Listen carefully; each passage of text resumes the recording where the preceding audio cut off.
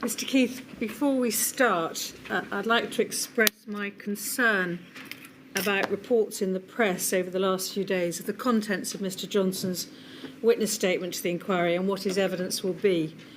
Until a witness is called and appears at a hearing, or the inquiry publishes the witness's statement, it's meant to be confidential between the witness, the inquiry and the call participants. And I wish to remind all those involved in the inquiry process that they must maintain this confidentiality so as to allow the sharing of materials prior to hearings between those most involved in the inquiry process. Failing to respect confidentiality undermines the inquiry's ability to do its job fairly, effectively and independently. Thank you, my lady. Well, my lady, today's witness is Boris Johnson.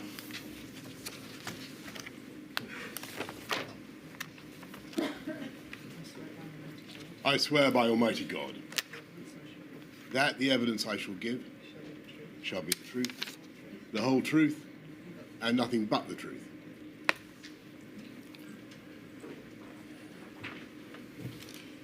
Could you commence your evidence, please, by giving us your full name? Alexander Boris Johnson. Thank you, Mr. Johnson. Thank you for attending today and for the provision of your witness statement, 255836. It's dated the 31st of August, as you know, and it contains the usual declaration as to the truth of its contents on the final page, I think page 233. Mr. Johnson, you were, of course, Prime Minister between the 24th of July 2019, when you were invited to form an administration following the resignation of Theresa May, MP, as leader of the Conservative Party, and the 6th of September 2022, you having announced your resignation earlier that year on the 7th of July. Is that correct? Yes, it is, Mr. Keith. By your leave, my lady, can I just say how glad I am to be at this inquiry, and how sorry I am for the pain and the loss and the suffering sit down. of please stop. COVID Johnson. victims. Please sit down. Please sit down, or I'm afraid you'll have to leave the hearing room. I'm sorry, if you don't sit down, I'm going to ask the ushers to get you to leave. Right, ushers, please, could you ask them to leave?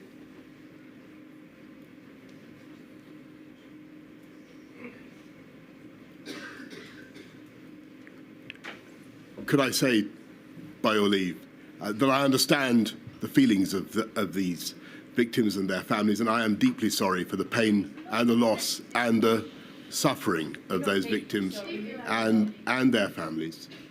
And grateful though I am to the hundreds of thousands of healthcare workers and many other public servants and people in all walks of life who helped to protect our country throughout a dreadful pandemic, I do hope that this inquiry will help to get the answers to the very difficult questions that those victims and those families are rightly asking, so that we can protect ourselves better, help each other to help protect ourselves better in the future and prevent further suffering. And if it's not too impertinent, may I say, as the person, as you rightly say, Mr. Keith, who set up this inquiry, how grateful I am to you for what you're doing and for the immense care that you are plainly taking. Thank you. Mr. Johnson, just a few more questions more, please, in relation to your career. On the 9th of June 2023, did you announce your intention to stand down as the Member of Parliament for Uxbridge and South Ruislip?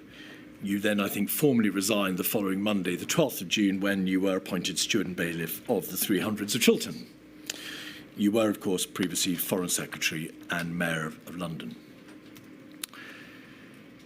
You correctly observe that you yourself announced the institution of this statutory inquiry on the 12th of May 2021, you ordered the institution of a full and independent public inquiry, did you not?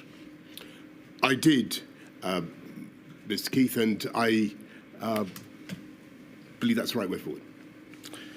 When you made that announcement, you said this: amid such tragedy, the state has an obligation to examine its actions as rigorously and candidly as possible.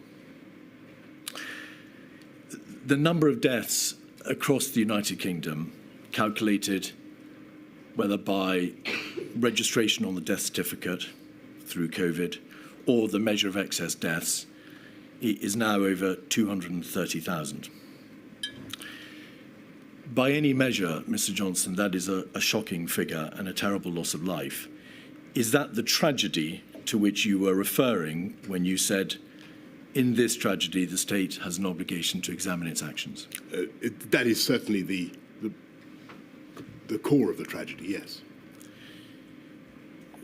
Do you agree that if the protection of life is the preeminent duty that every government owes to its citizens, then the number of those who died is an important, if not the most important, marker against which your administration must be measured? I certainly think it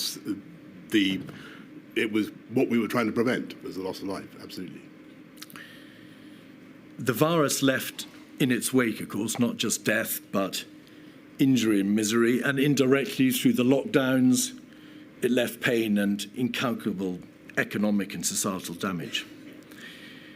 Were those and are those impacts which you also envisaged this inquiry would look at when you ordered its institution? Of course.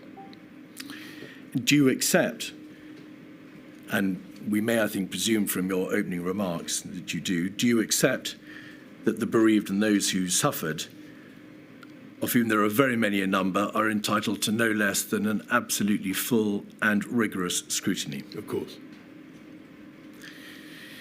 When you made that announcement, you also said that this process will place the state's actions under the microscope, and the government would be required to disclose all relevant information.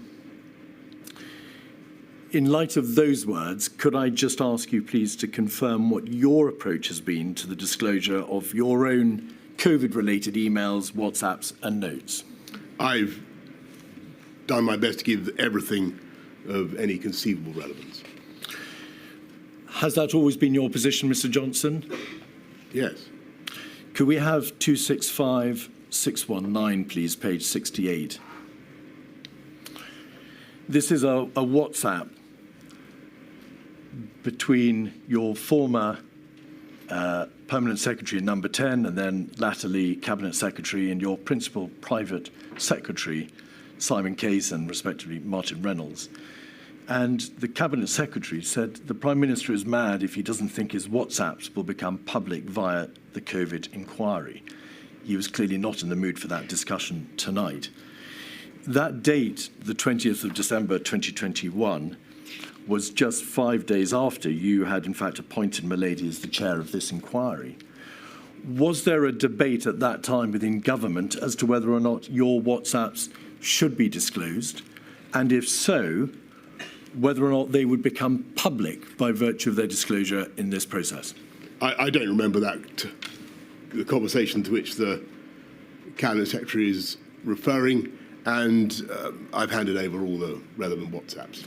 The inquiry has indeed requested all the key COVID-related texts, WhatsApps, and so on from January 20 to February 22, and it must be made absolutely clear that throughout the course of the litigation in the summer and throughout these proceedings, you have made available, it would seem, everything in your possession.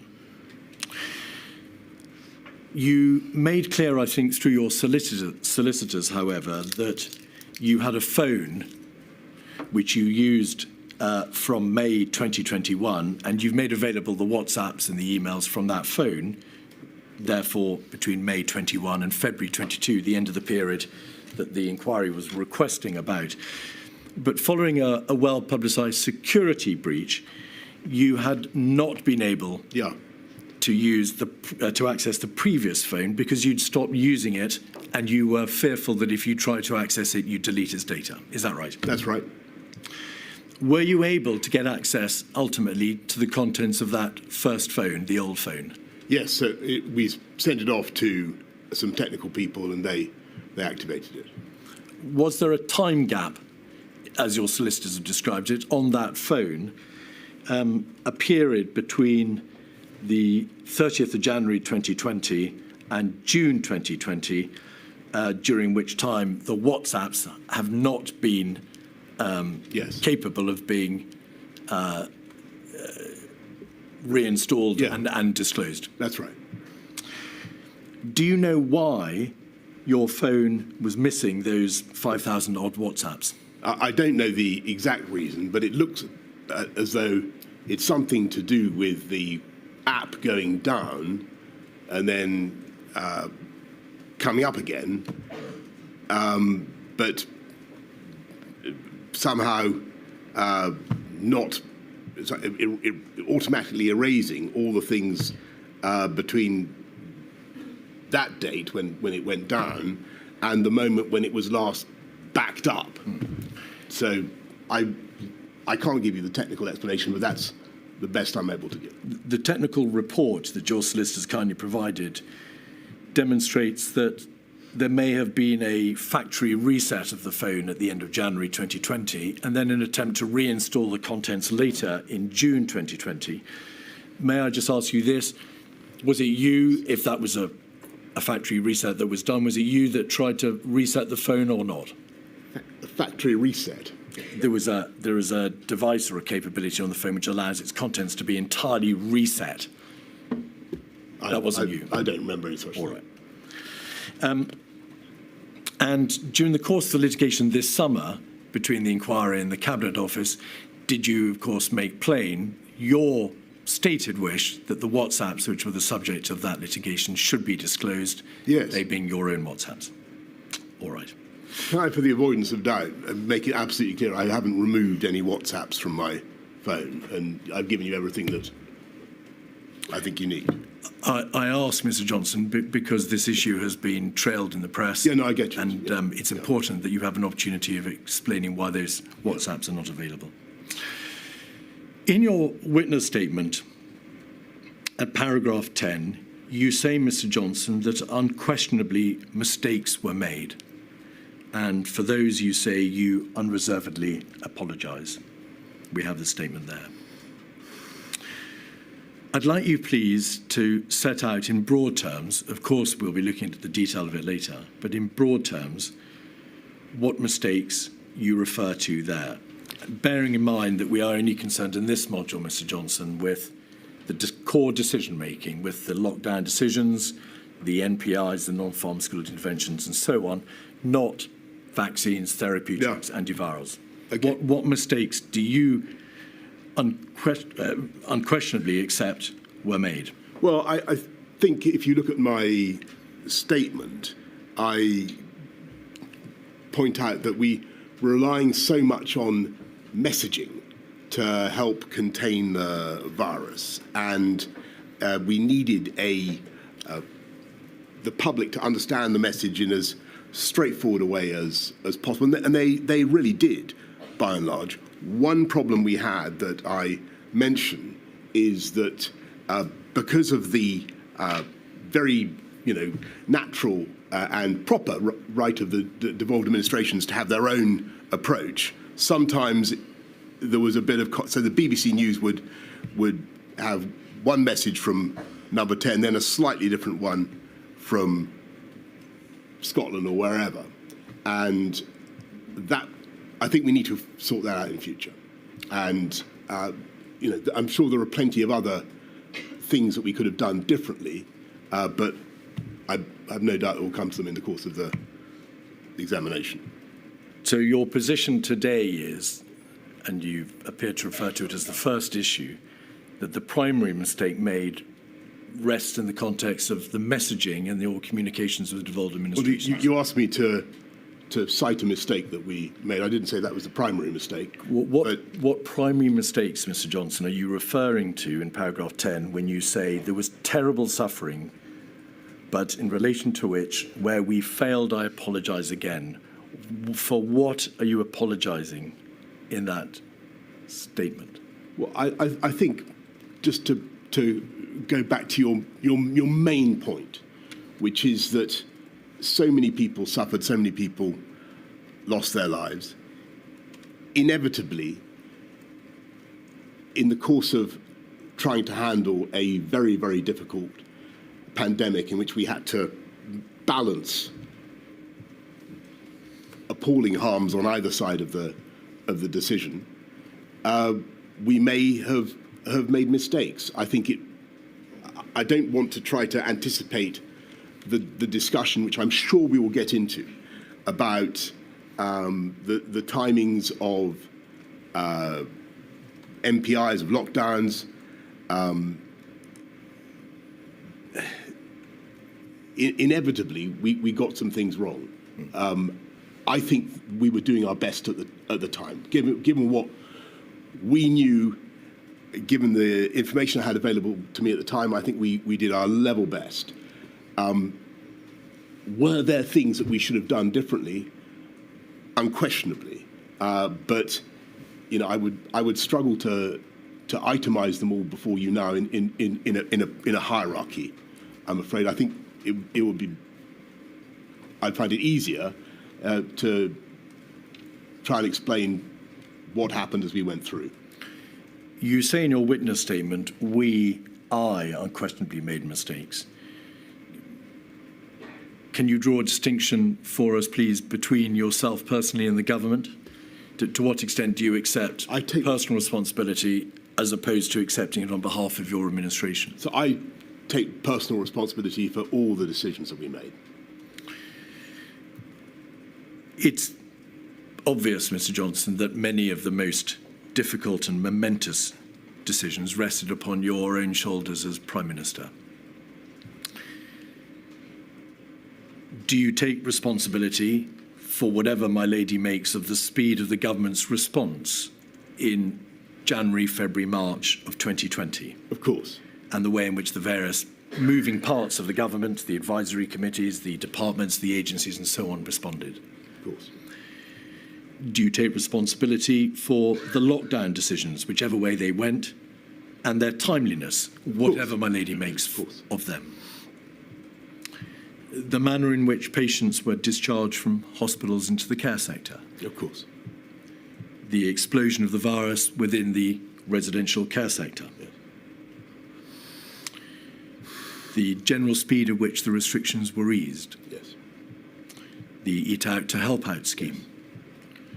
And then, latterly in 2020, the decision not to introduce a circuit breaker in September or October, or to introduce a tier system earlier when the prevalence of the virus was lower, for good or ill. Yes, though we did have local restrictions from a very early day. We did. May I just ask you, please, this question? Also, you refer to mistakes. It's very important that the inquiry understands to what extent it's accepted that there were mistakes, as opposed to an acceptance that with hindsight, the government could have done better.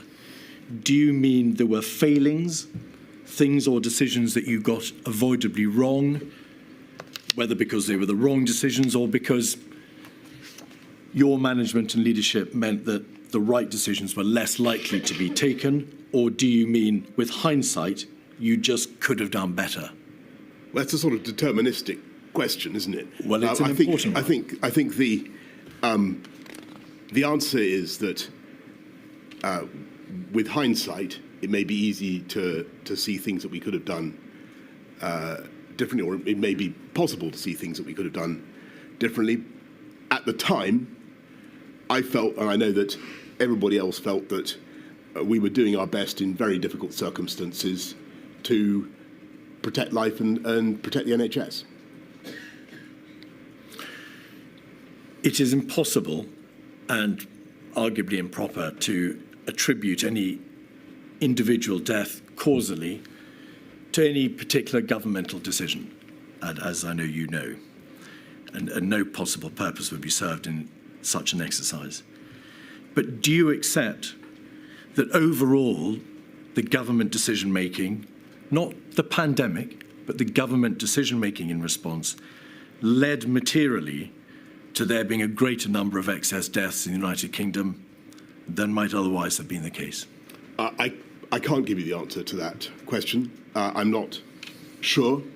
I noticed that in your opening preamble a few months ago, you produced a slide saying that the UK was, I think, second only to Italy for excess deaths. Correct. That's not, to the best of my knowledge, the case. And I think that all I would say is that many other countries suffered terrible losses from COVID. They did. And the evidence that I've seen suggests that we were well down the European table and well down the world table. Though that is, of course, no comfort to the bereaved and their families. That seems to be the statistical reality. The evidence before Milady is that the United Kingdom had one of the highest rates of excess death in Europe. Almost all other Western European countries had a lower level of excess death. I've seen. Italy was tragically in a worse position than the United Kingdom. Well, I don't wish to contradict you, Mr. Keith, but the evidence, the ONS data I saw put us, I think, about 16th or 19th in a table of 33. In Western Europe, we were one of the worst off, if not the second worst off. You must have long reflected since that time why that was so. Why do you think that we had the rate of excess deaths in this country that we did ultimately have?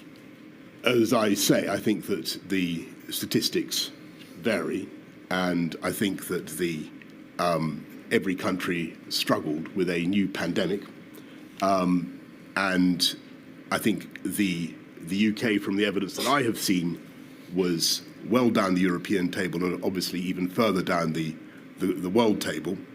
If I had to answer why I think we faced particular headwinds, I would say it was, irrespective of government action, we have an elderly population, extremely elderly population.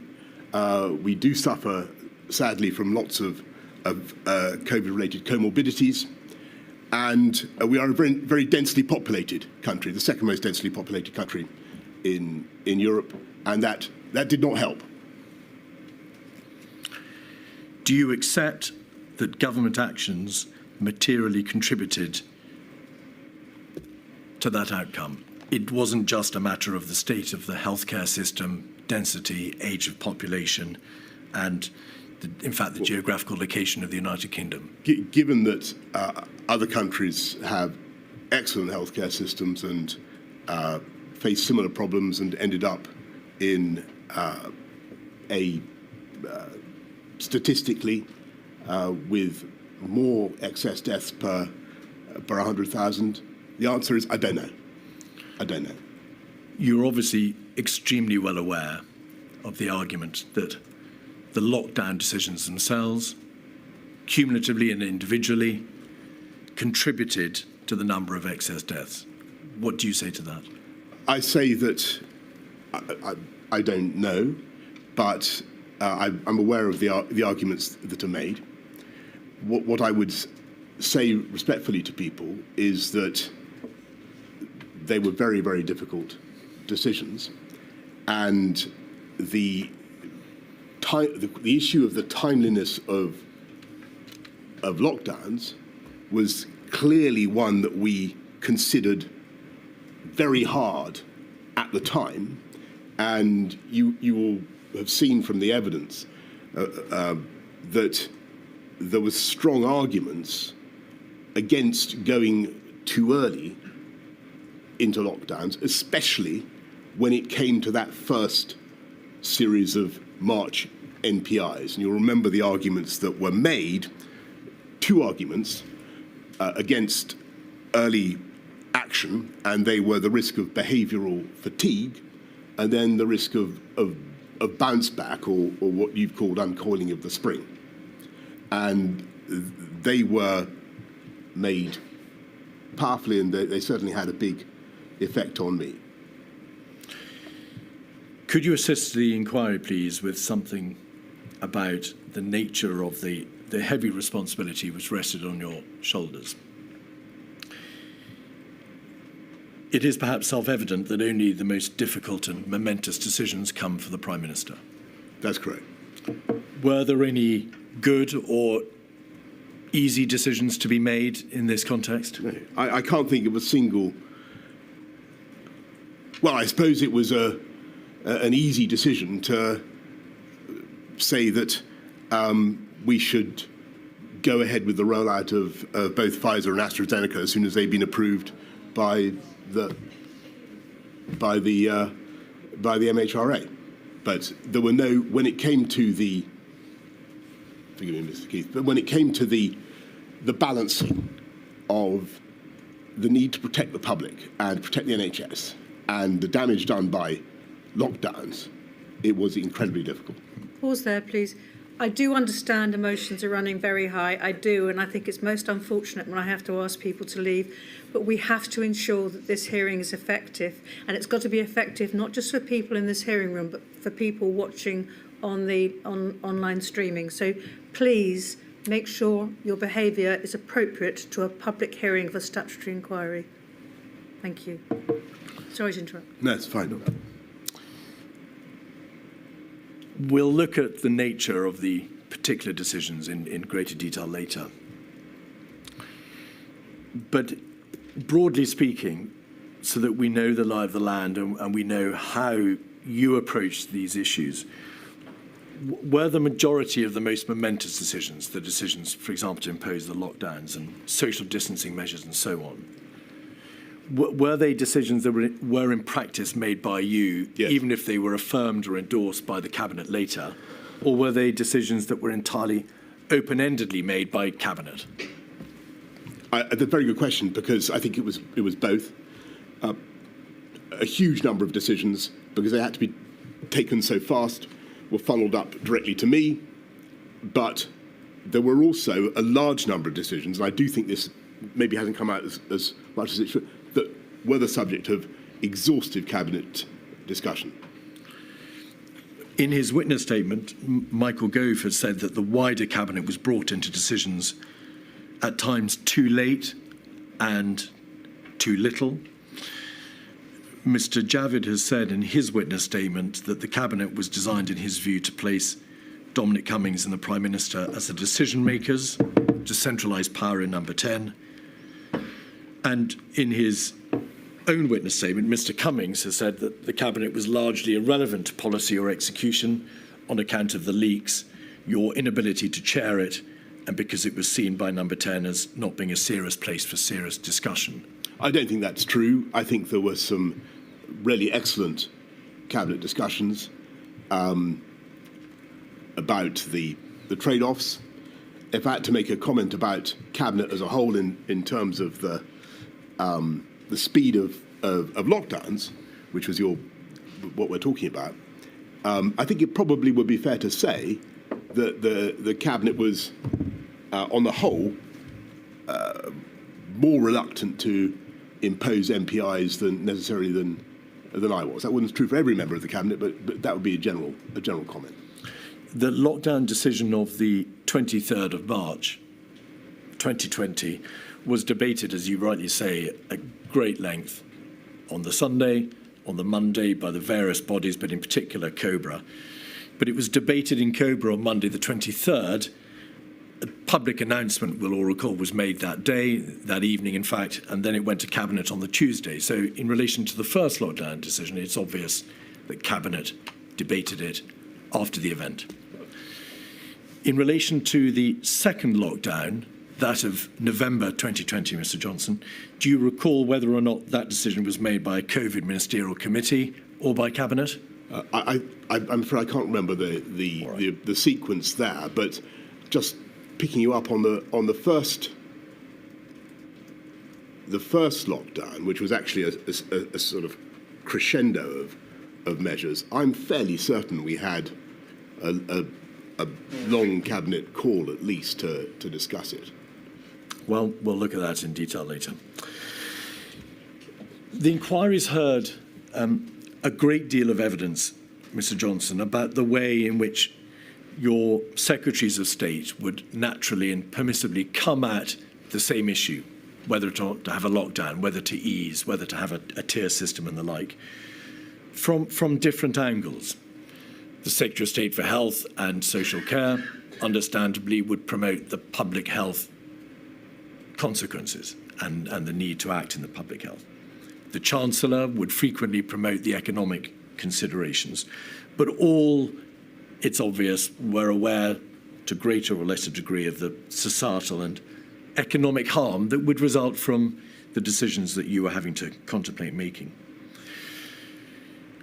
Who ultimately had to weigh up and determine the competing public interest considerations, public health, societal harm, economic damage, and so on? On whose shoulders rested that debate? That's the job of the Prime Minister, and there's only the Prime Minister that can do that.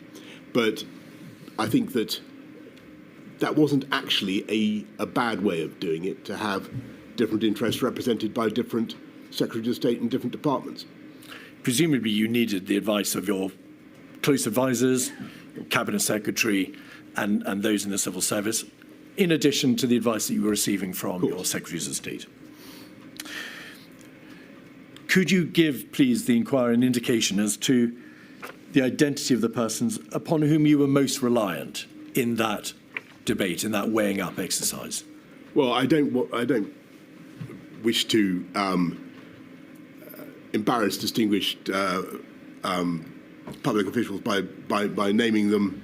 I don't know what the. Well, I find that civil servants, on the whole, are quite happy to remain anonymous. But I can certainly tell you that I had superb deputy private secretary, a mathematician, an economist who's brilliant in understanding healthcare issues, and an absolutely brilliant private secretary for healthcare.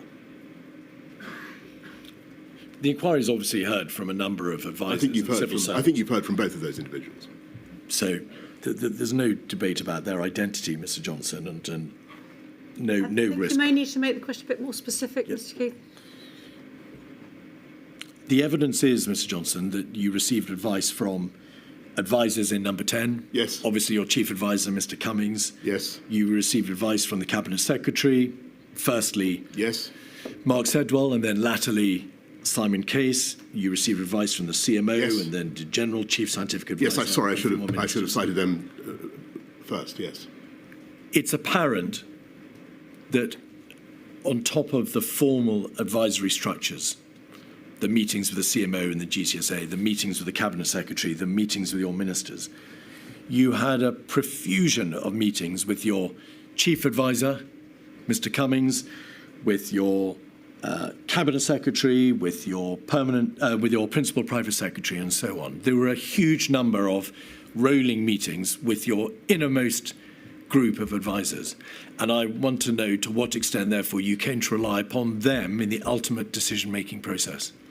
I, of course, relied on the advice I was given, but the way it works is advisors advise and ministers decide, and that was what happened. You received a great deal of advice from the Chief Medical Officer and Yes. the government's scientific chief advisor. They were a vital source of advice, Yes. That's obvious. You were aware that SAGE met hundreds of times, that's to say the Scientific Advisory Group for Emergencies. Did you ever read their minutes, or were you wholly reliant on the CMO and the GCSA to relay to you what SAGE had said? I think I did once or twice look at or maybe more than that. I looked at what SAGE had actually said, and SAGE certainly produced a lot of documentation. But I think that the CSA and the CMO did an outstanding job of leading SAGE and of distilling their views and conveying them to me. The SAGE minutes were described as consensus minutes because they were designed to be read at speed, to be able to get to the heart of the issue immediately on reading them, and to ensure that the advice that was being given would be readily and speedily understood. Did you ever think of calling as a general practice for those minutes so that you could yourself read them? Many of them were only 8 or 9 pages long. As I say, I think I did from time to time look at the consensus minutes. I think in retrospect it might have been valuable to try to hear the SAGE conversation unpasteurized itself, but I didn't. And I was more than content with the very clear summaries that I was getting from the CSA and the CMO. There were hundreds of consensus minutes, but you read only, or were given only a fraction of them. That sounds right to me, yes. All right. We'll look in detail at some of the scientific debates that engage government, particularly in the middle of March. Behavioural fatigue, herd immunity, the debate about the reasonable worst-case scenario, and so on. Yes. Did you not think of looking at the scientific horse in the mouth and seeing what was actually being said by the government's primary scientific advisory committee on these issues when you, as now appears to be the case, you became engaged, particularly in the debate of behavioural fatigue? Why didn't you call for the primary material? I think that's a good question. I was very, very much impressed by and dependent upon the CMO and the CSA, both of whom are outstanding experts in their field. And it felt to me that I couldn't do better than that.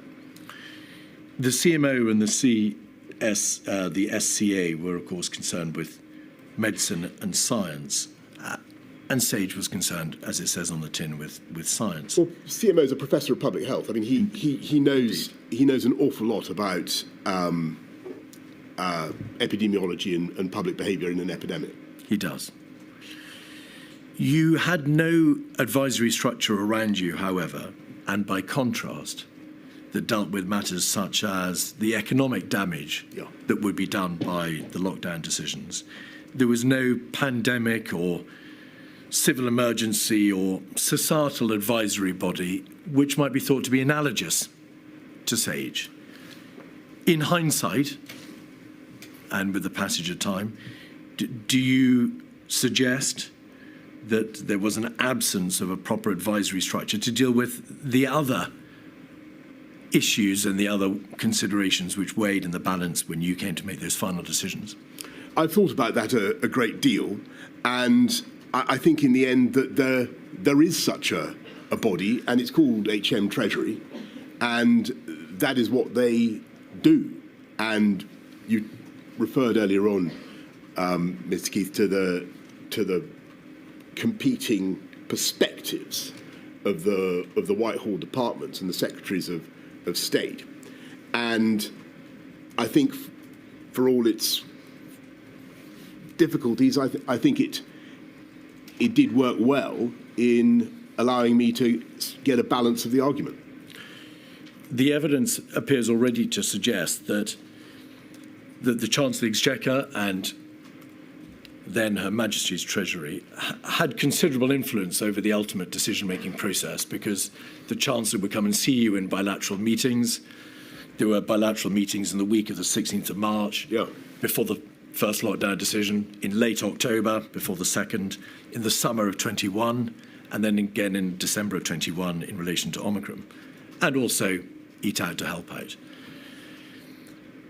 But that advice was given to you by the Chancellor and Her Majesty's Treasury in a way that wasn't openly transparent in the way that the SAGE advice was provided to you.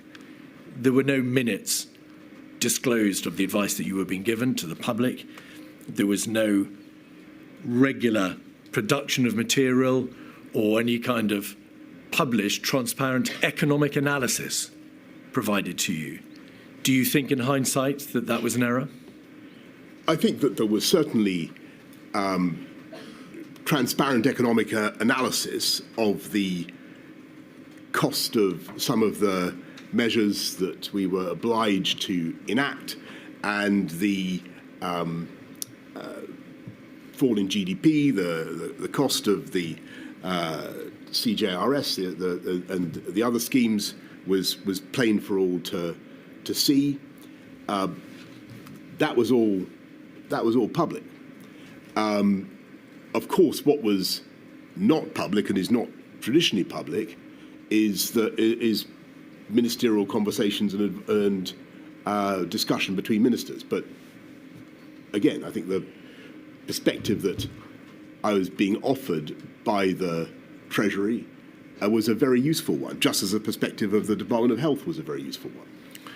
The material, so that's to say diary entries and readouts of minutes and so on, Mr. Johnson, show that the Chancellor of the Exchequer would, in this difficult context of making the ultimate decisions about lockdowns and easing and tiers and so on, often get the last word by way of a bilateral meeting that would take place just before you made a final decision. And also that the Secretary of State for Health and Social Care was occasionally excluded from meetings when public health matters were being discussed. Were you aware of that? I think that's. I reject that characterisation of what took place. The overwhelming priority of the government was protect the NHS, save lives. That was our objective, and that was where my officials were coming from. That was what we wanted to do, and I think it was important in that context to. There were lots of things we had to do that were very difficult, very costly, and it was right to have endless conversations with the Treasury. This was what we did. You know, of course, that a great deal of evidence has been given to Milady about the operation and the competence of your administration. It needs to be stated absolutely plainly that the inquiry has absolutely no interest in the salaciousness or the nature of Mr. Cummings's linguistic style or the WhatsApps. But it does have an interest, of course, in whether or not his communications revealed an abusive and misogynistic impact. The WhatsApps and the texts shed a direct light on the competence of the government, how well or not the government machinery operated, what you all thought about each other, and what some of you thought privately about the decisions that were being taken. We're going to look in detail at them later, but it's fair to say that in the round that material paints an appalling picture, not all the time, but at times of incompetence and disarray. Can I comment on that? I think Please. that the two things need to be separated out there. I think it is certainly true that this inquiry has, and I'm glad of it, I think has dredged up a phenomenal quantity of the type of material that would never have been available to any previous inquiry into doings in Number 10, because it's WhatsApp communications of a kind that would not have been possible. And that's a good thing, because you can get a texture of the feeling for the relationships and the human beings. I would make a couple of points. First of all, a lot of the language, the style that you refer to is completely unknown to me, or indeed to anybody else not on that group. I've apologised to one particular person who suffered abuse in that in one of those publicised WhatsApp exchanges. But I would make a distinction between the type of language used and the decision-making processes of the government and what we got done. And I would submit that any powerful and effective government has, and I think of the Thatcher government or the Blair government, has a lot of challenging and competing characters whose views about each other might not be fit to print, but who get an awful lot done. And that's what we did. Your own Cabinet Secretary, Mark Sedwell, he was, of course, asked to move on, and we'll come to that later, in May 2020, described, according to Sir Patrick Vallance, your administration as brutal and useless, and observed that it was hard to motivate people in Number 10 in such terrible times if they were being shot in the back. That would appear to be a reference to the doings, as you say, of Number 10, to the process and the operation of government, as opposed to the atmospherics. Would you not agree?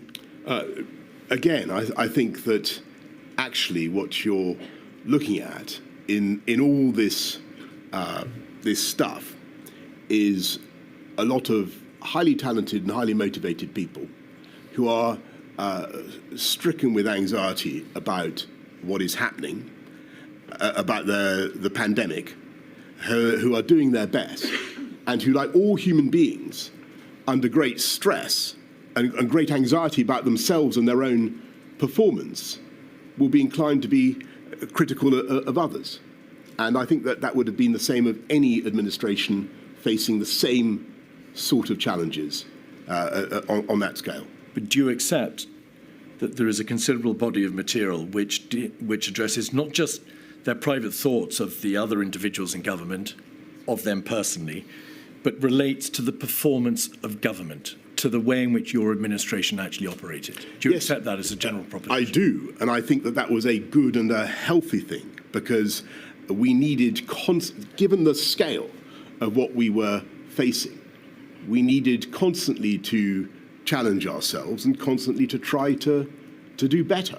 Your own chief advisor, Mr. Cummings, described on the 4th of May something the government had done as being the best success of the whole criminally incompetent government performance. How could that be a good thing? Because what he is trying to do is to, not for me to explain his quotation, you can ask him yourself, but what we were generally trying to do was to make sure that we delivered the best possible service for the people of the UK who were going through an absolutely terrible, terrible time. And it would not have been right to have a load of, if we'd had a load of WhatsApps saying, aren't we doing brilliantly, folks? Isn't this going well? I think your criticisms might have been, frankly, even more pungent. On the 27th of March, after Mr. Cummings had asserted that Whitehall had nearly killed huge numbers of people and cost millions of jobs, and that Mr. Hancock had failed to get on top of the testing problems, you yourself said these 3 words, totally fucking hopeless. That was a reference to the performance of an important part of government. I'd stress the word nearly in that. Your response, Mr. Johnson. And I would say that my job was not uncritically to accept that everything we were doing was good, though I as it happens, as I said to you, I do think that the country as a whole had notable achievements during the crisis. My job was to try to get a load of quite disparate, quite challenging characters to keep going and through a long period, and to keep doing their level best to protect the country. That was my job. Do you accept the evidence from Helen McNamara, about which you will be aware, and also from former cabinet secretaries, that Mr. Cummings himself contributed to such a toxic atmosphere that civil servants simply didn't want to work in the heart of government? Helen McNamara said the relationships in Number 10 and the Cabinet Office had a real and damaging impact. You were told directly by Simon Case on the 2nd of July, lots of top drawer people had refused to come to work because of the toxic reputation of your, I emphasize, your operation. Were you aware that there were individuals, civil servants and advisors who were not prepared to work in your administration because of the atmosphere and the working relationships which were in play? First of all, no. Second, I was not aware of that. Secondly, I didn't see any sign of that. I saw brilliantly talented people. When we advertised for a post, when we wanted to recruit for a position in my private office, we had, as far as I could see, no difficulty getting wonderful people to step forward. I think, if I might make one self-criticism, or another self-criticism, I think that the gender balance of my team should have been better. And to your earlier question, looking back at it, when I was running London, it was great and it was 50-50 and it was a very harmonious team.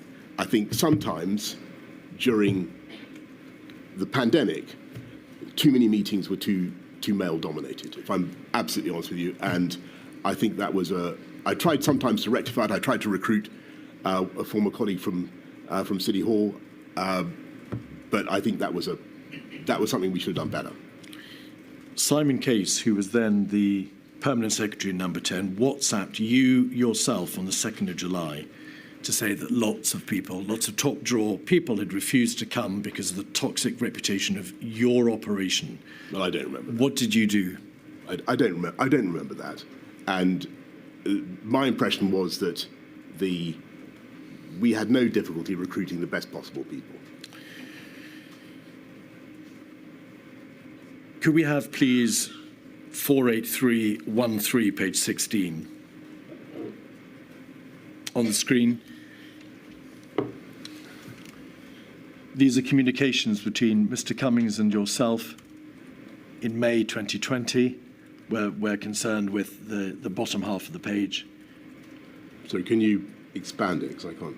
Yes, 7th of May, Hancock is unfit for this job. The incompetence, the constant lies, the obsession with media bullshit.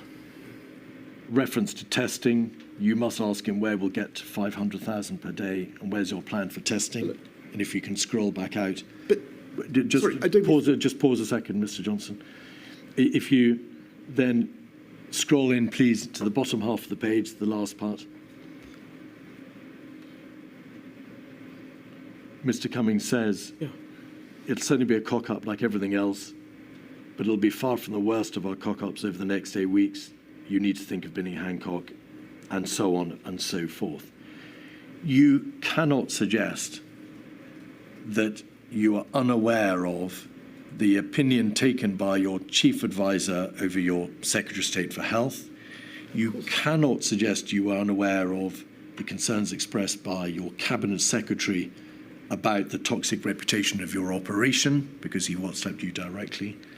You cannot suggest that there weren't grave concerns being expressed in Downing Street, that there were people who simply would not come and work for you because of the atmosphere you allowed to develop. So, first of all, in politics, there's never a time when you're not, if you're Prime Minister, you are constantly being lobbied by somebody to sack somebody else.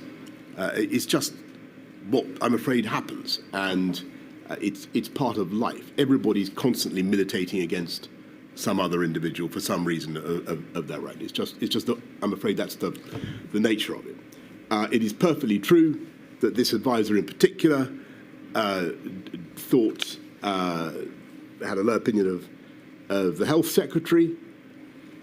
I thought he was wrong. I stuck by the health secretary. I thought the health secretary worked very hard, and whatever, he may have had defects, but I thought that he was doing his best in very difficult circumstances, and I thought he was a good communicator. Could we have 303-245? Your first and then your second Cabinet Secretary communicate by WhatsApp, page 9.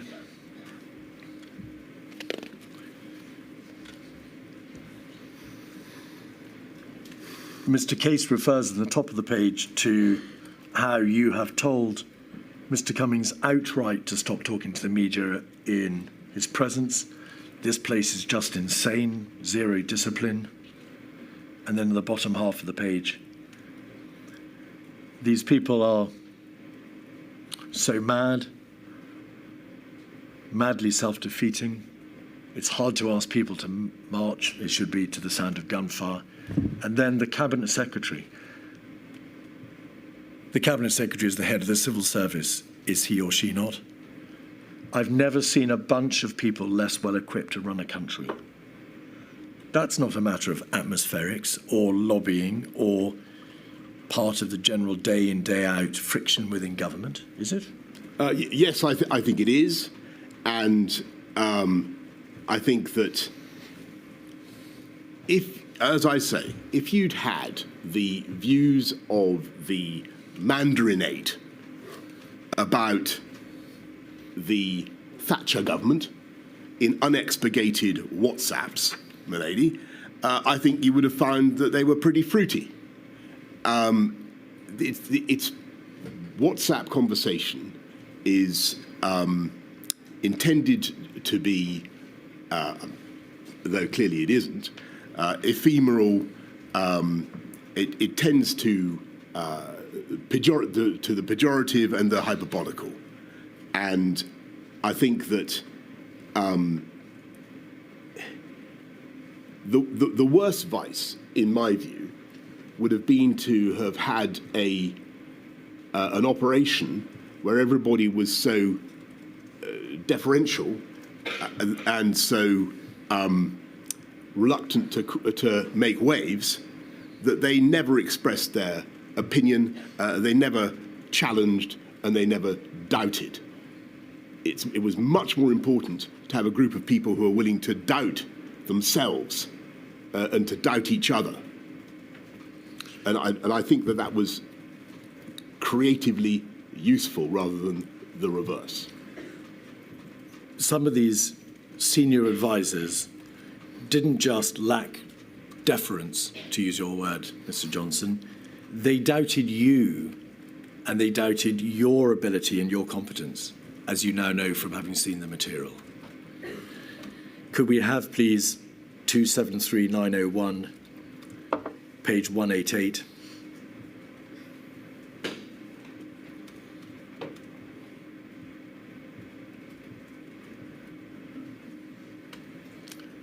That's from the 19th of September.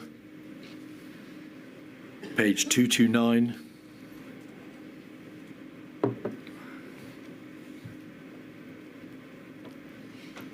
There is a reference to leadership position. Would you like me to? Yes, I'm just going to put, because it's right and proper that, and fair that you're asked to give your response to some of the material which has been produced to this inquiry. And then page 245.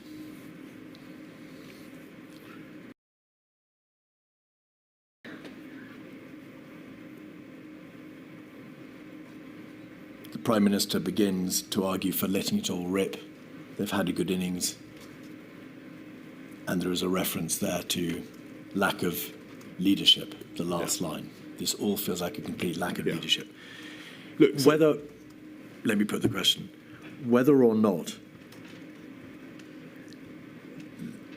these significant number of advisors correctly stated the position, whether or not this was genuine, whether or not there were significant failings in your own and your government's competence, would you accept that it is extraordinary that the government's chief scientific advisor, its chief advisor, its cabinet secretaries, its deputy cabinet secretary, should all be commenting in these terms about competence and about performance and about you? I think this is wholly to be expected, and this is a period in which we are where the country is going through a resurgence of the virus. You're looking at the October period, and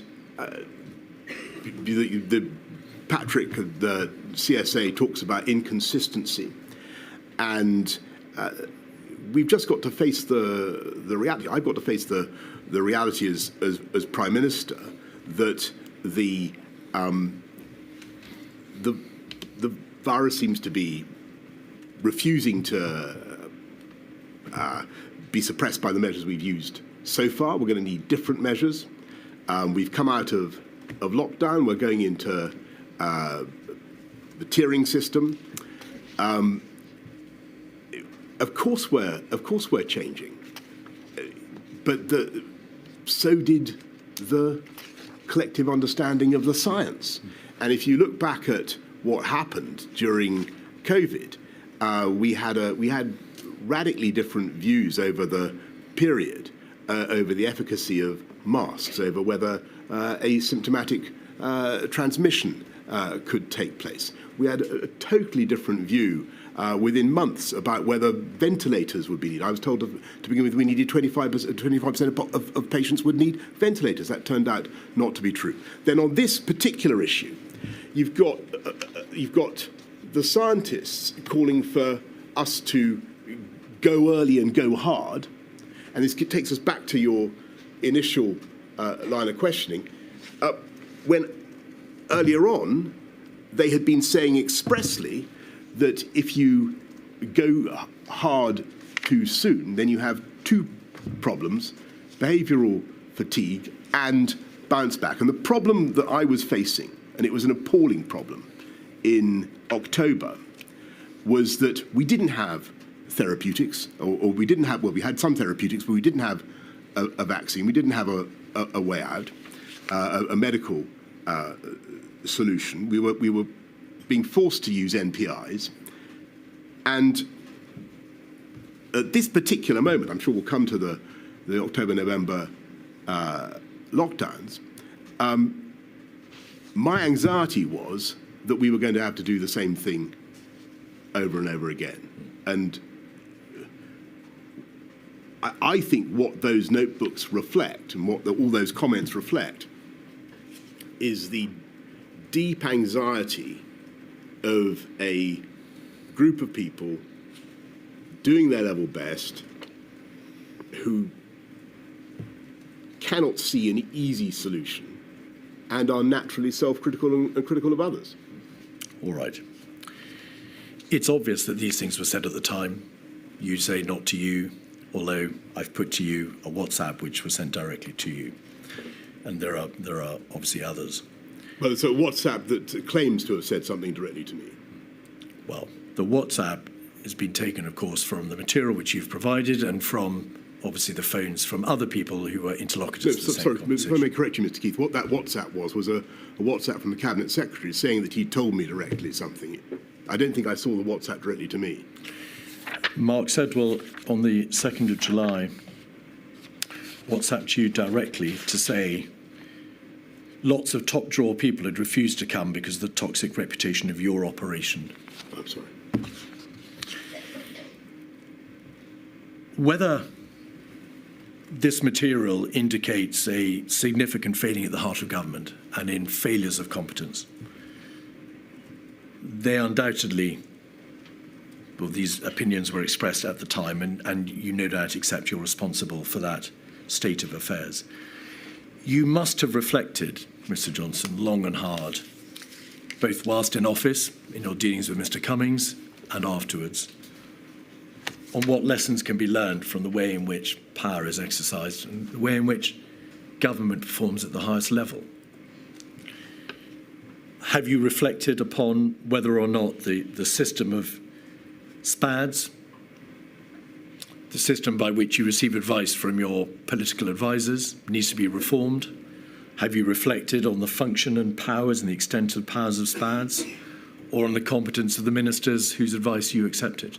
Well, I think with hindsight, there's all sorts of things that you could do differently. I think at the time, I decided that it was best to have an atmosphere of challenge with some strong characters giving me advice, and I valued that advice.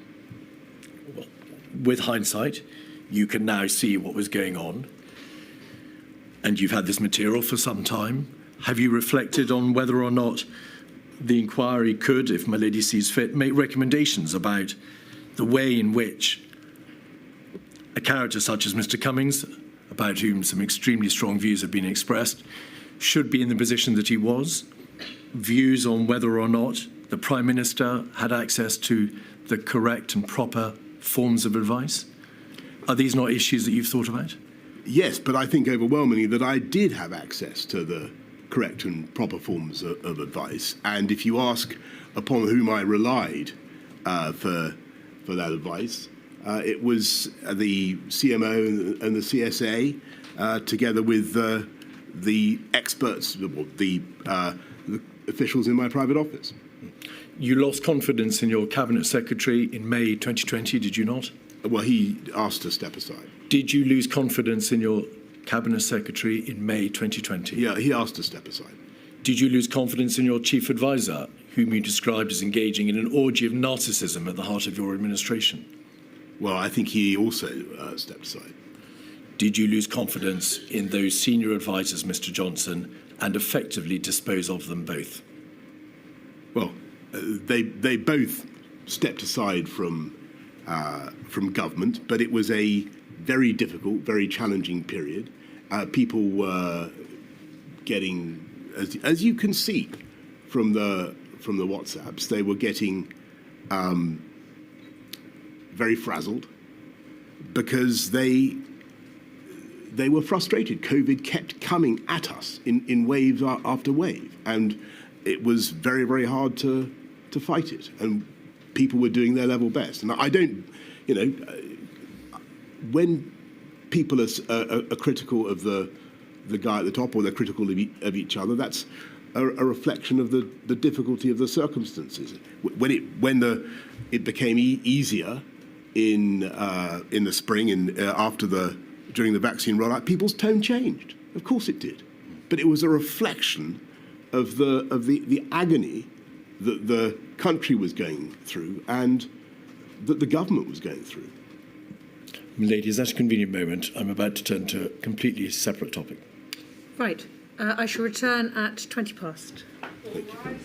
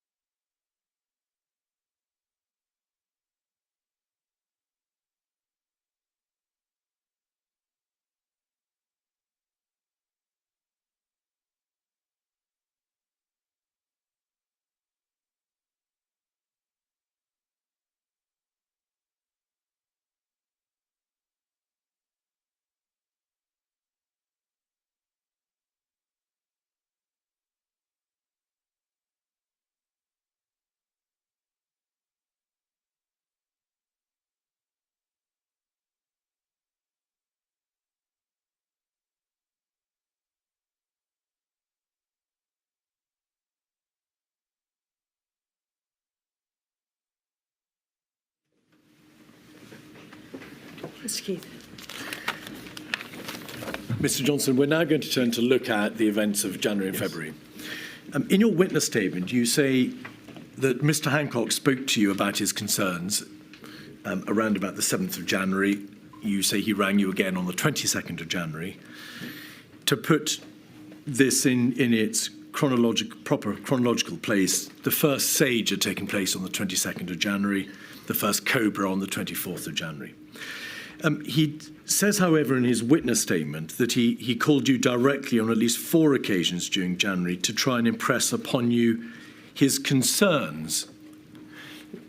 Although he does not say so, the implication is that he was at pains to try to alert you to the problem as he saw it, and he was required to raise the matter with you repeatedly. Do you recall a repeated number of attempts to raise the alarm with you in that way? I certainly recall the conversation on the 7th of January and the context, and I remember thinking about it and saying to him, well, keep an eye on it, and I've set out in my statement my initial instincts about it. I don't, to be frank, remember all those conversations, but it's true that we would have spoken on many occasions because we generally spoke quite a lot. I think that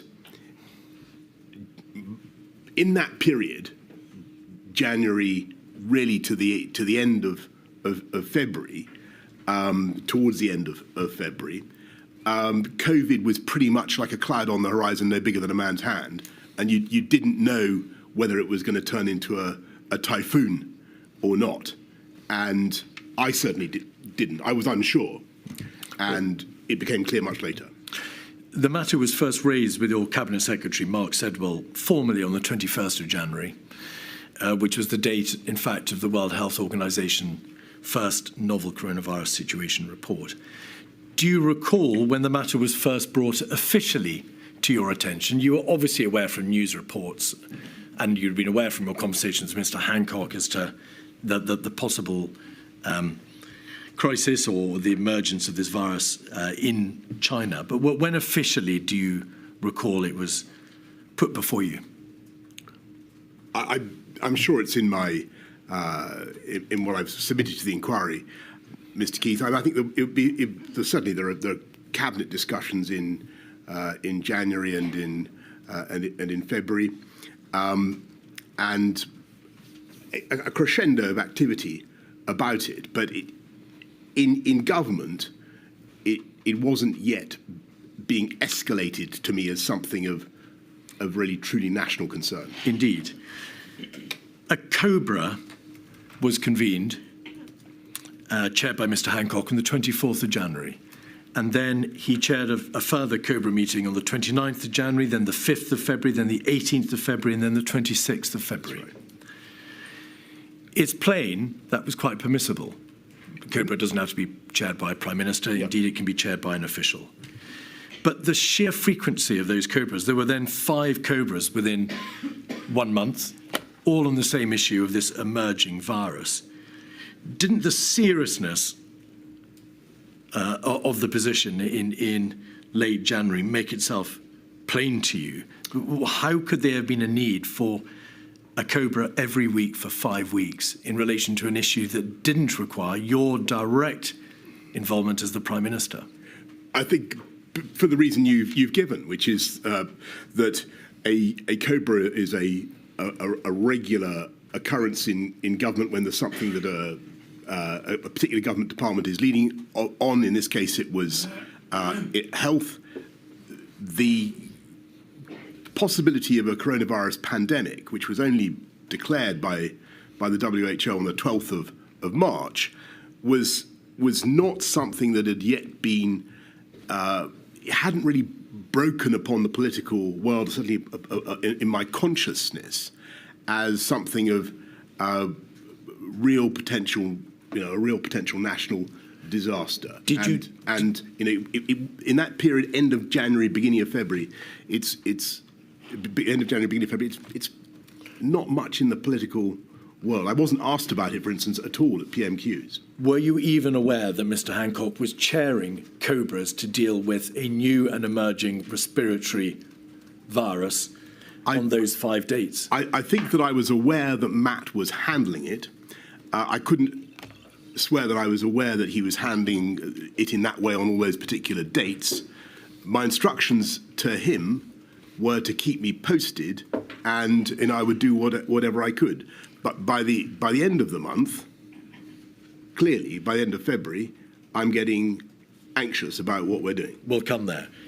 Did you or do you recall having any debate with your advisors as to whether or not you should be chairing those COBRAs, or whether or not the seriousness of the position required you to chair the COBRAs at the end of January and throughout February? Yes, I think there's an exchange. I remember talking to my private office and saying, this is clearly becoming an issue of national 24th of February. Thank you.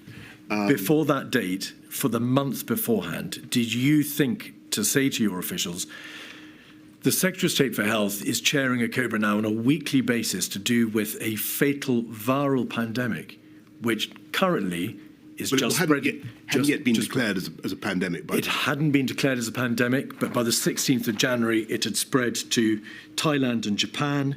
The scientists in the United Kingdom had reported on the 12% hospitalisation rate.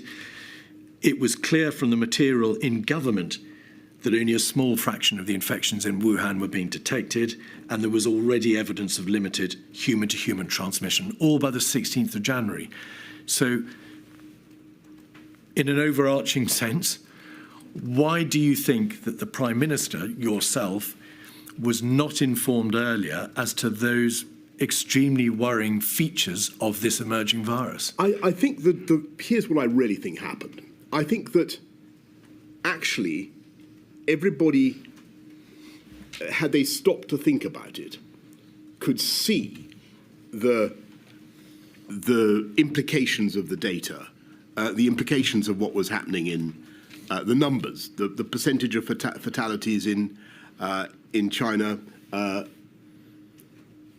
But I don't think that they necessarily drew the right conclusions in that early phase, and which is no fault of theirs. I think what happened was something that was completely outside people's living memory. What we were dealing with is like a once-in-a-century event.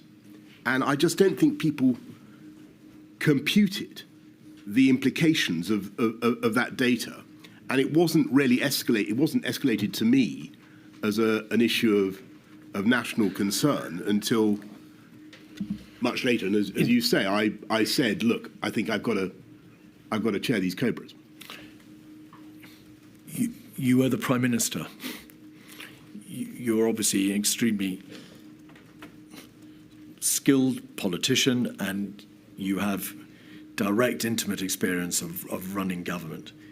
From the viewpoint of the bereaved and those who are terribly damaged and harmed by this pandemic,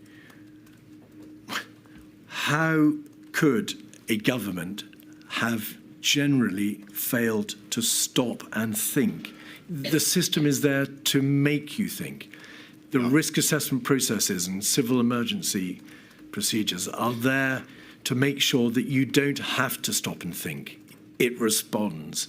But on this occasion, generally, and it's not a personal point, generally the system did not stop and think and say, this data shows there is a greater problem than we currently understand. I think that's. I think I've tried in a way to give you the answer to that. I think that what really happened was outside our living experience.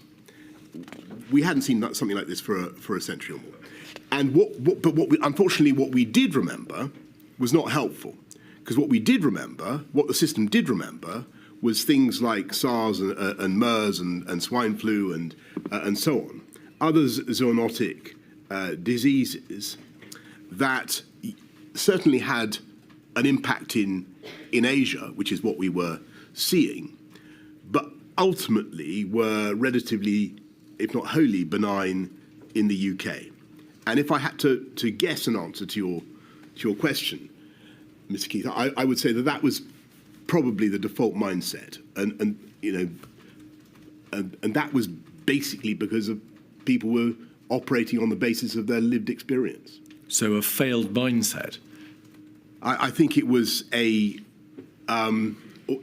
human, natural response of people based on what they had themselves seen and observed in their lifetimes.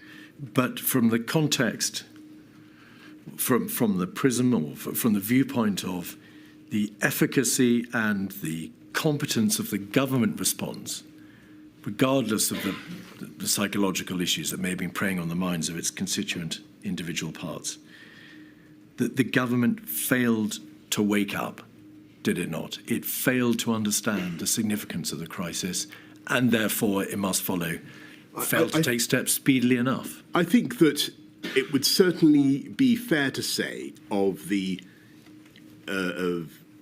me, the entire Whitehall establishment, scientific community included, our advisors included, that we underestimated the scale and the pace of the challenge.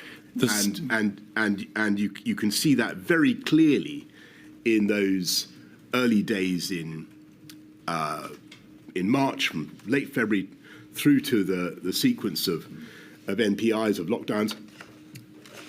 You can see that we were all collectively underestimating how fast it had already spread in the UK. We underestimated. We put the peak too late. The first peak too late. We thought it would be in May, June. That was totally wrong. I don't blame the scientists for that at all.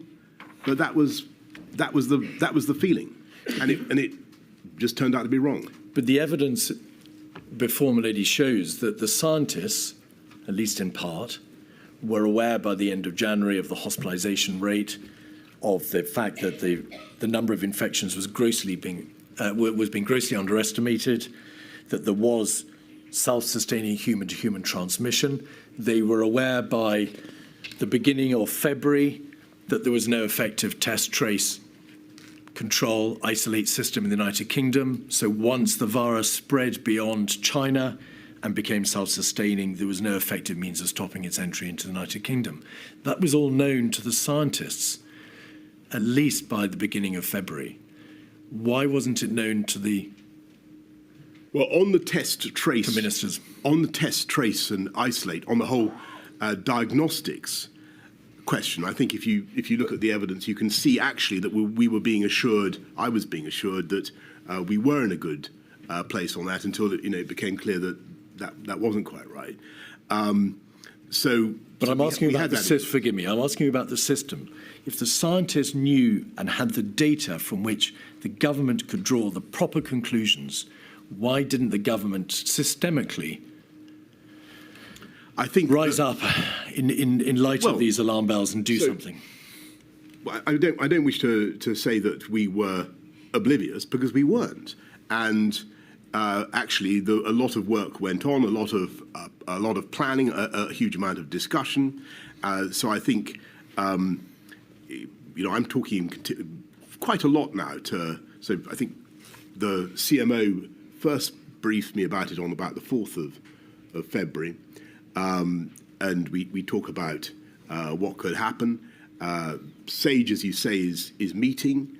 It's not as though nothing is happening. No. I think that what is going wrong, possibly, is that we are just underestimating the pace, the contagiousness of the disease, and you can see very clearly from that crucial moment of transition from the 12th to the 13th of March, how radically the scientific appreciation of the situation changed. SAGE on one day was... Forgive me, Mr. Johnson. I'm asking about January and February, where we haven't got to March yet. When did you first become aware that the test and trace system whilst extremely efficient in practice, could not be extended beyond the first few hundred cases, that it was a system designed for high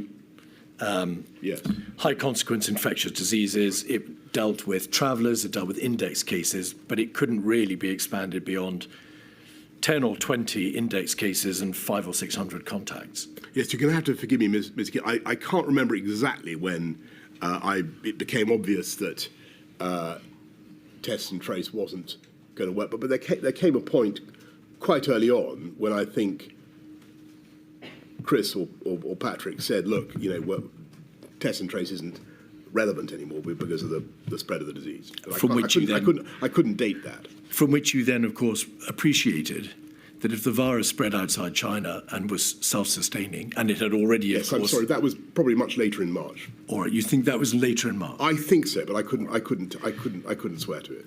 There was a box note on the 30th of January, 136734. This is an email from a member of your office, Mr. Johnson, to post the private office support team. Grateful if you could include the below in the box tonight. Prime Minister, to be aware, the Chinese government granted the permission for the flight to evacuate British nationals from Wuhan, so we're concerned here with repatriation. If we then go over the page, there's a reference to the WHO expected to declare a public health emergency of international concern. And then also to be aware, the FCO is drawing down non-official staff across the network in China. The day before, on the 29th of January, there was a Cobra 56226. You weren't, of course, at that Cobra, Mr. Johnson. You've explained how you didn't chair a Cobra until March. If we look at page 5, we will see that the chair, Mr. Hancock, hears from the CMO and Public Health England about the fatalities in China. There was evidence of human-to-human transmission, and Germany had 4 confirmed cases. And then at paragraph 3, the CMO said the UK planning assumption were based on a reasonable worst-case scenario. There were 2 scenarios to be considered. The first was that the spread was confined within China. The second was that the spread was not limited to China, and there would be a pandemic-like scenario with the UK impacted. The second scenario was plausible, but it may take weeks to months. The CMO sets out there in Cobra, and my lady's heard evidence on this, that it was understood that if the second scenario came to pass, there would be a pandemic, because once control had been lost, a viral wave was inevitable. Yes. This is a Cobra that takes place on that day, the 29th of January. The following day, you receive a box note, which appears to be solely concerned with repatriation. The question is, why were you, the Prime Minister, not being told directly, this is a virus which, if it escapes China, will result in a pandemic? There is information already that it has a very serious fatality rate and a very serious hospitalization rate. Why was that basic light bulb information not brought to your attention so that you could see the true nature of this emerging crisis? I think that I can't give you the exact reason why that Cobra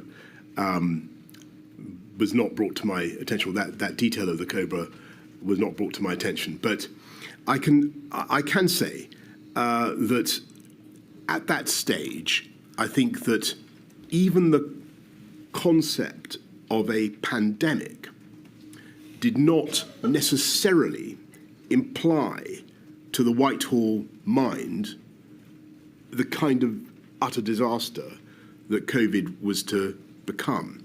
And if I may, and that may sound odd, but what I'm trying to say is that I think people were still operating they were still thinking about things like an influenza pandemic, or some of the other diseases that I've mentioned. Well, this material, along with a plethora of other documents, shows that the reasonable worst-case scenario was already being envisaged, and that was a reasonable worst-case scenario which denoted deaths to the tune of 800,000 people. So it couldn't have been unknown to Whitehall, but you say the eventuality was not aware. I didn't see that figure, and I saw a different figure. I think towards the end of February, by which time our alarm was really truly raised. But I'm trying to give you my best explanation for why people were in the mindset that they were in. There was a cabinet on the 31st of January, 56125. If we go to page 10, please, we can see the nature of the debate. It was, of course, chaired by you that afternoon. And the Secretary of State for Health and Social Care, Mr. Hancock, says 2 cases have been confirmed in the United Kingdom. They had been, of course, confirmed on the 30th and the 31st of January. It was a very serious problem in China, a large number of cases and fatalities. And then the debate moves on to the typical infection rate of 2.5 to 3 people and the mortality rate 2%. Yes. So if the reproduction value is 2.5 to 3, that is to say 1 person will infect 2.5 to 3 people in an unimmunized population, and the mortality rate, 2% of people who were infected, or perhaps confirmed cases, is not clear, means a very, very large number of people will die. Correct? That's right. The debate in Cabinet, page 10 and 11, deals with repatriation. The Department for International Development examines developing countries where the risk of spread of the disease was high. Spread of the disease globally would be a big problem for those countries and could also mean further evacuation of British nationals. So the debate focuses almost exclusively around the position abroad, the repatriation issue, and despite the reference to the mortality rate, the reproduction figure, and the knowledge which was already in the possession of government that there was confirmed cases outside China with sustained human-to-human transmission, nobody stopped to say this means inevitably a huge number of deaths, a wall of death, and this country, if it escapes China, being overrun by the virus. Yes, I think the word inevitably there is the one that I would pick up on, because I think if you look at what the Secretary of State for Health told the Cabinet, he said if the Chinese grip it, then it won't be a problem. But if China don't grip it, then that could be very serious. But your point is still basically a good one, which is that we had to think about what happened if China didn't grip it, and I think we just have to put our hands up here and say, look, I think because of the absence of collective memory, because we were operating under a different set of assumptions, I don't think that we were able to comprehend the implications of what we were actually looking at. And I think that, let me put it a different way. I think if we, as I said right at the beginning, if we had collectively stopped to think about the mathematical implications of some of the forecasts that were being made, and we believed them, we might have operated differently. The problem was that I don't think we attached enough credence to those forecasts, and because of the experience that we'd had with other zoonotic diseases, I think collectively in Whitehall, there was not a sufficient loud enough klaxon of alarm. I don't blame people. I just think it was because of the experience that they'd had all their lives. The material, Mr. Johnson, shows how at various stages you warned against overreaction. You made the point that SARS and MERS had not turned out to be as serious for the United Kingdom as some had feared at the time. BSE had not resulted in the levels of deaths which some had forecast. So may we take it that you put yourself in that category of people who had insufficient credence? I was agnostic. I thought I took what Matt had to say very seriously. I thought he wasn't, badgering me without a reason. But on the other hand, I'd had the experience that you describe. So I was waiting for the advice and waiting for that to change. In your statement, you say, looking back, it is clear, and this is in the context of January, it's clear that we vastly underestimated the risks in those early weeks. If we'd properly understood how fast COVID was spreading and the fact that it was spreading asymptomatically, there are many things we would have done differently. So first, it was nevertheless clear that COVID was spreading because you knew that it had spread outside China to Thailand, South Korea, Japan. And there is material or a growing understanding that it can be transmitted asymptomatically. But what things... What there is now?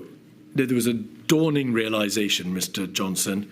The material shows, for example, nerve tag on the 14th of February, scientific reports to SAGE in the first week in February, Diamond Princess, and so on and so forth throughout the middle of February. So it was clear it was asymptomatic. But what are the many things that you would have done differently had you, as you say, properly understood the true nature of the crisis? Well, could I just come back on the asymptomatic Please. quickly? Because I do think it's important. The information that I was getting, and I think this went up right till the middle of March, was that you were unlikely to have COVID unless you had the symptoms, and I think I had that from the health secretary. You did at a cabinet meeting. You Right. were told that by Okay. the health secretary. So there seemed to be a great deal of doubt. I'm sure you're right in what you say about the evidence that was knocking around about asymptomatic transmission and infection. I think if we'd known and fully understood, to answer your question, the speed of transmission and the infection fatality rate, case fatality rate, I think clearly we would have acted immediately to accelerate test and trace, we would put huge quantities of time and effort into money into diagnostics, into PPE, into all the things that we were going to need. I'm not saying that work didn't begin. It did begin, but I think the panic level would have been much higher. I'm trying to explain as honestly as I can why I think that panic level wasn't sufficiently high. Let me make plain the reason I put the question to you in the way that I did in relation to asymptomatic spread is that your own statement says it was not known. If we had properly understood the fact that it was spreading asymptomatically, then there are many things we would have done differently. Yes, sorry, I should say... You didn't know. You've explained that you didn't know it was spreading asymptomatically, but my suggestion to you is important parts of the government knew by mid-February that it was spreading asymptomatically and that there was therefore a governmental failure to act on that information in the way that you have very eloquently described. Well, I can't comment on that because I don't know, what people thought about the issue of asymptomatic transmission in February. I do remember what we were being told. I do remember the view around the cabinet table. I mean, the one thing that has troubled me a lot, I'm sure we'll come on to it, is the March discharge policy, where clearly the question of asymptomatic transmission would have been relevant. I'm so sorry to interrupt. Can we come back to that? There's an important contextual position which has to be set out for the purposes of that debate. There is evidence before the inquiry that the chief medical officer told Mr. Hancock at a meeting on the 28th of January that there was credible evidence of asymptomatic transmission within Germany. Was that a fact of which you were aware? Did you know that? No, That CMO's. Mr. Hancock had been told there was credible evidence of asymptomatic transmission within Germany at a meeting on the 28th of January. Well, if I was told that, I've completely forgotten it. My memory of the asymptomatic transmission issue is as I've told you. What you, Mr. Hancock, was told. Sorry, Mr. Johnson, Mr. No, sorry. I'm sorry. I understand, my lady. What I meant was, if I knew that Chris had told Matt that at some stage, it's completely gone from my mind. What I remember about asymptomatic transmission is that insofar as I paid attention to it, it was not thought to be taking place. Borders. Your statement states that the advice that you got consistently from the CMO, the government chief scientific advisor in SAGE, was that closing the borders wouldn't work. If you close them dramatically or stringently, then, of course, there are very real, intensely difficult practical consequences. And if you just have screening or light touch restrictions, then they may achieve very little. Will you just explain how you received that advice, in fact, consistently from a COBRA, or the time of a COBRA on the 5th of February, through a cabinet meeting on the 14th of February, and through to the end of February? It was consistent advice that you received. Yes, thank you. And that is one of the most fascinating things about the scientific advice during this pandemic and the view about behaviours. Many things changed, as I've said. About, masks, other MPIs were thought they moved up and down in the value that people put on them. But when it came to borders, there was an overwhelming scientific consensus, as far as I understood it, that trying to interrupt the virus with tougher border controls brought you really very little. You might delay by a matter of days or perhaps weeks, but you would not stop the virus from entering the UK. And I think that was, I think a lot of people in the country found that very hard to understand, because I think intuitively we think, if you just stop this thing coming in.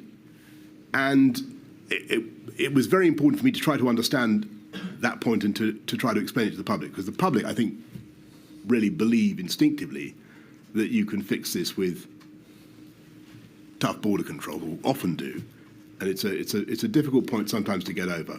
Mr. Cummings says in his statement that you asked rhetorically, aren't people going to think we're mad for not closing the borders? Well, I may well have said something like that, but I think that I think it was a question that people were asking. raised. He also says, Mr. Johnson, that because of your general attitude that COVID was like swine flu, you weren't particularly inclined to challenge the scientific advice at all, to the effect that border restrictions would make no difference. Is that true? Well, the two statements seem to me to be inconsistent. Well, is it true or not? I certainly thought it was. I thought it was a point worth picking up with the scientists. I wanted to understand the reason why border controls didn't work. But in retrospect, you can see that they were right. Countries that did try to use borders as a way of containing COVID really didn't succeed in that. So did you pick the point up? You say, I think it was a point worth picking up with the scientists.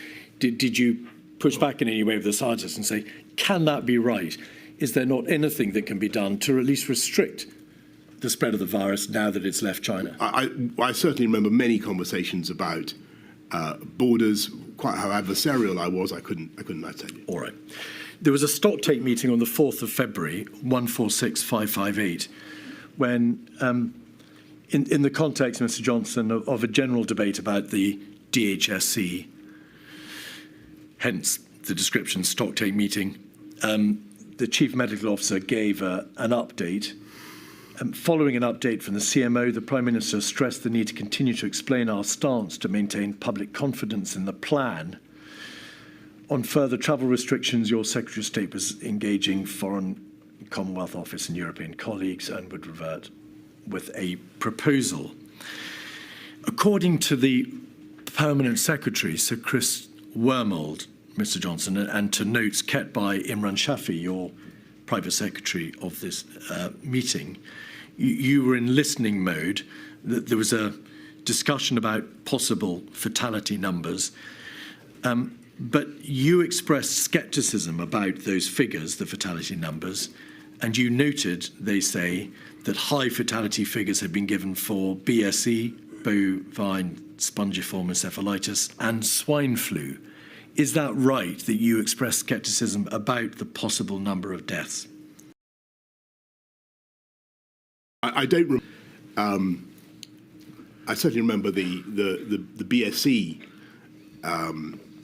scare, and I remember the immense destruction that did to the agricultural sector in this country, and you know the way that all turned out. I think it would be fair to say that I wanted to probe them on their forecasts and to try to understand the basis on which they were making them. You've described how the Whitehall system, the process of government in Whitehall, failed to have a light bulb moment and appreciate the seriousness of the position.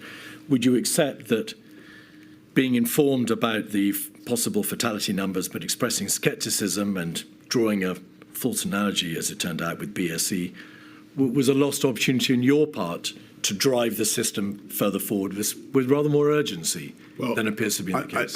I certainly would accept that my mindset, like the mindset of, I think, the overwhelming majority of the ministers and officials in Whitehall in that period, Jan to mid-Feb, was not as alarmed as we should have been. That's definitely right. 236371, page 37. Mr. Cummings sends a text to what was called a Number 10 Action Group. It's dated the 6th of February, so it's early in February. We know that you were party to this WhatsApp group because your name appears at the bottom, Mr. Johnson. Dominic Cummings, we need a briefing on corona tomorrow. Chief scientist told me today it's probably out of control now and will sweep the world. Will be major comms exercise.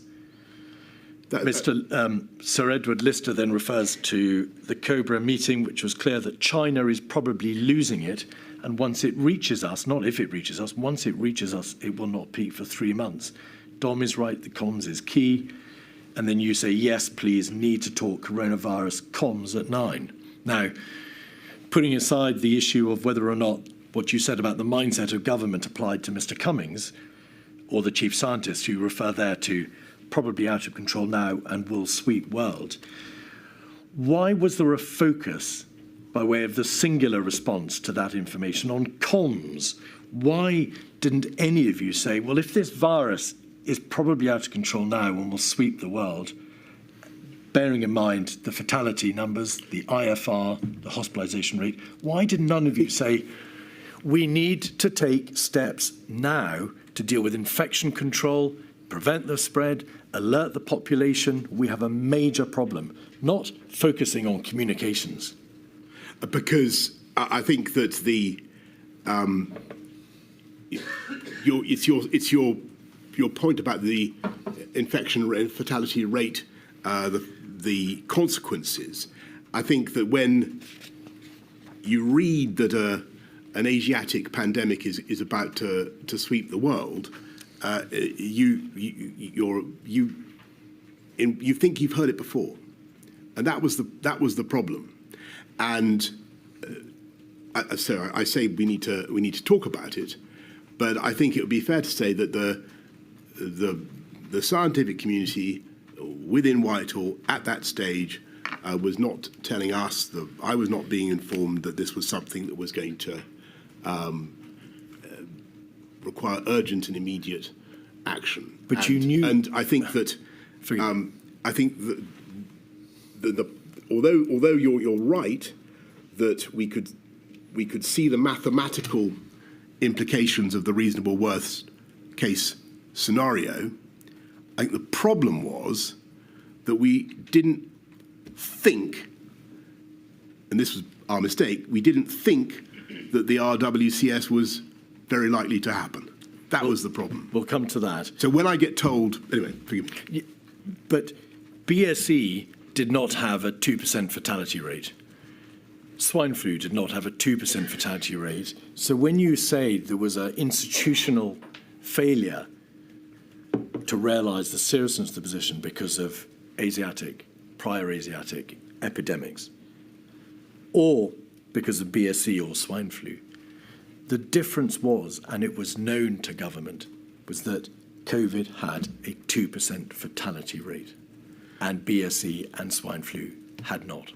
And that is entirely correct. But I think the tragedy is that we were operating, as I said in my statement, on a fallacious inductive logic about previous reasonable worst case scenarios and this one.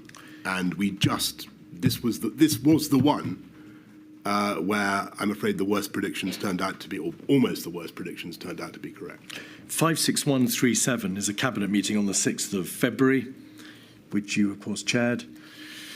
On page 6, so that the public can understand, Mr. Johnson, that this document, which is minutes of the whole cabinet meeting, has large parts redacted as being sensitive and irrelevant because, of course, cabinet dealt with many other issues other than just coronavirus. But on this page, page 6, cabinet turns to update on coronavirus.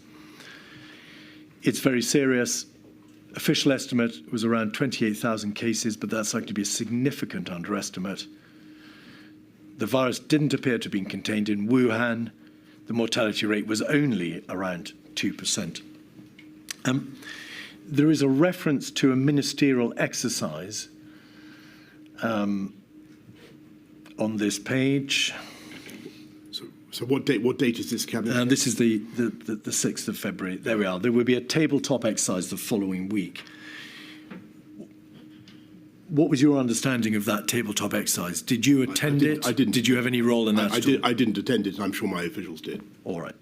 And then just 3 lines above it, the central point to make was that the government had a plan to deal with this illness, and this was guided by science. Did you ask in the course of that cabinet meeting, what, bluntly, is the plan? I understood the plan to be, from what Matt had said and from the discussions I had had, that we would try to isolate, test, and trace people as they arrived. That was what I thought the plan was, and my impression was that we had a good testing system.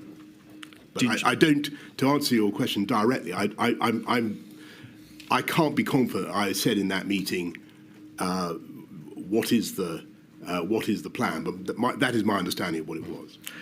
A week later, on the 14th of February, Mr. Johnson, there's another cabinet meeting and another update, 56138. Page 1, we see the attendees. Page 6, the update on coronavirus.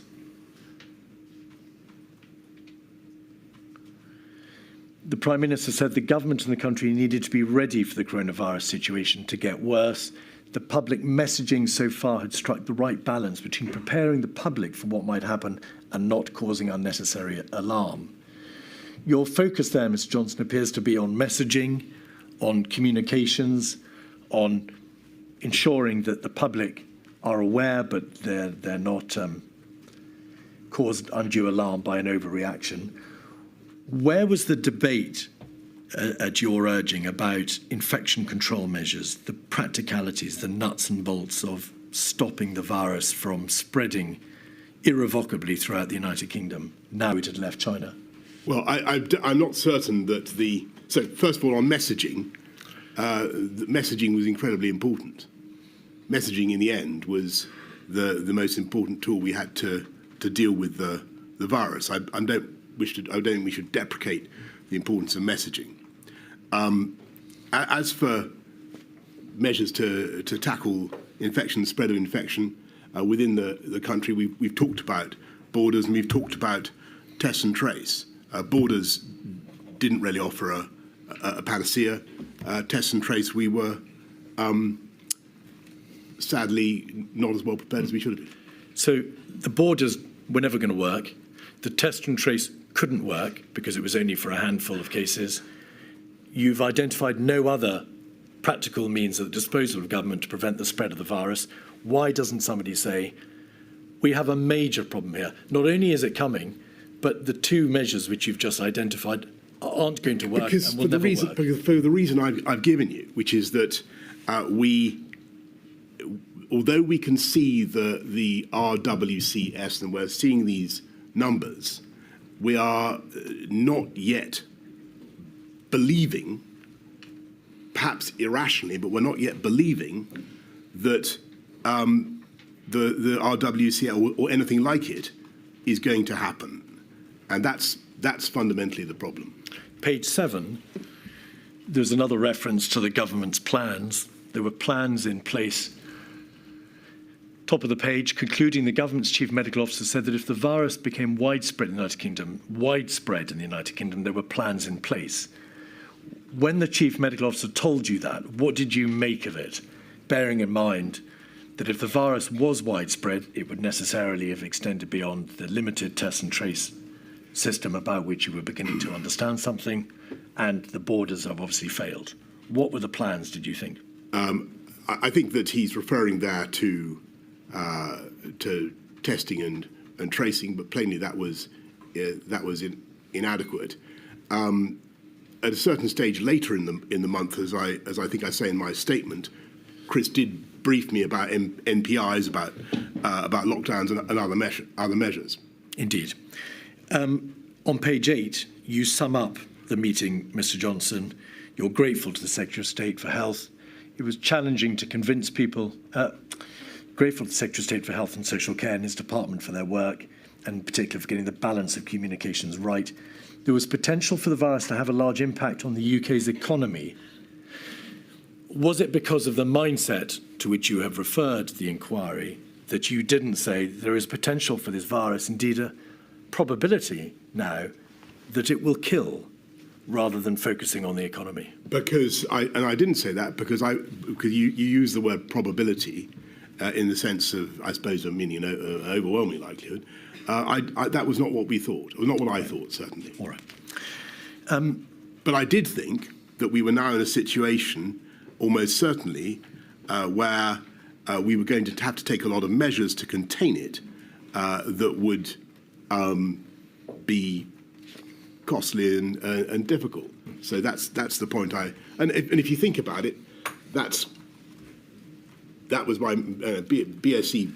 You're notwithstanding your excellent point that it wasn't nearly as fatal as people had originally said. It costs an awful lot of money. COBRA on the 18th of February was not a meeting that you were present at, but if we could just have up 56227. In broad outline, Mr. Johnson, and we can see this, I think, from page 7, the director of the Civil Contingency Secretariat says to Mr. Hancock, who chaired the meeting, paragraph 7, there was work to be done to create a clear plan of activity. It's not appropriate for me to ask you what was meant by that phrase. Sorry, this is Matt speaking, is it? No, that's if it's paragraph 17 on page 7. The chair invited the director of the Civil Contingency Secretariat. This is her responding. Yeah. This is Catherine Hammond. Indeed. Were you aware, as Mr. Hancock has acknowledged and has told the inquiry, by this date, the 18th of February, that, quote, there was no rule book. The system had to build many parts of the response from scratch, and that there was no central government plan other than the old 2011 pan-flu strategy. Were you told that? I was not told that, but that became apparent as the days went on. And clearly, one of the things I hope in this inquiry is that we will have a much better system of planning for these types of events. 146563 is an email chain between your private secretary, Imran Shafi, the government's chief scientific advisor, Sir Chris Whitty, and Catherine Hammond concerning the coronavirus in Italy. And to get your chronological bearings, on the 21st of February, so 3 days before Mr. Johnson, 11 municipalities in Italy, you'll recall, had locked down the population of those municipalities. And also, I should say, the Diamond Princess affair, that is to say, the explosive outbreak of the virus on that cruise ship, had become apparent, as had the figures of the number of people who showed no symptoms on that boat. But to turn to the document itself, your private secretary says it would be good to see where we get to post-Sage tomorrow. At some point soon, I'd like to start exposing the Prime Minister to the potential decisions he might have to take in short order on this. At that moment, it's been fairly abstract with him, I think. Now, plainly, Mr. Johnson, you can't go digging around in other people's emails or in government systems to find out for yourself what's happening. You have to be reliant upon what you're told. What was your general state of information, the general level of knowledge at this date, now in the dog days of February? Okay, so my memory now is that I think the scenes from Italy really rattled me, and it was, I thought, I remember seeing a note somewhere saying that the fatality rate in Italy was 8%. Because they had an elderly population. I thought, well, my God, we've got an elderly population. This is appalling. And this can't be. And I thought my instinct was this cannot possibly be right. This number.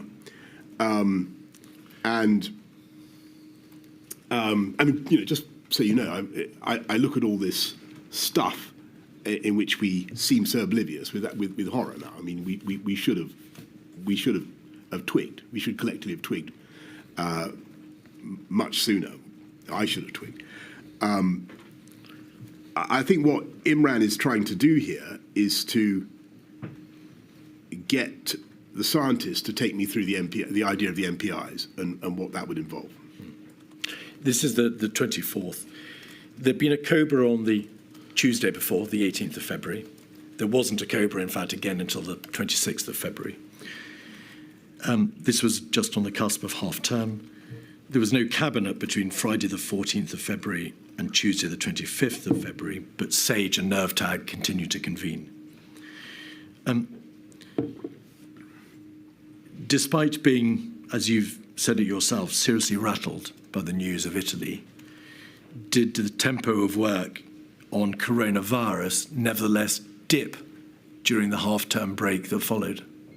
I noticed that you've been over that period in your previous interrogations in this inquiry, and I hope the inquiry is satisfied that actually there wasn't a long holiday that I took in that. And you personally, let me ask you, because I think that there was some misapprehension.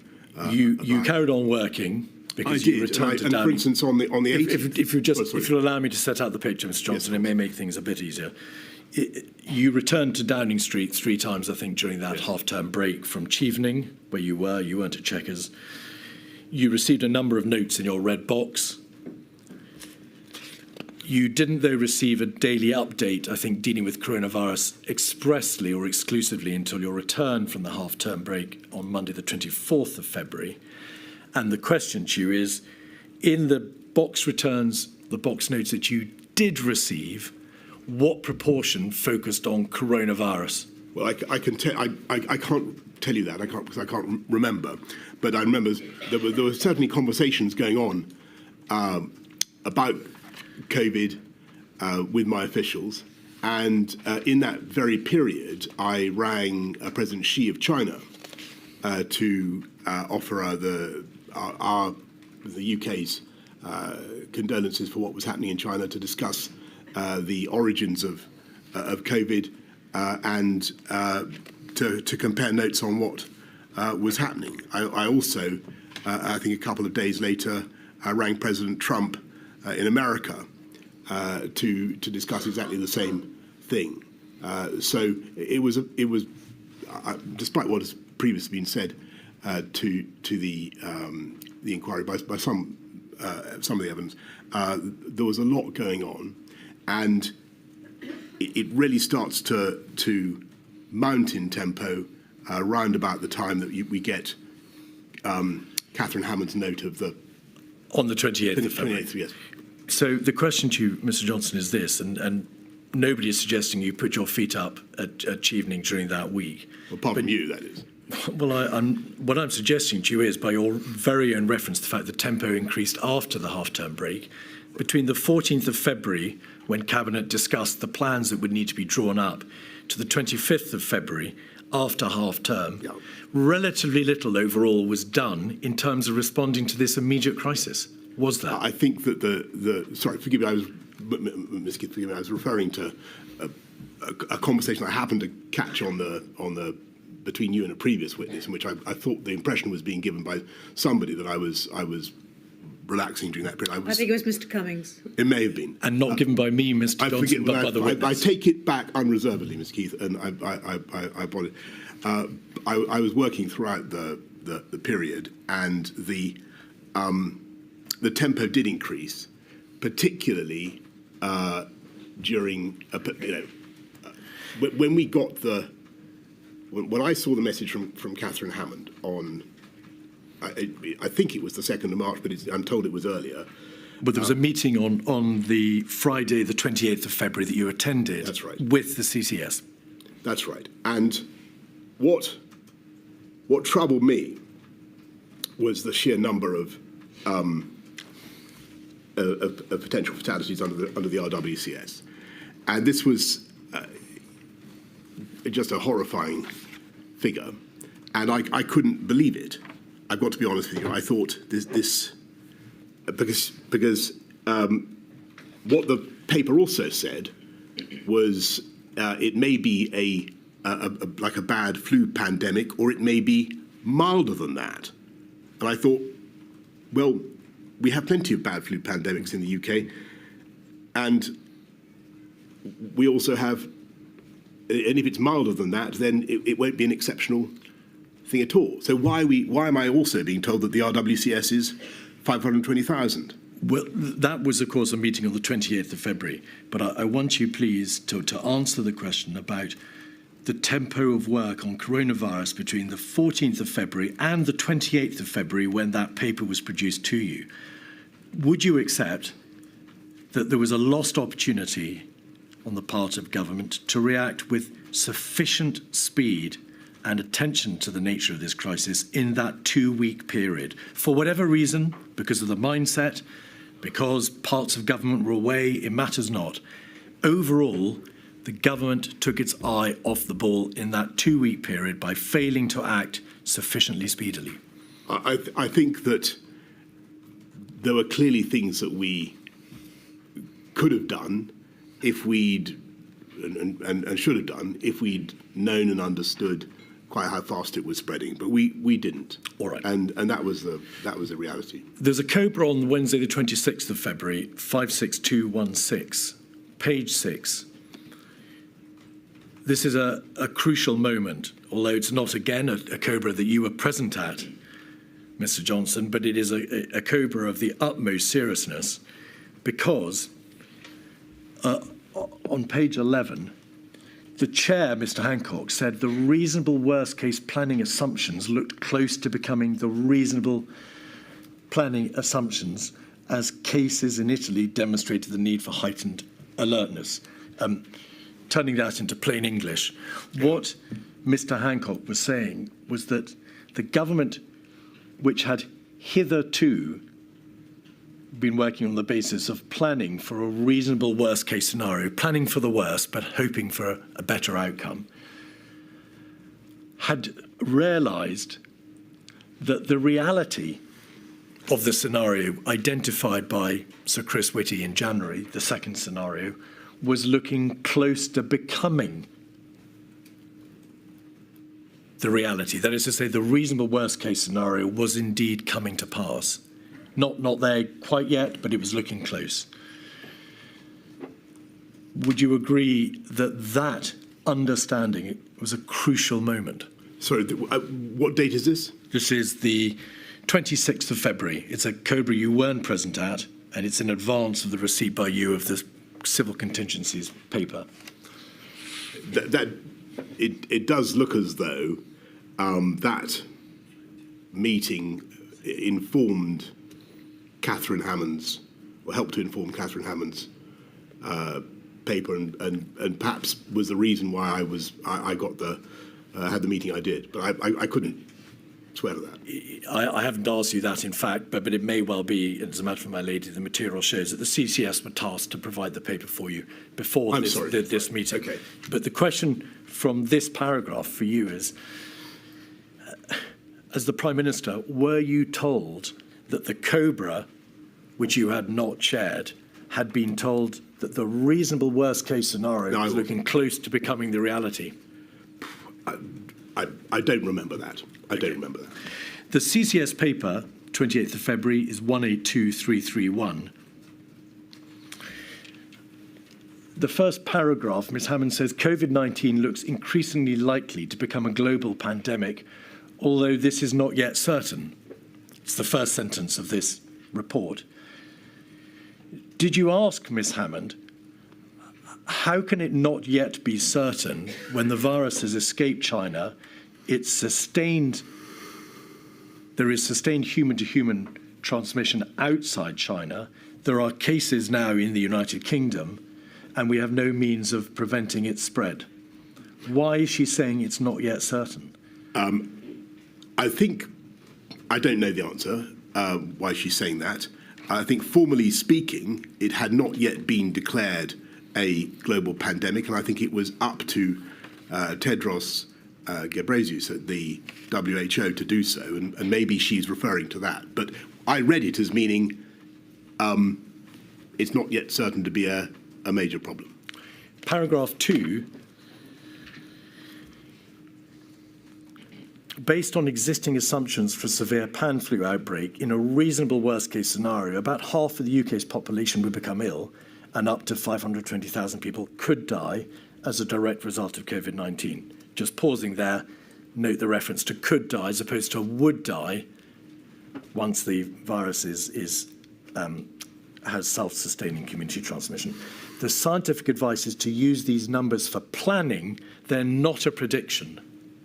Did anybody at that meeting, or the meeting in which you had, and we'll come to the actual meeting itself in a moment, but did anybody at the meeting at which this paper was discussed ask Ms. Hammond, why is the sole paper from the Civil Contingency Secretariat, the crisis management body in the heart of government, suggesting that these figures are not a prediction when, as you've just described, the information to COBRA on the 26th of February was saying the reasonable worst-case planning assumption looks close to becoming reality? I can't answer that question, but it's a very good question. Page 2, paragraph 9.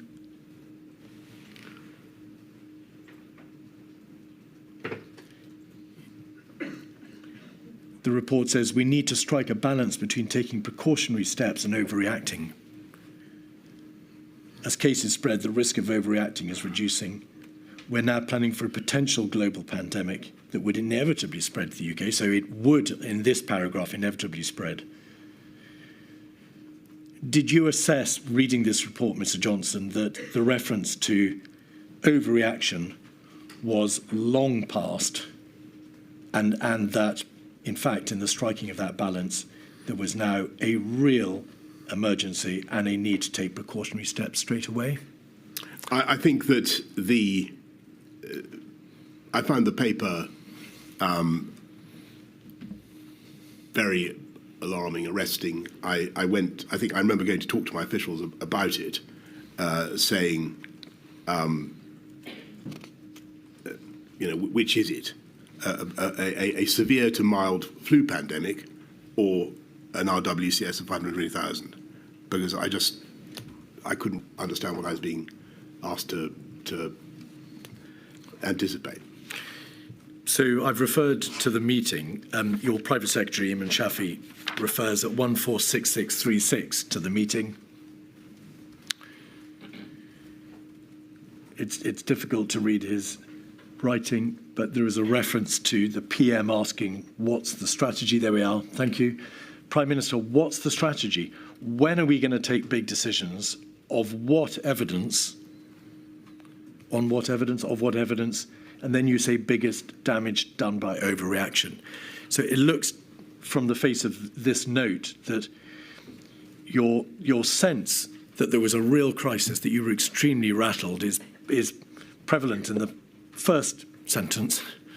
But in the second sentence, perhaps in reflection of the CCS report, you say the biggest damage is done by overreaction. I think I'm leaving both possibilities open, because that's how it still struck me. I think that in disasters such as this, the actions that government take inevitably also have costs, and I'm sure we're going to come on to this, but that's the balance you have to strike.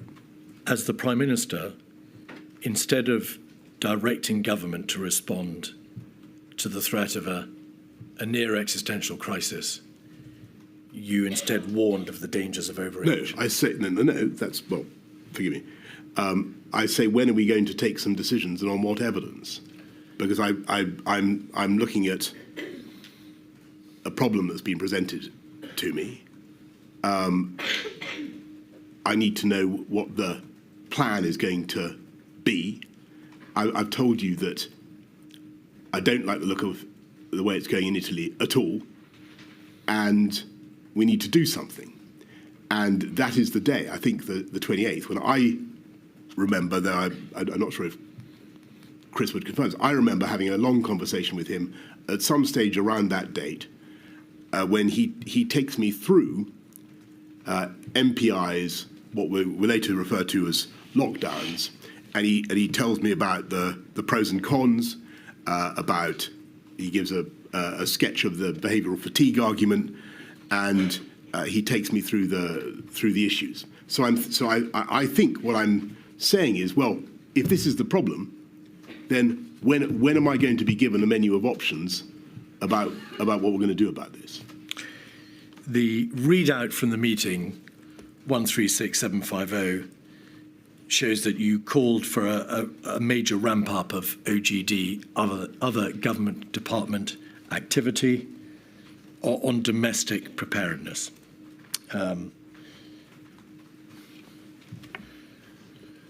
And that was the least we could do. Yes, if you just go over to I think the second page.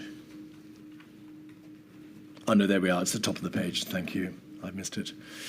We need a major ramp up of OGD activity on domestic preparedness. We should use the COBRA meeting to land this point with the Secretaries of State. The Prime Minister agreed with the approach to publish an action plan. That's the plan that was published on the 3rd of March, was it not? Contain delay. He'll review the plan itself over the weekend. You read the draft plan over that weekend, did you not? The 29th and 30th of February. The first plan, yeah. 28th of February and the 1st of March. And you agreed to the need for early emergency legislation, and then there's a debate about repatriation. Do you, with hindsight, and I emphasise hindsight, Mr. Johnson, accept that the level of seriousness may not have been sufficiently communicated in this direction from you? Do you say you did enough? I think that I did what I could.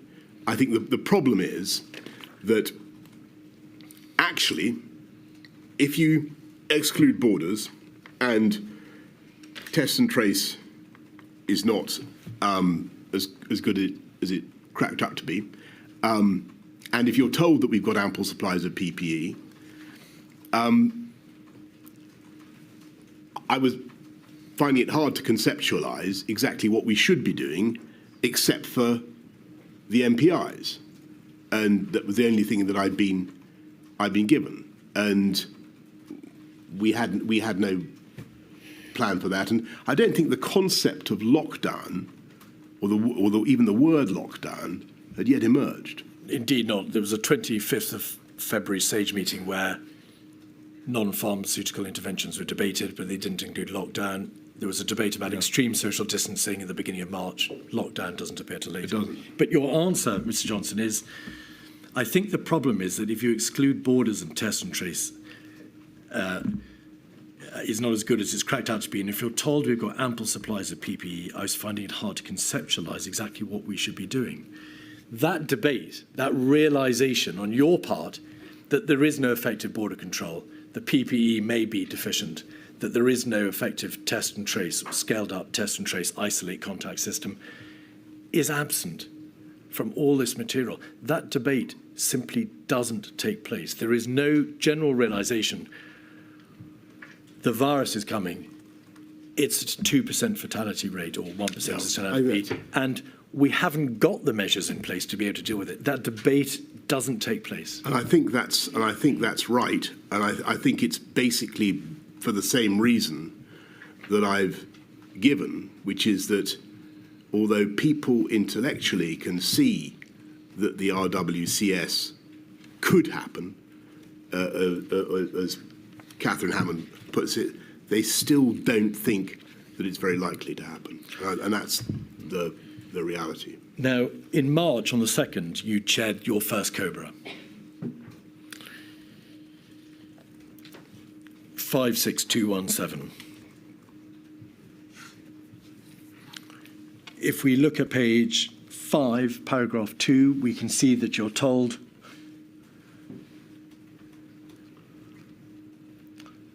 that contact tracing for the source of infection for the last 2 cases in the United Kingdom had not been successful. So just pausing there, even the limited test and trace system in the United Kingdom had failed to pick up what was still then only a relatively few number of cases. It had not picked up the last 2, and that in both France and Germany there was now sustained community transmission.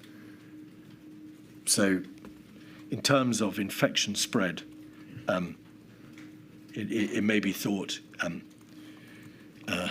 well, game over in terms of infection spread. The aim for the delay phase, if contained failed, was to delay the peak of infections, to reduce the peak and to minimise loss of life. Then in paragraph 3, the CMO said that interventions to delay the spread of the virus must not be implemented too early in order to ensure maximum effectiveness. There is material from SPY B, one of the SAGE subcommittees, on the 4th and 9th of March, also COBRA on the 4th of March and the 9th of March, which demonstrate that the Chief Medical Officer in particular said timing of implementation is crucial. Compliance or despondence is heavily dependent on timing. I'm going to use the well-known phrase behavioural fatigue. Although it has no scientific genesis, you understand the phrase and its meaning.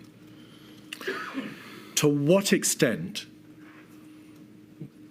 were your decisions, and we're now getting into the phase of which social distancing measures were starting to be contemplated, to what extent was your decision-making process influenced by this notion that intervention should not be imposed too early?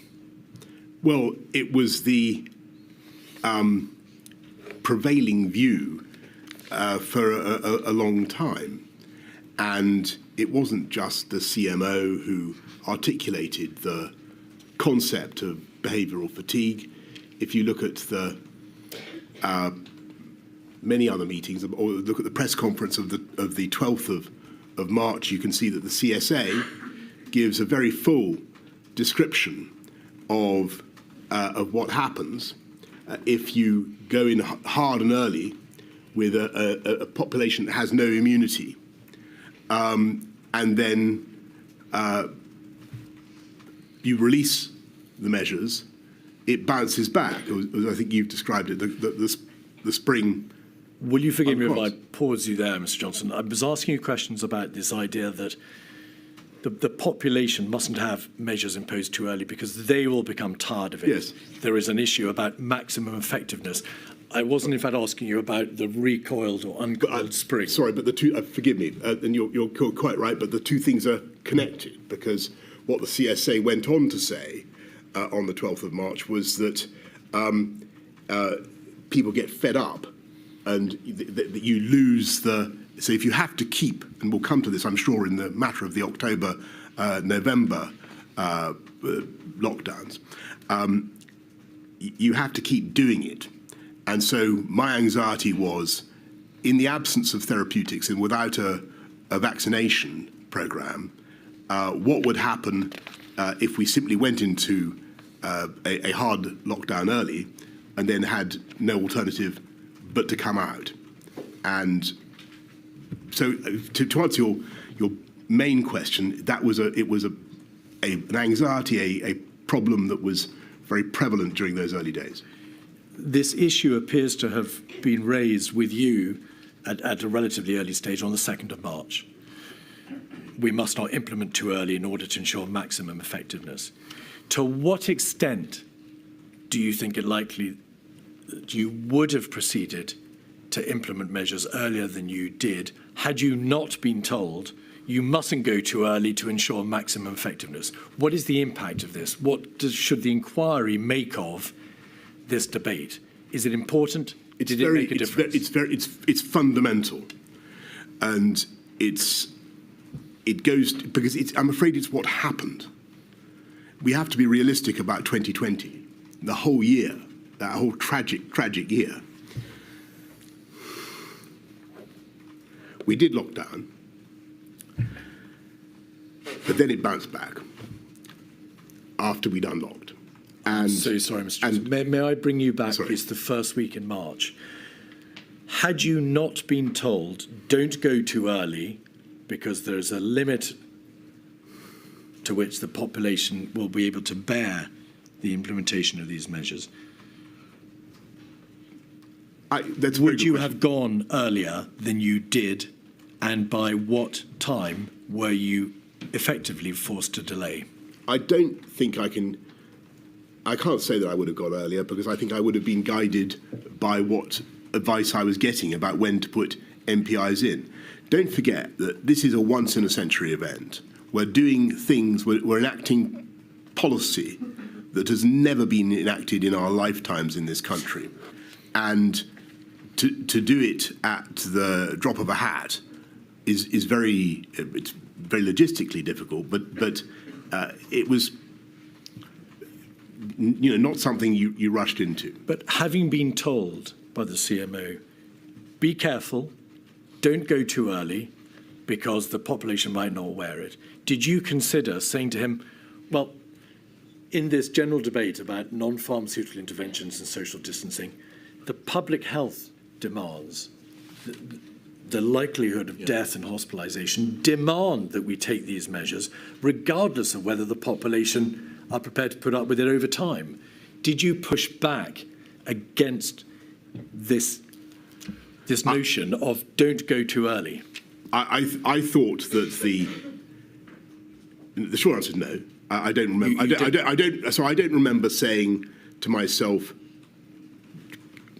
absolutely candidly, I don't remember saying to myself, this is so bad, they must be wrong, I must overrule the scientists, or I must ignore the scientists, I must go...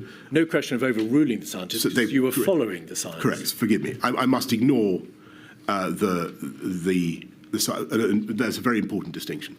I must ignore the scientific advice and the threats to public health and of worse outcomes if we go too early, and I must simply maximise.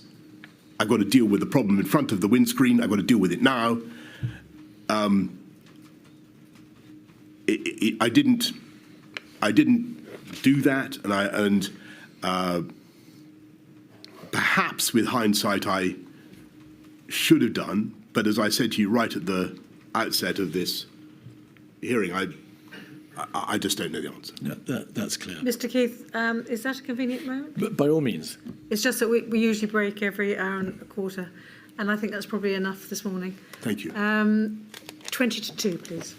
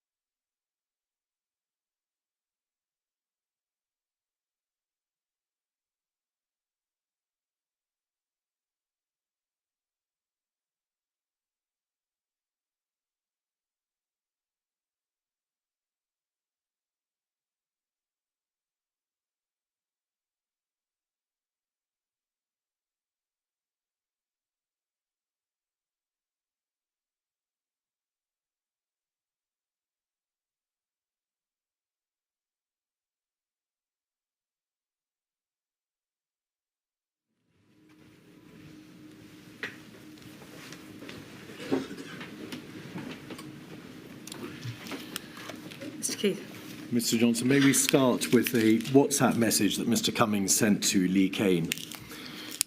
48313. This is dated the 3rd of March. And Dominic Cummings says he doesn't think it's a big deal and he doesn't think anything can be done and his focus is elsewhere. He thinks it'll be like swine flu and he thinks his main danger is talking economy into a slump. There are a number of parts to that message, and I'd just like you, please, to say whether or not you accept that there is any truth in this message, bearing in mind it's dated also the 3rd of March, or whether you think there is a degree of accuracy in it. Well, we've just had the previous day, Mr. Keith, we just had the COBRA that I've chaired. I think we're planning to deal with something that I actually think, as I've told you, is starting to be an issue of concern to me. I was, as I say, rattled by the images from Italy. I couldn't figure out why I was getting these conflicting messages about whether something could happen, the scale of the RWCS and what it was going to be. I think the part of the message that is still correct at that point is that if at that point you had asked me what is going to be the lasting damage from this, I still would have probably said it's going to be what we do to fight it, rather than the actual impact of the disease. But I was increasingly concerned about it. You have, in fact, already given evidence to the inquiry in relation to why, you suggested at an earlier stage, there were comparisons properly to be drawn with swine flu, and you've described the importance to you of not talking the economy down. The first line, he doesn't think anything can be done. May I just ask you this? This date, the 3rd of March, comes, of course, after your meeting with the Civil Contingency Secretariat. It comes after the COBRA, at which there is some early debate about measures and what can be done. And if you did say on the 3rd of March to Mr. Cummings, I don't think anything can be done, that casts a very significant light upon what you were being told around that time. I don't think I can't say exactly what I said to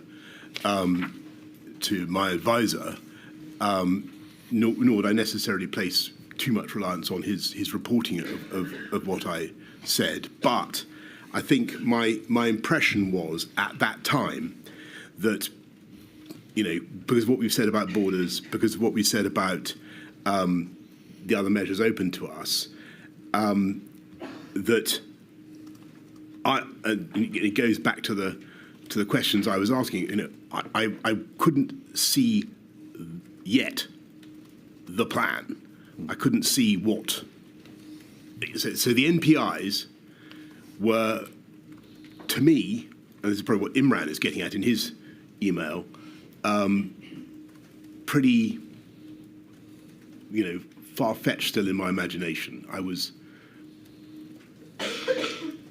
still gestating that. At a press conference on the 3rd of March, you said that we were, as a country, extremely well prepared. Of course, as it turns out, that was not so. But I want to ask you, the weekend before, you'd received the draft action plan, the contained delay document, which you'd been shown in draft form. And in that document, there is that assertion. We are well prepared and we have plans in place, etc. Do you think you told the world that we were well prepared on the 3rd because you had seen it in that action plan, the draft of which you've been reading over the weekend? Yes, this is the second. This is the weekend of the 28th of February, 1st of March. Was there a leap year? Was there a 29th? I really don't know, Mr. Johnson. I can't assist you with that. Anyway, 2020, yes.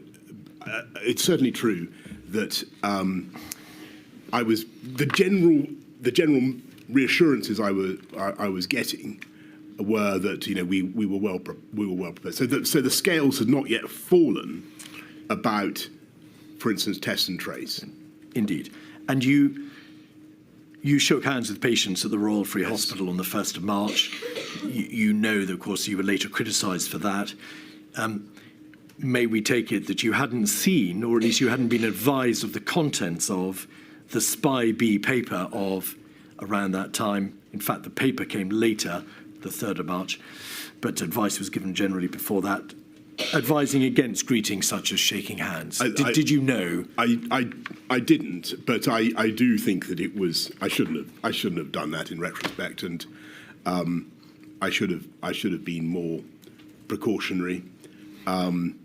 But I wanted to be encouraging to people, and so I think it's on that day that I go to Colindale, to PHE, and although I've been told, sorry, this is in my statement, but although I've been told that we have a fantastic belt and braces system, I was a little bit concerned about.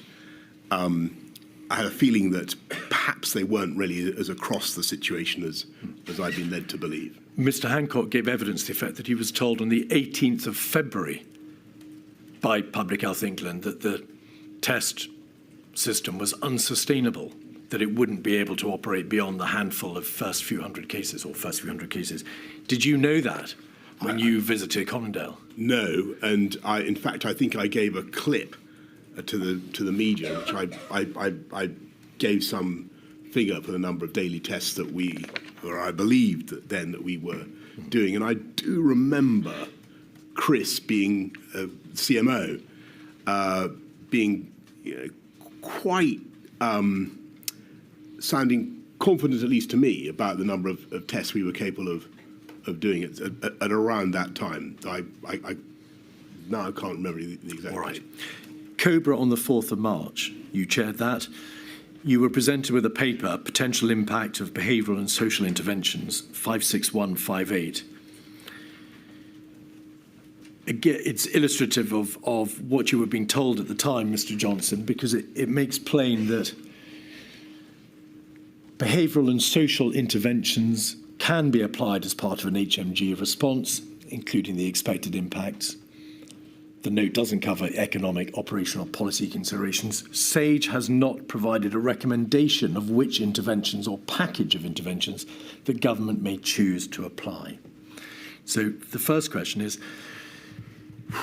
did you understand that SAGE was never going to be telling you, Mr. Johnson, you must do this? It could only ever provide advice about the nature of the interventions and the consequences and the risks and so on. It could never tell you what to do or what you had to consider doing. That's right. I mean, SAGE is like it's a doctor-patient relationship. The doctor can't order you to do things. The doctor is not responsible for what you do. The doctor says, if you do this, then that. If you fail to do it, then the other, and that's basically how it works and should work. Was the Chief Medical Officer around that time, the 4th of March, telling you, however, you must now start considering these behavioural and social interventions? And of course, the first one, you'll recall, is imposed on the 12th of March. Yes. So we don't know when you first started to.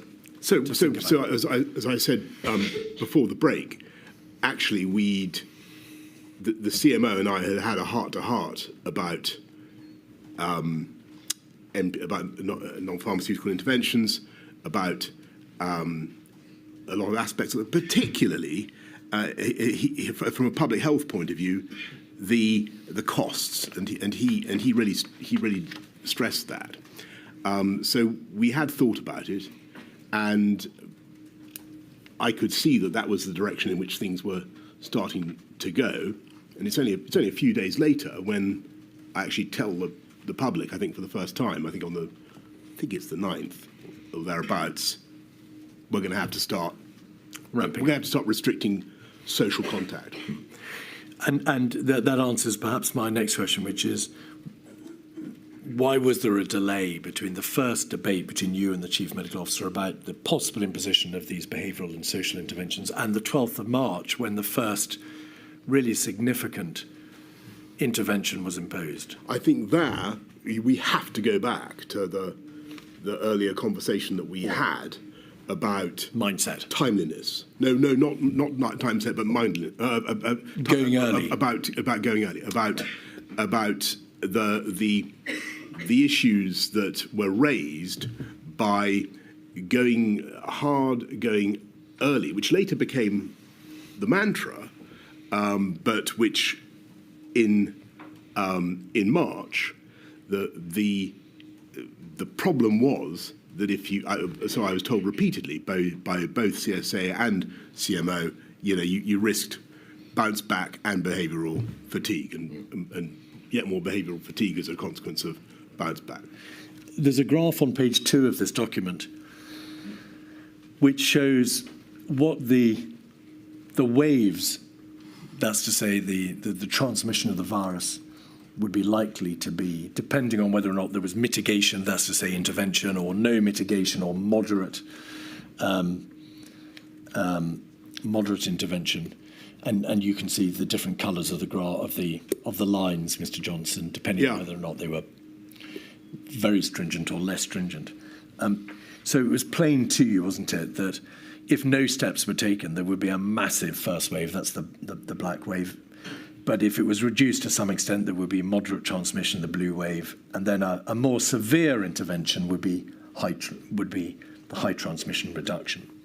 But to make absolutely plain, if we look at page 5, there was at this stage on the 4th of March no mention of a lockdown as such. There were a range of potential interventions, from stopping large events, closure of schools, home isolation, whole household isolation, social distancing, impact. We can see there on the right hand. All these things. Right, but no lockdown. No, and that's quite right. So this is the sort of the double hump graph that really became very influential in all our thinking, and indeed is what, I'm afraid, tragically, is more or less what happened. But the measures that we could take to depress the first curve, first wave, were all very much couched in with caveats about timeliness and not going at the right moment. And it's right to say, isn't it, that and so the wording that the Chief Medical Officer used with you and spoke in Cobra on the 2nd of March must not be implemented too early was with reference to interventions, plural.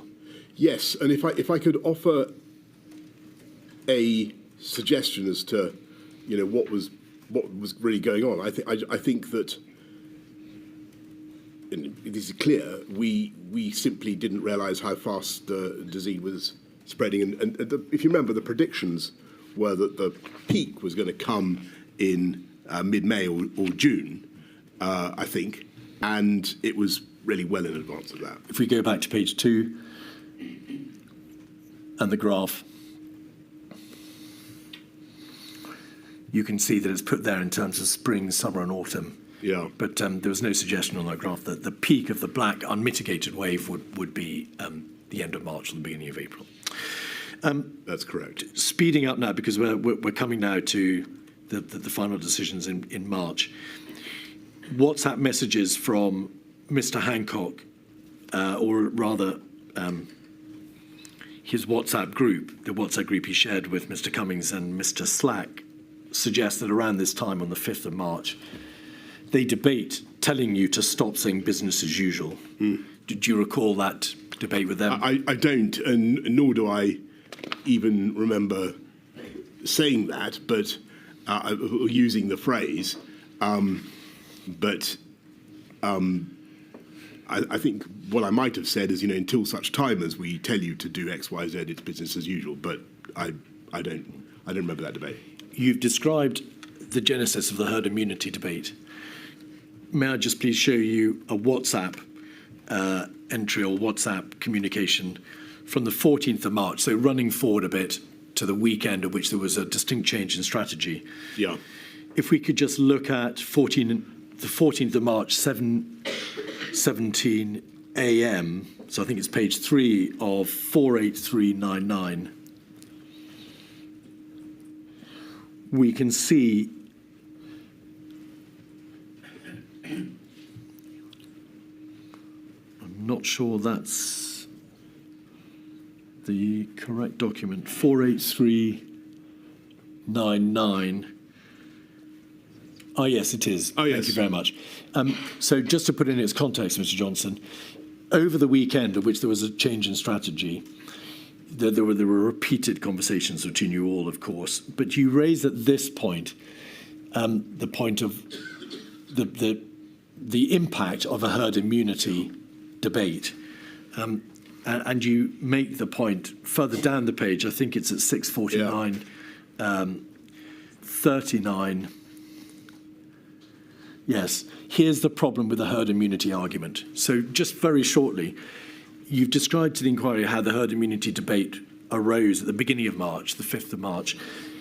It appears that you were still debating, or your advisors and you were still debating, the full meaning of and the nature and the extent of the herd immunity debate as late as the 14th of March. It appears to have trundled on as a bone of contention for weeks. Can I think I can understand what I mean. I'm looking at this for the first time, but let me try to explain what I think this is about. What happened on the 12th of March was that there was a press conference in which we were trying to deal with I had to level with the public and say, I'm afraid a large number of people are going to lose their loved ones before their time. And it was a pretty grim press conference. And in that discussion, we were asked about how the way through. And I think Patrick said the idea was to flatten the curve, suppress the virus, with some measure of herd immunity by September being, I think, a good outcome, was what he said. And I think he also said something to the effect of, it might not be, you need to suppress the curve, but not, it might not be necessary to stop everybody or even desirable to stop everybody getting the virus, because again, you might want some measure of herd immunity. Anyway, that was the moment when people all pricked up their ears and say, are they trying to allow this thing to just pass through the population unchecked with a view to establishing herd immunity, which was not what we wanted, not what Patrick meant. And we had to do quite a lot of work to clear it up, because our objective was to protect the NHS and save life, and to save life by protecting the NHS. That was our objective. Our strategy was to suppress the curve and to keep the R below 1 as much as we could. We were going to use everything we could to do that. Herd immunity was going to be, we hoped, a byproduct of that campaign, which might be very long and very difficult. At the same time, in Cobra on the 9th of March, in Sage on the 12th of March, in Cobra on the 12th of March, and in an interview that the Chief Medical Officer gave to the press on the 13th, there were repeated references to the need to delay the peak of the virus as opposed to suppressing it entirely because of the risk of an uncoiled spring, of it bouncing back, yes, the second wave. If we could just have that document back, 48399, and 7:39:42 a.m., please, the 14th of March, probably page 3 of that document, 48399. It appears that this debate about herd immunity and the debate about uncoiled spring had caused you considerable concern, because at 7:39:42, you say that's why I was concerned when some on the team were suggesting last week that we actively need a proportion of the population to be infected. And then you say civil service need to grasp. What did you mean by that? So can't say exactly what civil servants I was thinking of in that context. I think probably what I mean is, look, we've set a hare running by mistake. I think Patrick, really did a huge job to try to clear it up. We all need to set the public's mind at rest and explain what we're doing. It's protect the NHS and save life, and that's the priority. Further down the page, 10:49:15. In fact, it's the 15th of March, page 6 of this document. You can be seen to be saying, given what's happened in Italy, we simply have no time. Yeah, and we can this see is that the 15th. 10:49:15. There we are, 2/3 of the way down the page, 15th of March, we have no time. We've jumped forward, but that, of course, is the Sunday, the 15th of March, in the middle of all the debates that you were having with your advisors. Yes. All right. Just to finish off some other points which you've addressed, in relation to behavioural fatigue and you being told that the timing of implementation of interventions was vital. The evidence before the inquiry shows that the SAGE meeting on the 13th of March, that's yes. to say on the Friday, you weren't, of course, an attendee at SAGE, no, was told, and the minutes of the SAGE meeting make this plain, difficulty maintaining behaviours should not be taken as a reason to delay implementation. Ben Warner, your advisor, was present at that meeting, and he was reporting back to number 10. Were you told that, in contrast to what you've been told about the need for timing and behavioural fatigue and so on, SAGE was in fact saying by the 13th, don't take that as a reason to delay implementation? Well, in effect, yes, in the sense that was and I wasn't told that particular detail about behavioural fatigue not being a reason to delay implementation. But what I was told was that we had a new data. We were at least, 5 to 7 days further on, possibly more, in the curve than we thought we were, and that the margin of manoeuvre that SAGE had seemed to think we had and was offering to us on the 12th, if you remember, they say then, there are 4 things you can do: self-isolation for 7 days if you've got any kind of symptoms. Though even that they say we could postpone till the Monday the 16th. Then there's household isolation for 14 days. Then there's a couple more measures. Advice for the elderly, for the vulnerable, and then for those over 70s. And those last 3, they say can actually be put off for 1 to 3 weeks on the 12th. Then on the 13th, that's the key moment, really, because that's when I get called back on the Friday evening. I come back on the first thing in the morning, and you know the rest. On the 12th of March, there was a COBRA meeting, which you chaired, 56209.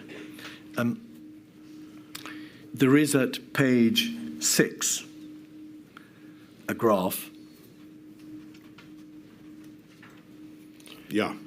And now I remember looking at this page is entitled "What would the effect be on the NHS of interventions?" This is what date is this again? This is the 12th of March, so it's the Thursday.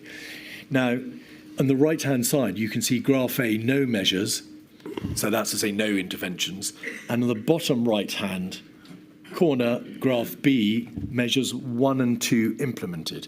1 and 2 were 7-day isolation, and number 2 is household isolation. If we could scroll back out again, please. In both graphs, the red line freeable beds and the black line total NHS beds make plain that whatever you do, unmitigated or mitigated through measures 1 and 2, the NHS will be massively overwhelmed. Yes. What did you make of that? I was bewildered, to be honest. I remember looking at that graph and thinking, in either case, we are facing an absolutely intolerable situation, and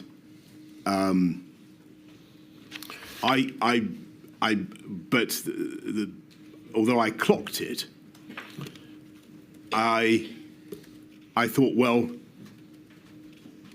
there must be a reason why we're not being told to go urgently. Maybe that reason is all the things that we've discussed. So I have to admit, and I think I say in my statement, that I think at this point there is a certain amount of incoherence in our thinking, because that graph makes it clear that things are going wrong, and that is cleared up the following day.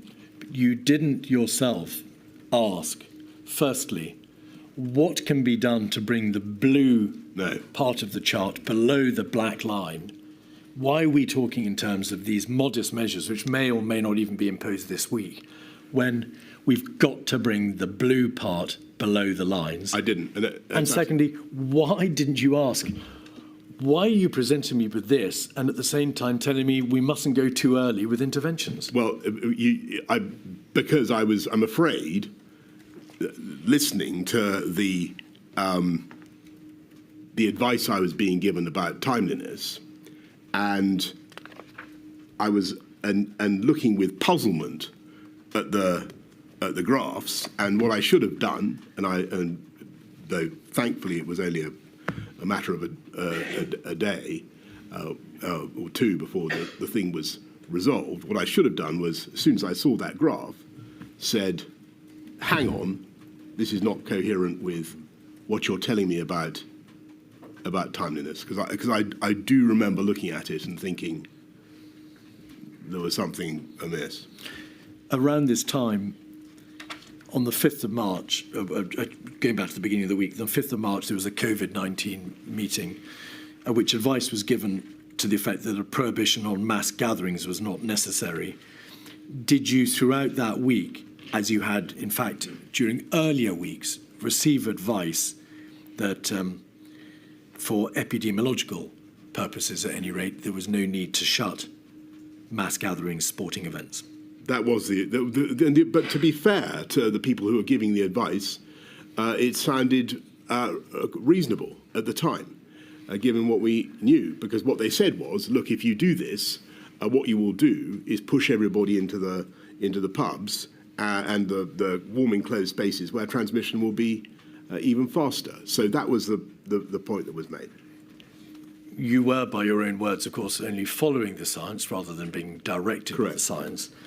It must have been apparent to you that this was presentationally disastrous to keep mass gatherings open whilst you were debating the closure of schools as one of the possible interventions. That's true, but I felt that it was certainly the public didn't get it. That was true of many of the measures that we put in place throughout the pandemic. There was often a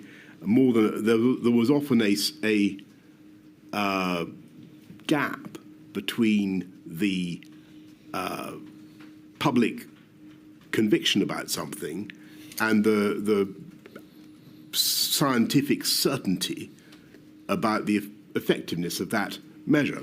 Borders would be an example. Masks might be another example. You've highlighted the importance of communications, Mr. Johnson, in terms of leadership and in terms of beginning to direct the country that there were terribly difficult times ahead and impossible choices to be made. The closure of mass gatherings would have sent a vital message, would it not?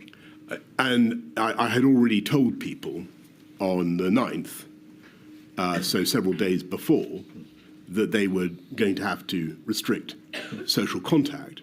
And on the 12th, I had given them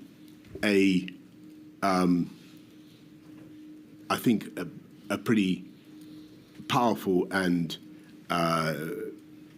in many ways, frightening message about what was going to happen. But Cheltenham took place. And the effect. I'm so sorry. So forgive me. The effect of that, I think, did show up in people's behaviour.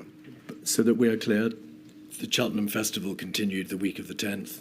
There was an Atletico Madrid match. Yes. And mass gatherings, sporting events were not, in fact, shut Yes. until the following week. Yes, and as with hindsight, as a symbol of the government's earnestness, rather than just as being guided by the science, we should perhaps have done that. And I agree with you. And no doubt that was in accordance with your own libertarian instincts. Well, at every stage, I was weighing the massive costs of what we were doing to people's psyches, to people's life chances, to the whole. When you talk about an economy, you're talking about people in all walks of life who suddenly can't get to do the thing that they need to do to earn a living, and it's what we were obliged to do was very, very destructive for a lot of people who are least able to bear the costs and least able to manage it. Over the weekend of the 13th, 14th of March, there was what has been described by a variety of witnesses as that change in strategy. And it matters not for these purposes, Mr. Johnson, whether it was an acceleration of the existing plan, a change in strategy, or a redirection. There was, on any view, a significant change. It's plain from the evidence, but obviously the ultimate decision is for my lady, that there were a number of individuals who were pushing for change. Mr. Cummings, with his colleagues, Ben and Mark Warner, and also Helen McNamara and Imran Shafi, all met on the Friday night, and with Mr. Cummings' whiteboard, they worked out that immediate, much more stringent measures were required to prevent the NHS from being overwhelmed. During the course of that week, the days before that weekend of the 14th, 15th of March, it's obvious from data being provided to Number 10, we've seen part of it in that memo to Sage, showed the likely impact on the NHS. Why wasn't the lead government department, the DHSC, responsible for public health, pushing you harder during that week to introduce the more stringent changes? Why do you think that department, it appears from the evidence, was still trying to go for the squash the sombrero, part mitigation, herd immunity route, as opposed to recognising we must have suppression? We've got to stop this now before it's too late. I think probably. So my memory of it is slightly different from that account, or maybe it might be the same. But what I felt happened was that we were in a state now when we knew we had a massive problem. We knew we were probably going to have to act in ways that we hadn't bargained for and didn't, and were still being developed. We still thought we had a bit of time, but not very much, probably. And that was what the scientific guidance seemed to say. And if you look at that long paper by Sage on the 12th, you can see that. And I quoted a bit of it. My impression, and I may be wrong about this, but my impression was that on the 13th, the radical change that you refer to is really one about the timeliness thing.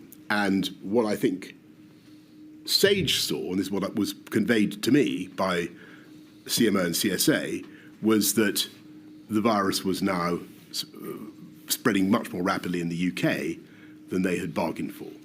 And therefore, we had to accelerate. And so I think that it was a confluence of opinion. But the people I talked to on the Saturday morning were the people you'd expect. It was Chris, Patrick, Imran, Stu, my other advisors. So I wouldn't want to. I wouldn't want to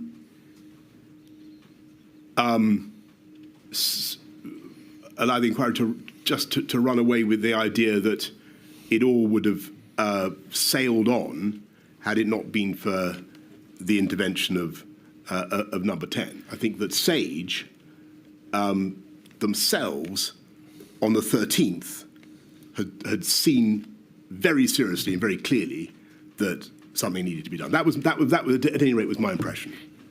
Until Saturday, the 14th of March, when Mr. Cummings presented his whiteboard in the middle of numerous other meetings and talked about Plan B. Until that point, no one in the DHSC has said, we're off the mark, we've gone wrong, we've got to accelerate and impose more stringent measures, did they? My impression is that the critical moment was indeed, as you say, that SAGE meeting when I think that a number of scientists, epidemiologists, looked at the data and said, we are. I'm afraid we're off the pace here. And I think that was what happened. In his evidence to this inquiry, Mr. Hancock said that on that Friday, the 13th of March, he called you to tell you that there needed to be an immediate lockdown. Do you recall that call or not? I'm afraid I don't. But it's been a long time. In his witness statement, Mr. Cummings says at page 49, during the course of the Saturday, quote, the Prime Minister asked reasonable questions, including, why aren't Hancock, Whitty, Vallance telling me this? Do you recall that discussion? I remember them being there, but I might be. There was a meeting, well, there were four meetings. There was a meeting with Sedwell, Vallance, Whitty, then a meeting with Cummings, Reynolds, Shafi, Lister, Whitty, and a host of others. Then a follow-up meeting yourself with Mr. Cummings and the Warners. Then a second follow-up meeting, and then another meeting. You had a lot of meetings that day. Yeah. At one of them, Mr. Cummings says you turned to him and said, why aren't Hancock, Whitty, Vallance telling me this? Do you recall that debate? I think I don't recall it, but what's certainly possible is that I was alluding to. I was looking with, dismay at what was happening, dismay about what we were going to have to do, and reflecting that, this was not the message. I'm conjecturing. This is not the message that I've been having from them in the past few days. You don't recall? I don't recall saying that. All right. Let's have a quick look at one of the papers, the briefing on the COVID response that was put before you on the Saturday, 183889. This is the document which sets out the current plan and the proposed alternative plan. Briefing on COVID-19 response. There's a variant on the graph that you saw before, but you can see at the bottom of the page, current plan. If you could scroll back out again, we can see current plan and alternative plan at the bottom of the page. And in summary, is this correct, Mr. Johnson? Throughout that weekend of the 14th and 15th of March, there were multiple meetings. A variety of different people pushed for different speeds of intervention. We can see from the WhatsApps that some people said, go now. Other people said, we've got to move fast. But there was, in any event, a very real understanding that more had to be done, more stringent measures had to be imposed, and Cobra would have to consider all that on the Monday when it next convened. Yes. My impression was that what Ben Warner and others were doing, and I don't know about the differences in views, but what they were doing was trying to take the SAGE meeting of the previous day and really give to me the logical consequences of that. But only you could decide the strategies, and you decided, did you not, by the Sunday night when you called Sir Patrick Vallance and Sir Chris Whitty to another meeting, you decided that the alternative plan would have to be followed, and you gave, as we'll see in a moment, a number of directions as to what needed to be done. Yes, I mean, it was absolutely clear by the Saturday that we had to act, and we were out of time. The inquiry needs to ask you this: to what extent did you appreciate by the Sunday night that a lockdown decision, a stay-at-home mandatory order, was inevitable? It obviously wasn't imposed until Monday, the 23rd of March, and during the course of the week, there were a great deal many complex, extremely complex operational issues to circumnavigate, a shielding system having to be built effectively from scratch, getting hold of data from the NHS. We can see there were real issues about the preparedness of the Cabinet Office around that time, from Mr. Cummings' WhatsApps that refer to cab off being terrifyingly shit, no plans, totally behind the pace. Was it a question, A, of you deciding that there had to be a lockdown, but that time would be needed to put it into place, or B, you would start the arrangements which could accommodate a lockdown, but that decision wouldn't then be taken for another week? I think that looking at the graphs, I was reconciled, or getting increasingly reconciled, to the fact that we were going to have to do a huge amount more to suppress the virus. And I, just to get back to an earlier point, this was not something we'd done for a country had been through. It was hard to get one's head round. The legal complications were enormous. How to do it, as you rightly say, Mr. Keith, that all that needed to be worked through. We had started the bill a long time ago. I mean, 5th of February we start the coronavirus bill. But I think my state of mind then is I'm now more or less in virus fighting mode. I'm thinking we this is there's absolutely nothing. We've got to throw that. We've got to sort this out. And so there's then a series of things that we do leading up to the 23rd. But you weren't entirely in virus fighting mood. If we look at 273, 872, page 55, we can see part of the seemingly perennial debate in your own mind as to what should be done. Mr. Cummings asks Lee Kane if you could just scroll into that screenshot. Get in here, he's melting down. Yeah. Rich is saying bond markets may not fund our debt. He's back to Jaws mode. I've literally said the same thing 10 times and he still won't absorb it. I'm exhausted talking to him. I've had to sit here for 2 hours just to stop him saying stupid things. Mr. Johnson, you would be inhuman, perhaps, if you hadn't, in that terrible week, oscillated and backed and veered in your own mind about what had to be done. But is it fair to say that you made your doubts and your oscillation clear to those around you? I think it was my job to address all the consequences of what we were doing and to test the policy, which I was, as you can see, determined that we deliver and get on and do, and it was, even though it was a completely novel policy, absolutely a dramatic thing to do.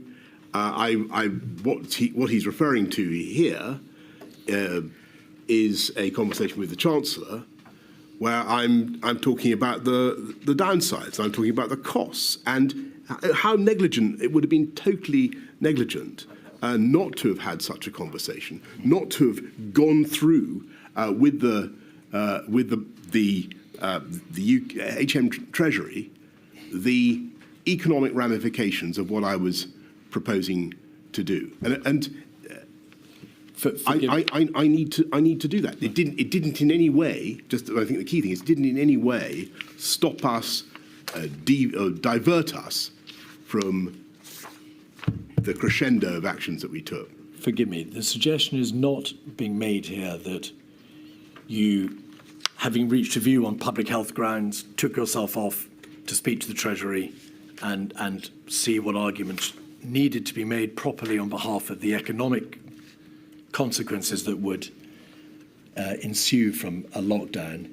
It is that your own decision-making, your own judgment backed and veered, and that by implication, this is a poor example of leadership function.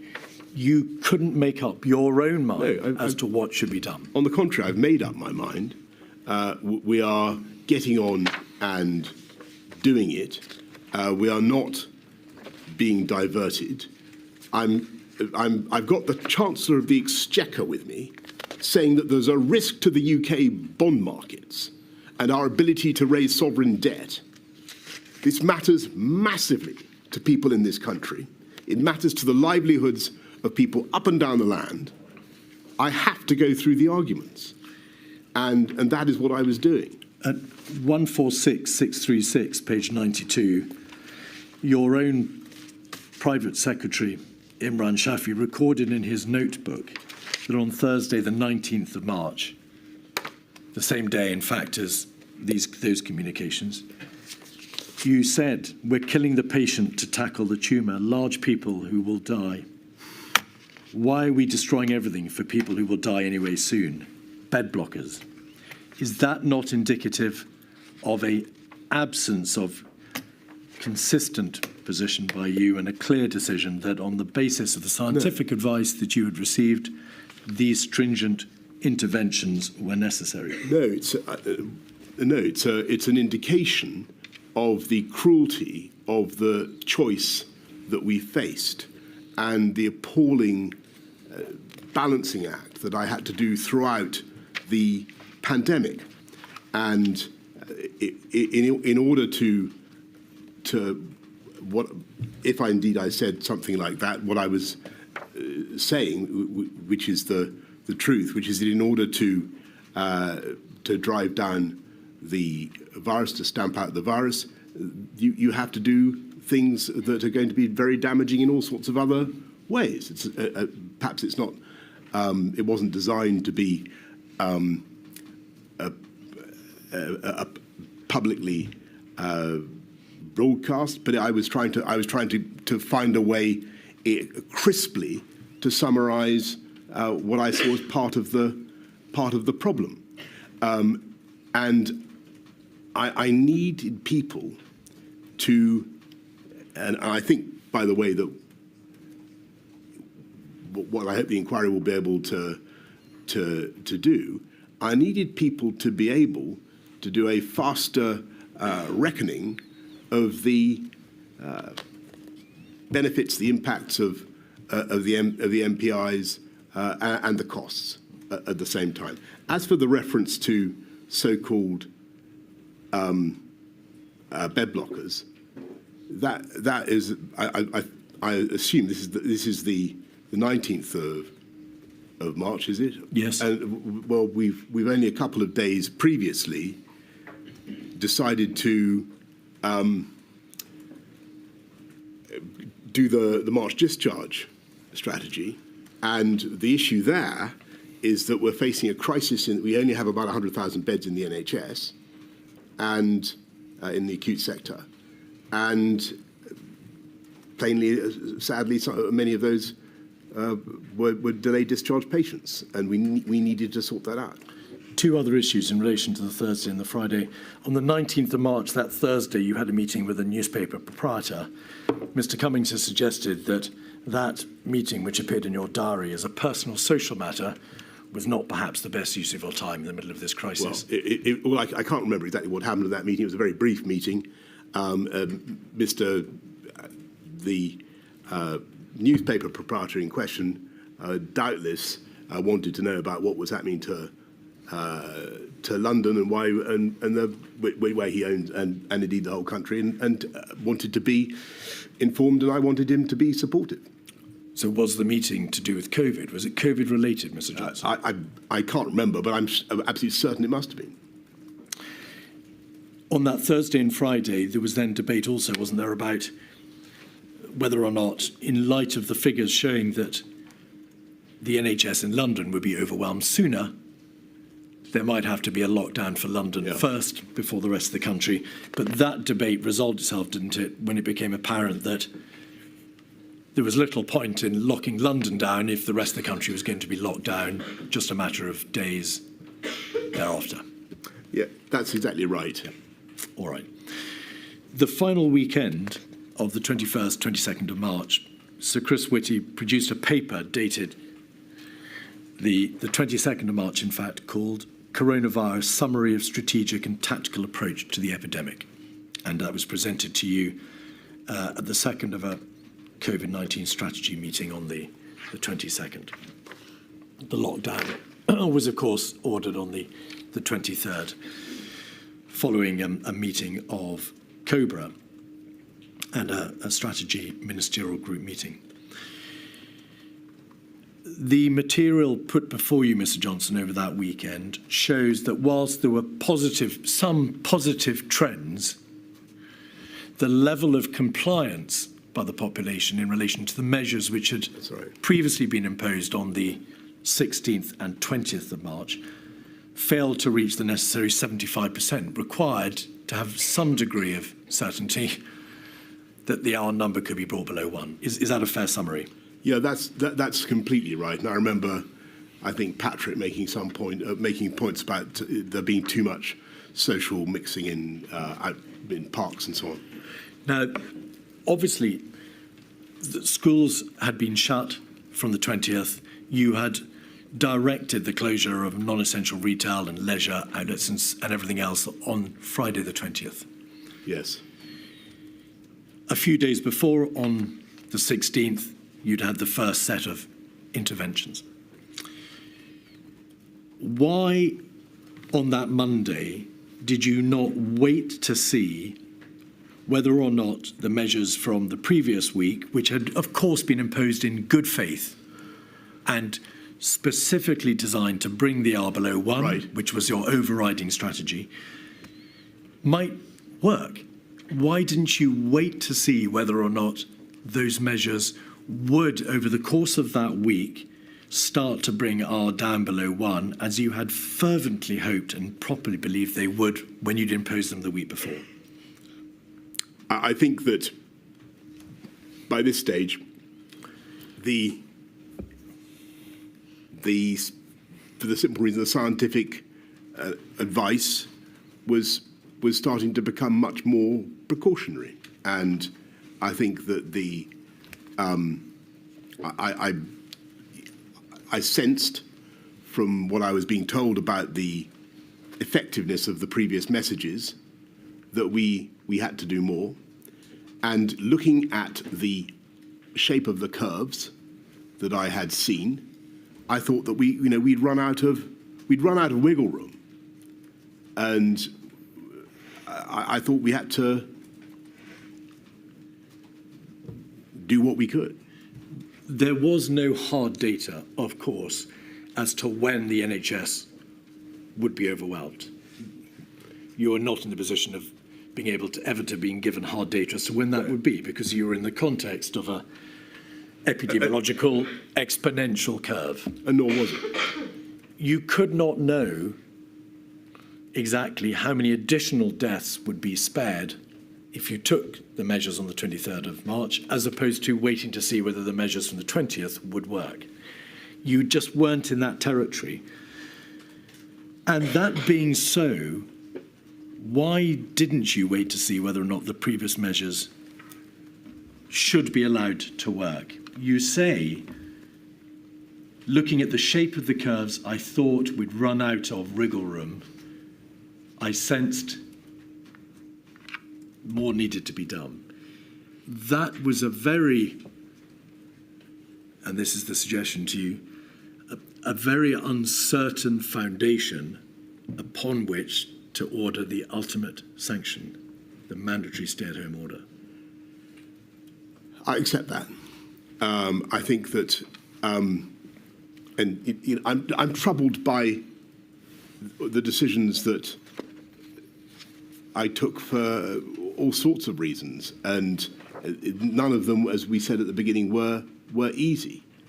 I've been, the government clearly, from some quarters, gets criticised for going ahead with a lockdown, and as we were discussing earlier, the very word lockdown doesn't really appear in government vocabulary until the 14th. But we did it completely on the 23rd. I think it was really a measure of my anxiety about the curve. It seemed to me that I no longer had the luxury of waiting. It was over. We had to what I was hearing from the scientists, my sense that probably they were right to be doubtful about the efficacy of the measures. I had a hunch that might be correct. I couldn't know. I thought we could know. I thought we were out of time, and we had to do everything that we could, and so that's why we went to. We closed schools on the Friday. We closed non-essential retail, and then we do the stay at home on the Monday. But on the Friday, when you closed the schools and you shut the retail, you weren't at that stage. You hadn't at that stage already determined that there would be a lockdown on the Monday. That decision was only made in light of the information over the weekend about levels of compliance. I think that that's correct, isn't it? I think that's probably true, but I think that my general sense of where we were likely to be going had changed, and I thought that 56213, page 4, is the relevant part of a meeting of COBRA. The COBRA decision, the COBRA meeting that took place on the Monday, after you had given the directions on the Sunday night. COBRA considered whether or not that additional social distancing measure, that is to say, a mandatory stay-at-home order, should be imposed. This meeting took place at 5 o'clock on that Monday. If you look at the current situation update in the first 3 paragraphs, you will see a reference to the figures for compliance being positive in part. For social distancing measures, the figures were positive and showed there had been an encouraging drop in footfall, but in some areas these were not where yet at a level that was acceptable. But park attendance, paragraph 3, had gone up by 200%. And you'll recall in the press pictures of thousands of people attending parks across the land, and queues in shops had increased. There were regional differences and there were lower compliance rates in some areas outside London. If we just scroll, and we needn't pause for long, but if you just scroll over the document, we can see there is much more detail provided about levels of compliance, the tube, and then on page 6 at the top, the chair said the measures were not to stop all work. There was work in government and other offices that must be maintained. There was a balance. The Attorney General gave advice on legal matters. Some points were made about enforcement and deterrence. And 12, the measures needed to be taken as social distancing was not being adhered to at present. It appears, Mr. Johnson, from that paragraph, that you understood there to be a binary issue. Either the 20th of March measures were being adhered to, or they were not. And if they were not, there was no option but to go the ultimate step and impose the lockdown. There was no debate in that meeting, was there, as to whether or not, to use the words of the Chief Medical Officer, the measures from Friday might yet do the job. I think that's fair, but I want to try to explain to you why I still thought it was right to throw everything at it. And the basic reason is that I had seen from the events of the last, which we've discussed extensively, of the last 2-3 weeks, that we'd systematically underestimated speed, underestimated prevalence, and we didn't have any other shot. We didn't have the systems to control the virus that, perhaps I believed earlier in the month that we did. I didn't know what other tools I had as Prime Minister to protect large numbers of people from this virus, and I felt fundamentally that I was out of time. And what I believed in the previous week was that we still had some wiggle room, because that seemed to be what I was hearing. I might have been wrong, but I took the view on the Sunday and Monday that we were just out of time, and the thing was too big and the curve was too aggressive. The inquiry has put this proposition to Sir Chris Whitty and also to Mr. Hancock. Did you act because, in effect, you were told by the Chief Medical Officer and the government's chief scientific advisor that the nature of the exponential growth was such that, regardless of the actual number of NHS places, regardless of any data that might indicate that the NHS would be overwhelmed or when it would occur, and regardless of the number of additional deaths that would be caused if you didn't act, the nature of the exponential growth was such that huge numbers of additional deaths and collapse were inevitable at some point, and you simply couldn't gamble that they would not eventually occur. Is that the nub of it? I took very seriously, and I listened very hard to Chris and Patrick, and it felt to me as though they were basically saying that the UK was now in a position where we had to do everything we could to restrain contact, and that was our best shot at protecting the NHS and saving life. And so that was what I did. Can I interrupt for a second? Forgive me. I'm so sorry, Minnie. No, it's just, you mentioned earlier, Mr. Johnson, about how some would say you shouldn't lock down at all. When you did decide that we had to lock down, did you consider the arguments that say you should never go that far and impose that kind of level of draconian restriction on the liberty of the population? Did you consider the argument against lockdown, or did you? I did, and I mean, I didn't. I'm afraid to say at that stage I gave it pretty short shrift, because I thought that my job was to protect human life, and that is the number one duty of government. And I thought that if the NHS was overwhelmed, then the risk of truly tragic scenes in the UK of the kind we'd seen in Lombardy was very real.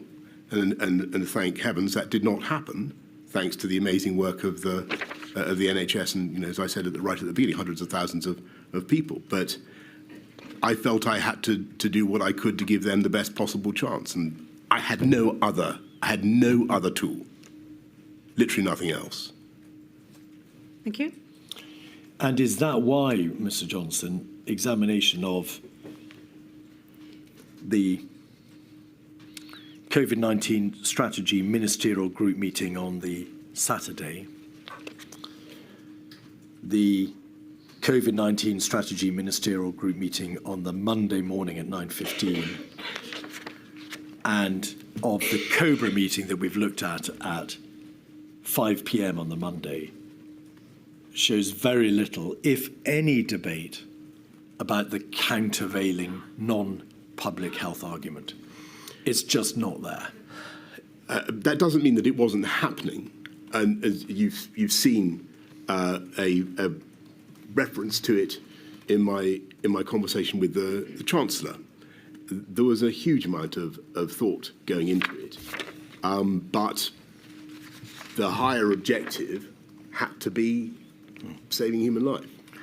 And it is perhaps not surprising, but within 3 days of that momentous decision, 48399, page 17, having seen an article in the press, and it's a matter entirely, of course, for my lady,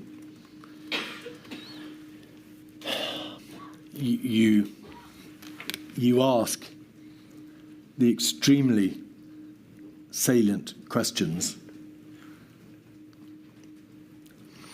although I now can't see them. If we could scroll back out. Yes, please, if we could scroll back out, please.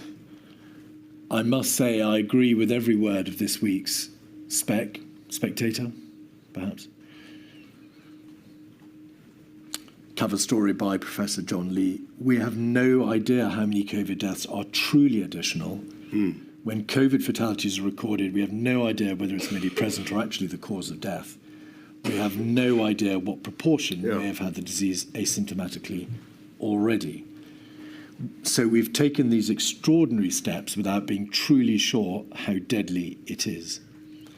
And is those expressions of doubt, Mr. Johnson, why you said earlier that the basis upon which you proceeded was one of precautionary approach in public health terms, because in the absence of any hard data, you believed you had no option? I couldn't take the gamble with public health, but I was conscious that, you know, we've had the argument about, the discussion about behavioural fatigue. That takes many forms. One is that the media, understandably, a lot of the media need a proper explanation of why this is necessary and how it's working, and they need and I really think that we need to, there is still work to be done in this area. And so here I'm saying, we need to, if we're being attacked for, not standing up our actions, then we need to substantiate it. We need to say, no, this is what public health requires. And so on this essential issue, the inquiry wants to ask 3 direct questions. Firstly, from what you've said, Mr. Johnson, and this may be entirely obvious, was it your position that the lockdown measures, the stay-at-home mandatory order of the 23rd of March, was absolutely necessary? I believe that it was. And I believe that it helped to suppress the R. I think that it was cumulative. I think that the R started to go down as a result of a series of things that we did, and also, frankly, as a result of popular anxiety about COVID anyway. But I've got to tell you, in all honesty, I find it difficult to quantify the impact that those measures had. And the more we can do to explain why why NPI measures of any kind work, why they're necessary to the satisfaction of everybody, the easier it will be for government next time, and the more public buy-in there will be. Is that public buy-in was, I think, already very high, but I think it would be a great thing. Is that a reference to objective analysis of life quality and the outcomes in terms of life and death and quality of life of particular measures?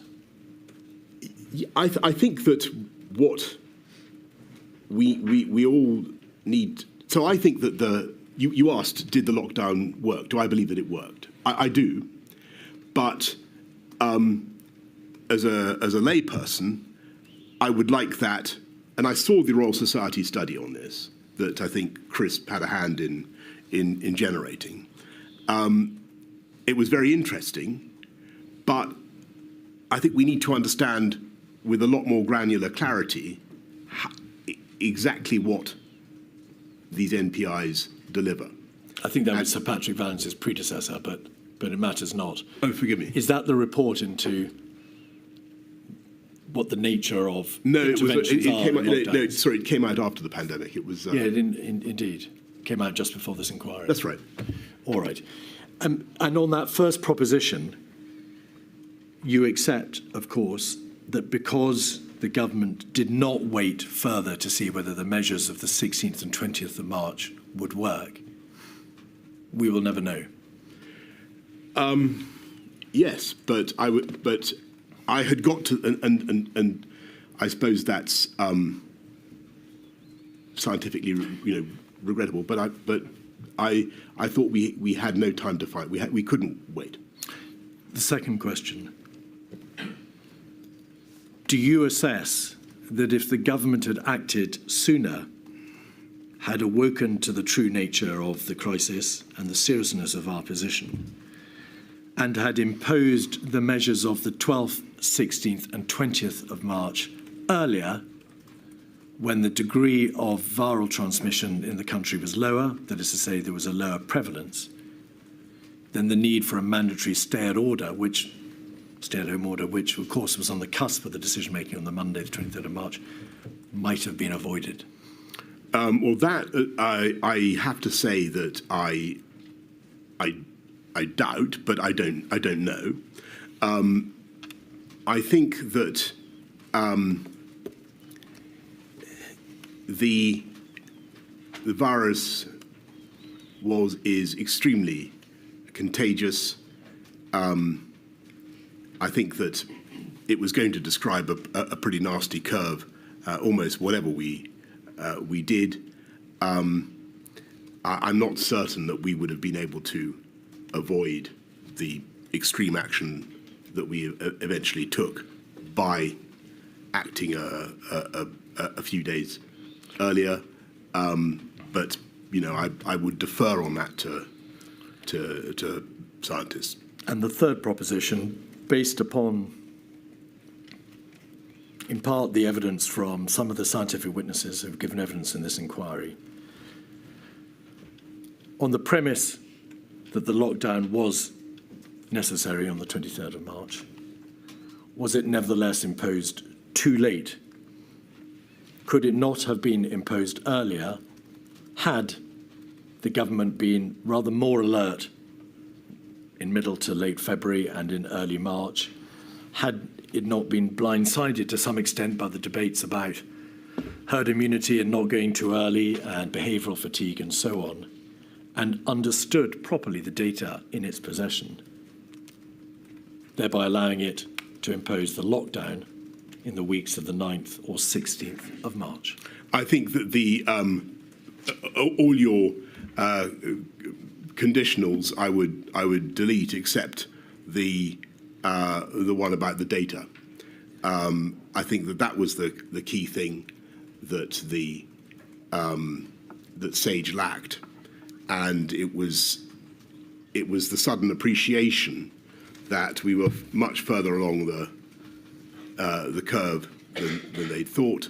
We weren't 4 weeks behind France or Italy. We were a couple of weeks, maybe less, and they were clearly wrong in their initial estimation. We were clearly wrong in our estimation of where the peak was going to be. And so that penny drop, that we realised that on the evening of the 13th into the 14th, and then we acted. But I think once we decided to act, I think it was pretty fast from flash to bang. Perfect timing, Mr. Keith. We'll take a 15-minute break. Thank you. Back at 10 past.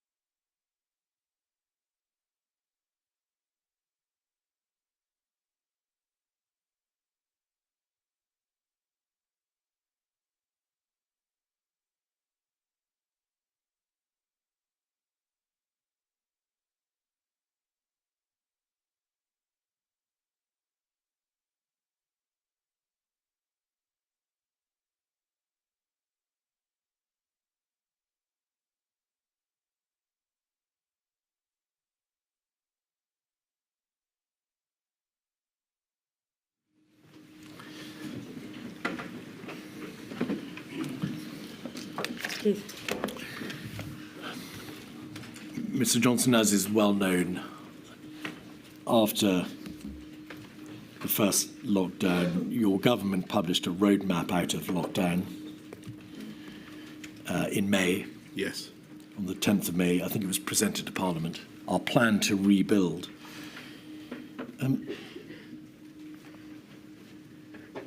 You make plain in your statement that you were extremely keen to reopen schools. Was that because you felt that keeping children out of school was arguably one of the greatest harms of the lockdown? Absolutely. You addressed the nation on the 10th of May, and you included an instruction that those who could not work from home should be actively encouraged to go to work. So, to use your words, work from home if you can, but you should go to work if you can't work from home. The witness statement from Mr. Sunak expresses how he was frustrated that there was, as he sees it, over-compliance with the stay-at-home messaging. And he believes that the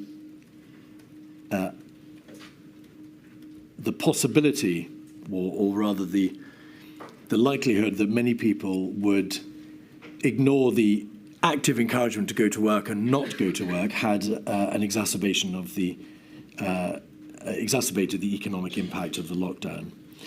In your communications with your colleagues on this subject, did you in July say this? In July 2021, looking back to 2020, yes. I arguably cocked it up last time with finger wagging to everyone to get on and do some work. Do you recall saying that, expressing regret a year later that you had got the work from home if you can, but go to work if you can't work from home message wrong? I think that it was a very difficult time as we came out of, I mean, the whole thing was unbelievably difficult, but as we came out of lockdown in the summer of, early summer of 2020 for the first time, that some areas remain under a lot of restrictive measures. I felt strongly that the people had made such a sacrifice to get the R down that we must try to allow people some freedom, and I wanted the the benefits of the exertion, as it were, the effort to get the R down to be felt throughout the country, and for people to be able to do things again. And I think it's probably true that I wanted to see people back back at work, and I think that psychologically, emotionally, a lot of people were in a very different place, and they felt that they'd seen a terrifying pandemic. They were still very apprehensive, and they didn't want government lecturing them about what to do. And so that's probably what I'm getting at. Was the speed of the release very hard to gauge? Very. In Sir Patrick Vallance's diaries, 273901, at page 66, he describes you as being very bullish and wanting everything to be released sooner and more extremely than we would. By we, he means the scientists. And then page 92, in the context of a meeting with the Prime Minister, actually having a discussion about letting it rip. 624, on the 12th of July, Prime Minister still wants to push opening too fast. And if you just pause there, then on 94215, which is a WhatsApp group extract between yourself and Mr. Hancock in the top team group on the 15th of July, you say, I was calling because I'm very worried about winter. Yeah. We've gone fast on releasing lockdown. I'm getting no traction on doing what's needed to protect the NHS. Cases in track and trace are starting to rise. Of course, that's dated the 15th of July, by which time the NHS track and trace system was up and running. So may we presume from these messages that it was very difficult to decide whether you were going too fast, whether you were wanting to reopen, let it rip, to use your words, or whether or not, in fact, you were going too fast and then becoming overly concerned or concerned about the winter and the rise in cases. Yes. Well, so first of all, on this, the WhatsApps with Matt here, I think you've got to remember that this is a cabinet minister also thinking about his budget. If you read that carefully, you can see that what he's really saying is he needs more money, which is what all secretaries of state rightly do in their messages. So that's part of the conversation. But clearly, the issue was that I think I always realised, and certainly nobody disagreed with me, that when we came out of lockdown, when we went into lockdown, as Patrick said in that first important press conference on March the 12th, you can push it down, but with an unimmunised population, it will bounce back. And so I always knew that throughout the summer we were basically in remission, as it were, and that the thing would come back. And it was a very difficult judgment to make. You said that the last WhatsApp in the top team group there on the page on the screen may be reflective of a Secretary of State being concerned with money. Isn't that your wording, or have we misread this? This is you saying I'm very worried about winter, and him saying what's the evidence on rising new cases, or is it the other way around? We can't tell from the wording. I may be totally wrong about this, but I read that as being Matt in the green to me. All right. Saying we can take a risk on releasing lockdown, or we can take a risk on not building up the NHS this winter. And what he's really saying, like all good secretaries of state for health, is give us the money, and that's what I understood partly. But also what he's saying is the cases are rising, and that's, and that was no particular surprise to me. The question in the summer autumn is what's the tactics? The objective is still protect the NHS, save lives. Do we have any new tactics now? And it was apparent to the government and to you personally, of course, that cases started going up.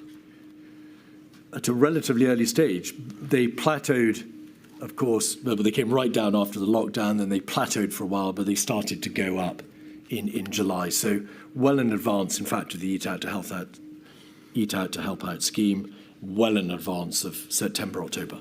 That's exactly right. And contrary to, our hopes in the early phases, certainly by the end of May, beginning of June, there is a very small percentage of the population has antibodies. So you're looking at a huge number of people who are still potential COVID victims, and that's very, very difficult. And in fact, the percentage of the population that had been immunised by virtue of infection was very, very low. It was around about 6 or 7%. That's exactly right. All right. And that, of course, was therefore dispositive of the arguments about herd immunity. Correct. Because, in fact, very few people were immunised by virtue of infection. You've got it. As it happened. All right. Now, to divert to a completely different subject, the devolved administrations, please. In your statement, you say that the interests of the devolved administrations did not always align with England's or the United Kingdom's interests. That's an inevitable part of a devolved system. Yes.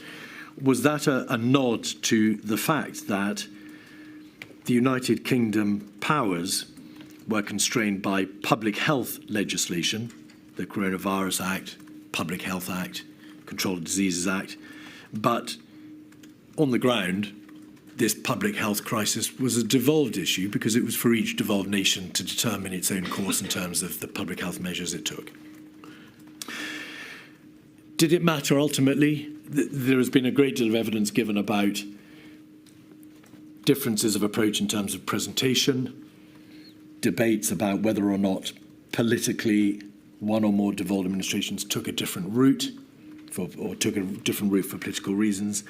Also, whether or not, when they attended meetings, they were simply informed of what the position would be, rather than being encouraged to generally debate the decision. Overall, did the constituent parts of the United Kingdom generally work well in the face of this crisis? Yes, I hope what many of your respondents will also have said is that overwhelmingly the collaboration was excellent, and the governments of the DAs,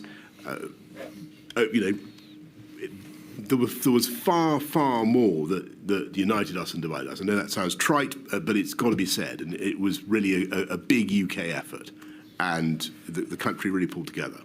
I was making a much more limited point, and it is no disrespect to the First Minister of Scotland or anybody else, Chief Minister of Northern Ireland, Wales. They understandably were looking to talk directly to their own electorates. There were going to be times when they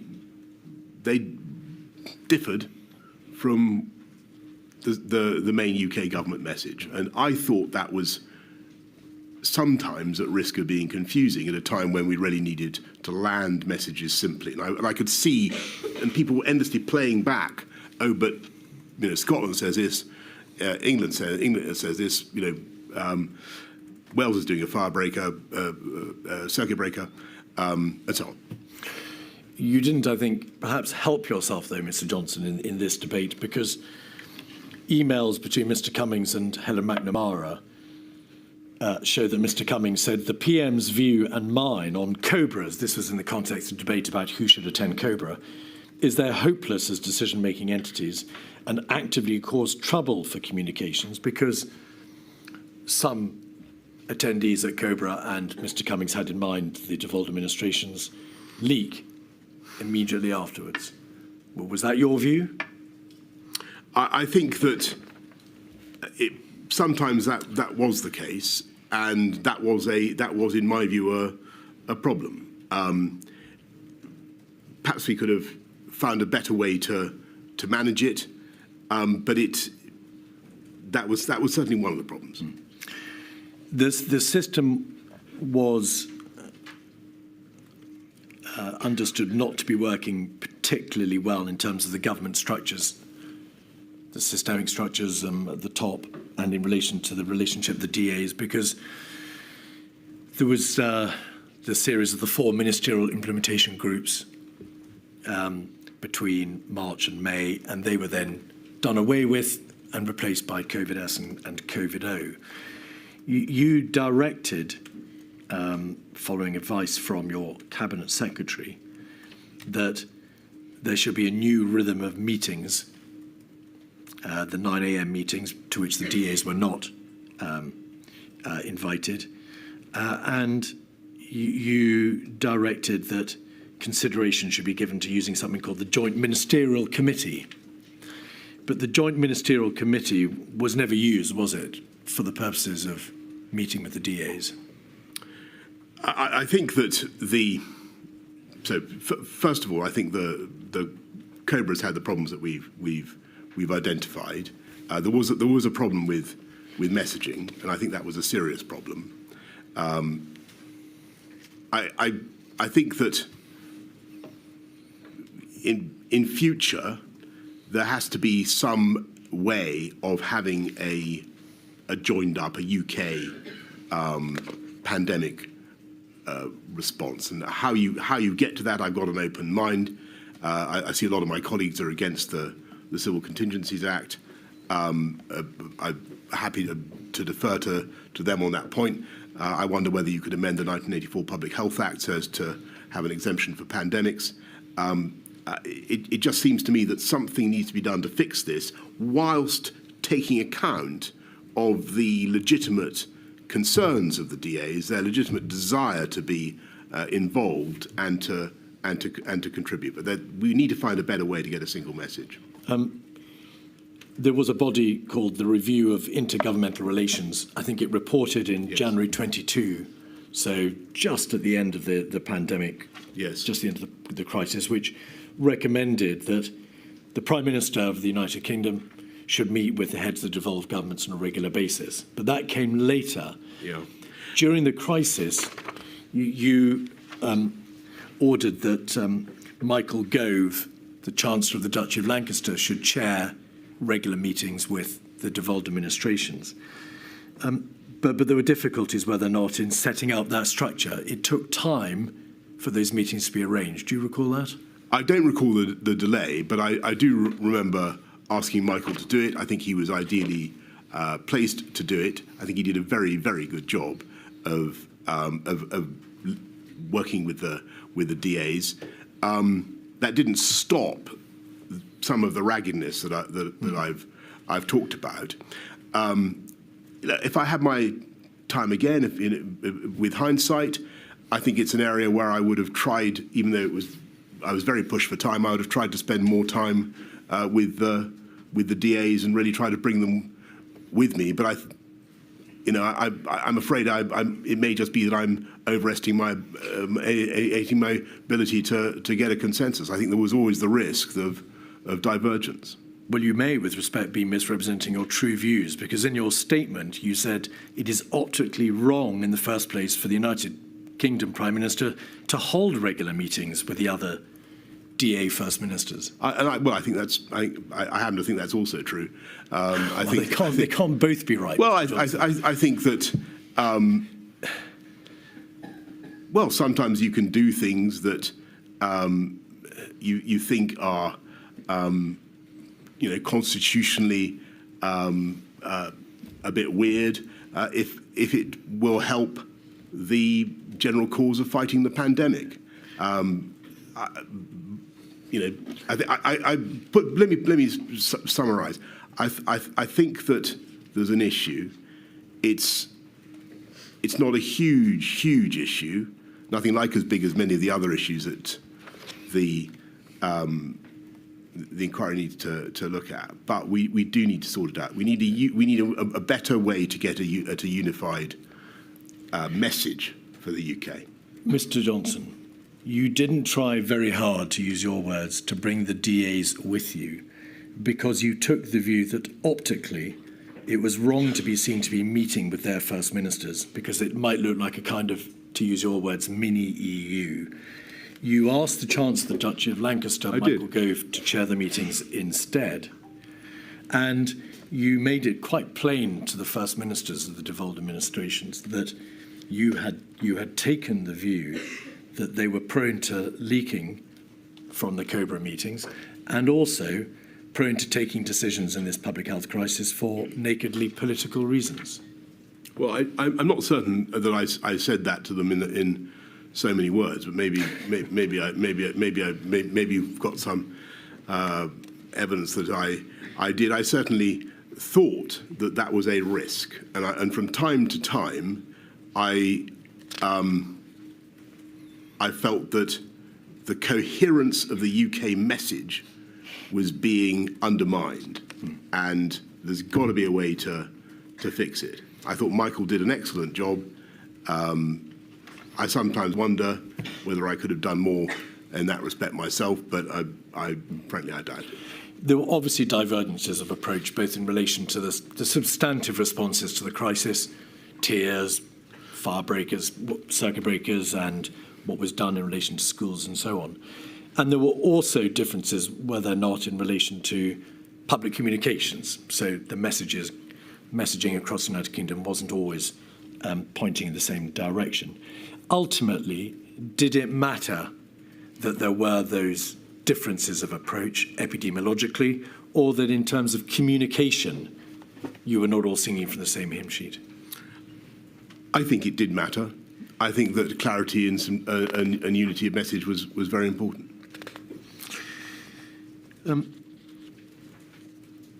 Data. Plainly, the United Kingdom government was, where it could, taking decisions in relation to what should be happening in each of the four nations of the United Kingdom. as I say, not directly in public health terms, but obviously it was trying to apply an allied or a unanimous approach. Did you feel that you, as the Prime Minister of the United Kingdom government, had sufficient data, sufficient scientific advice as to what the position was on the ground in each of the other nations epidemiologically? Well, I think that when the pandemic broke out, we were short of data about many things. We didn't even know the number. I think I said in my statement, we didn't even know the number of beds in the NHS, and it took a long time to extract relevant data. There was a general continuing concern raised with you because Ms Sturgeon wrote to you in September 2020 about whether or not the devolved administrations were receiving enough financial support in order to be able to enable them to put into place the public health measures that they had ordained. In essence, because they are devolved nations, they don't have access to the same levers of fiscal power as the United Kingdom government. How was that issue resolved, or did it continue throughout the crisis? I think that the issue of financial support was obviously allied with the issue of divergence of approach, because clearly, if it was open to a DA to take for instance, a much more precautionary approach, or to say that they wanted to do X, Y, Z policy that would be more expensive, then that was something that we were going to, that the whole of the UK Exchequer was going to have to cover. Now, it wasn't that I wanted unity of message for that reason. But that was certainly an extra complication. In his statement, Michael Gove says, in the early stages of the response, there were occasions when insufficient notice was given to the devolved administrations of decisions that were likely to be taken. And in her witness statement, Ms Sturgeon says, I believe both that communication should have been better, and more importantly, that the devolved administration should have been integral to that decision-making. Would you accept, perhaps with hindsight, that the decision-making process, insofar as it involved the DAs, was not as good as it might have been? I think some form of integrated decision-making that doesn't leak is what you're after. Local government, it would seem that in March 2020, there was a deliberate decision within Downing Street not to invite the Mayor of London to meetings until the 16th of March. He said he requested to attend COBRA on the 2nd, 9th and 12th of March, but was not permitted to do so. Did you know that? Do you agree with that? Certainly, London was very, very much in the forefront in the early stages of the pandemic, and I know that the Mayor of London was repeatedly consulted by my advisors in Number 10. I'm sure that there was a lot of traffic between them and Sadiq Khan. I think that he was invited to a meeting from memory, on the 16th. I may have that wrong, but I certainly spoke to him pretty early on. But as you said, right at the end of the last session, we began by thinking we might do London first, but then we dropped that idea.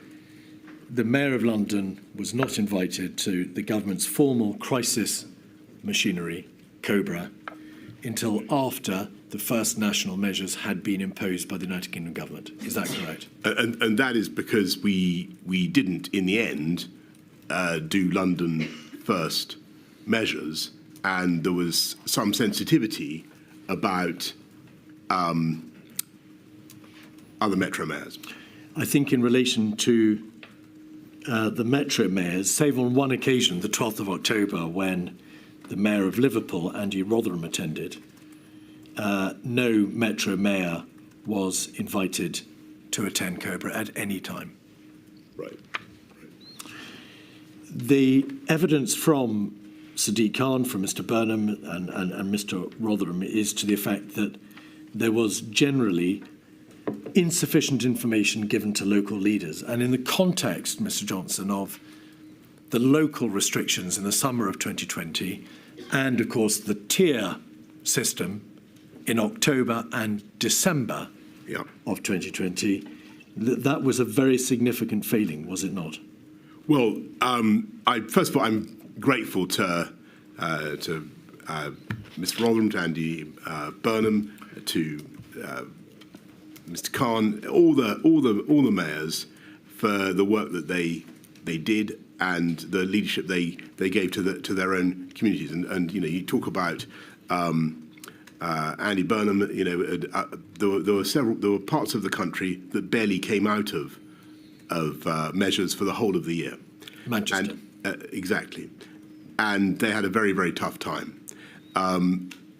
And we did our best to offer support and to engage with them and to help. But some of the negotiations, as I'm sure we'll come to, were extremely difficult.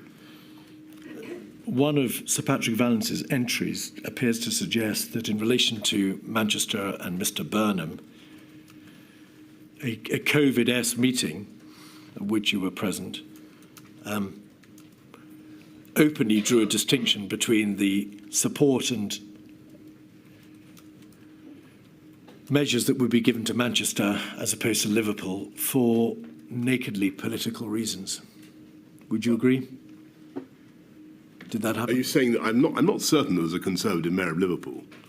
No, it's that a view was taken upon the nature of the local leadership in Manchester, and a view was taken about how cooperative it was being. Oh, I see. And therefore, Manchester would be treated differently to Liverpool. I don't remember that at all. I think that Liverpool certainly was the people who were heroic in trying to get mass testing going, and again there was terrific hardship because of the lockdowns, but they made they were vital to the campaign to get mass testing going.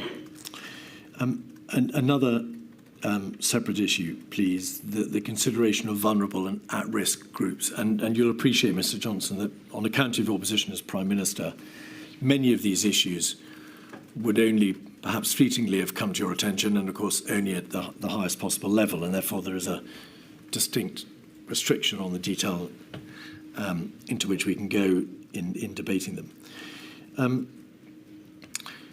Helen McNamara, in her statement, makes this general point, that across the advice and discussions in the Cabinet Office and in the heart of government, there was a striking absence of humanity or perspective about how people or families actually lived.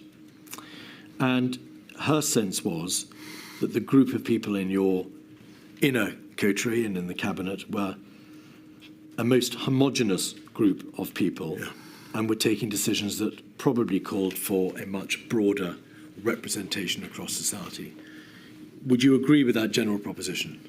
I think that there is some force in that, and I mean, but so some force in the description of the people in and around those meetings at some of those key times. I don't accept what Helen says about the measures that we took. But it is certainly, and she said some things. I think, and I pay tribute to Helen. She did an amazing job. But I think that it is not right or fair to say that policy was conceived and driven forward without regard to the particular needs of women, for instance. A huge amount of thought went into the question of hidden harms, of domestic violence. There was the access to abortion, to drugs necessary. We put money into. We had a domestic violence bill, as you may remember, in I think March 2020, which goes through the Commons very fast. We put money into ISVAs and IDVAs. We set up a helpline. We have a system whereby victims of domestic violence can identify themselves without risk of exposure by going to certain premises. We were very, very alive, and I was personally very alive to this issue. So I was surprised when she said that, because I know how much she cared about it, and I believe that we did a lot on that. On the broader question about leaving aside the issue of gender, I think there was and this needs flipping the other way around now. I think sometimes we didn't think hard enough about the impact of lockdown on different groups. And sometimes, frankly, it was easy, or much easier, for people with professional jobs to sit out the lockdown than it was for others, whether they're in the hospitality sector or whatever. And a lot of people who were on lower incomes really had a pretty tough time of it. And so, and I think that it was vital to focus on those people and to do everything we could to help them through lockdown, but also to realise that lockdown was hitting those groups particularly hard. And for me, that was a reason why you had to be so careful about going back into a national lockdown in October, November. It's necessary to distinguish between September. The first lockdown and the second one, of course. Yeah. But Milady asked you earlier, to what extent did you consider the economic arguments against lockdown? And you said you had to give them short shrift. May we take it that on account of the speed with which the government had to act in that week of the 16th and 23rd of March, relatively little consideration was given by the government to the impact of lockdown similarly? I think a huge amount of consideration. I think a huge amount of consideration was given by the government to the impact of both lockdowns, and we thought about it extensively. I think not the general impact, Mr. Johnson, but by reference to your earlier answer, the needs of individual sectoral groups, for example, by no means limited to black people or BAME sectors. It wasn't something that was at the forefront of the government's consideration in that week. So both lockdowns were at the forefront of our consideration in their diverse impact, but also COVID was a subject of consideration because of what appeared to be its diverse impact. And as I'm sure you know, we commissioned a lot of work into the way COVID seemed at first to be striking particular communities harder. But that wasn't apparent till April. At the 16th and the 23rd of March, there was great consideration given, of course, to shielding and to clinical impact. Yes. But there was relatively little, if any, consideration given to social impact upon the disproportionate way in which a national lockdown might impose itself and might impact upon various sectors in society. That's correct, isn't it? Well, where in the notes and the minutes that you've been shown to is there open debate about the likely impact on the vulnerable and at risk of the national lockdown that was imposed on the 23rd of March? I think that you can find, well, I couldn't point you off the top of my head to any particular text, but what I can tell you is that the whole time we were thinking, who gets hit when you close non-essential retail and you close hospitality and you stop people moving around? The relatively affluent professional classes are probably going to be better placed to cope with this than others. And you will find that there are large numbers of black minority ethnic community members represented in those sectors who were particularly disadvantaged by the lockdowns. Yes. And so, you know, whether or not you can find any mention of this in the material you've looked at, I know that this was one thing that we were thinking about as a particular reason for being anxious about the effect of lockdowns. There was a general consideration at a generic level of the impact of lockdown. There was a clinical and financial consideration of those who needed to shield. There was a broad understanding that if the R rate could be brought below 1 and prevalence reduced, that would be for the greater benefit of all. But it wasn't until April and the first few weeks of May that the information started to come to light that members of the black and minority ethnic community were suffering more, that the lockdown was having a greater and disproportionate impact upon them. That's correct, isn't it? I don't remember exactly when it came to light, but it was intuitively obvious that it was going to happen, and it was one of the reasons that I was very cautious about going back into a national lockdown. That's later, of course. And to be fair, you and it's one of the reasons, review. Sorry, put it the other way around. It's one of the reasons I was keen to see if we could get moving again. Right. And you instituted a review. We've heard evidence that Kemi Badenoch MP carried out a very extensive review over a number of years. I think over 2 years. There were perhaps, or maybe a year, there were 4 quarterly reports. That's right. You were, I think, less sympathetic to the needs of those persons suffering from long-term sequelae, that is to say, suffering from the condition known as long COVID. You questioned for quite some time whether or not that condition truly existed, and you equated it to Gulf War syndrome repeatedly. Okay. Is that fair? Not really, no. But can I just come back on that and say, first of all, the words that I scribbled in the margins of submissions about long COVID have obviously been now publicised, and I'm sure that they have caused hurt and offence to huge numbers of people who do indeed suffer from that syndrome. And I regret very much using that language, and should have thought about the possibility of future publication, and I regret it very, very much. And what I was trying to do was to get to the heart of the matter, get to the truth of the matter, and to try to get my officials to explain to me exactly what the syndrome was. And it actually took quite a long time before I got a proper paper on it.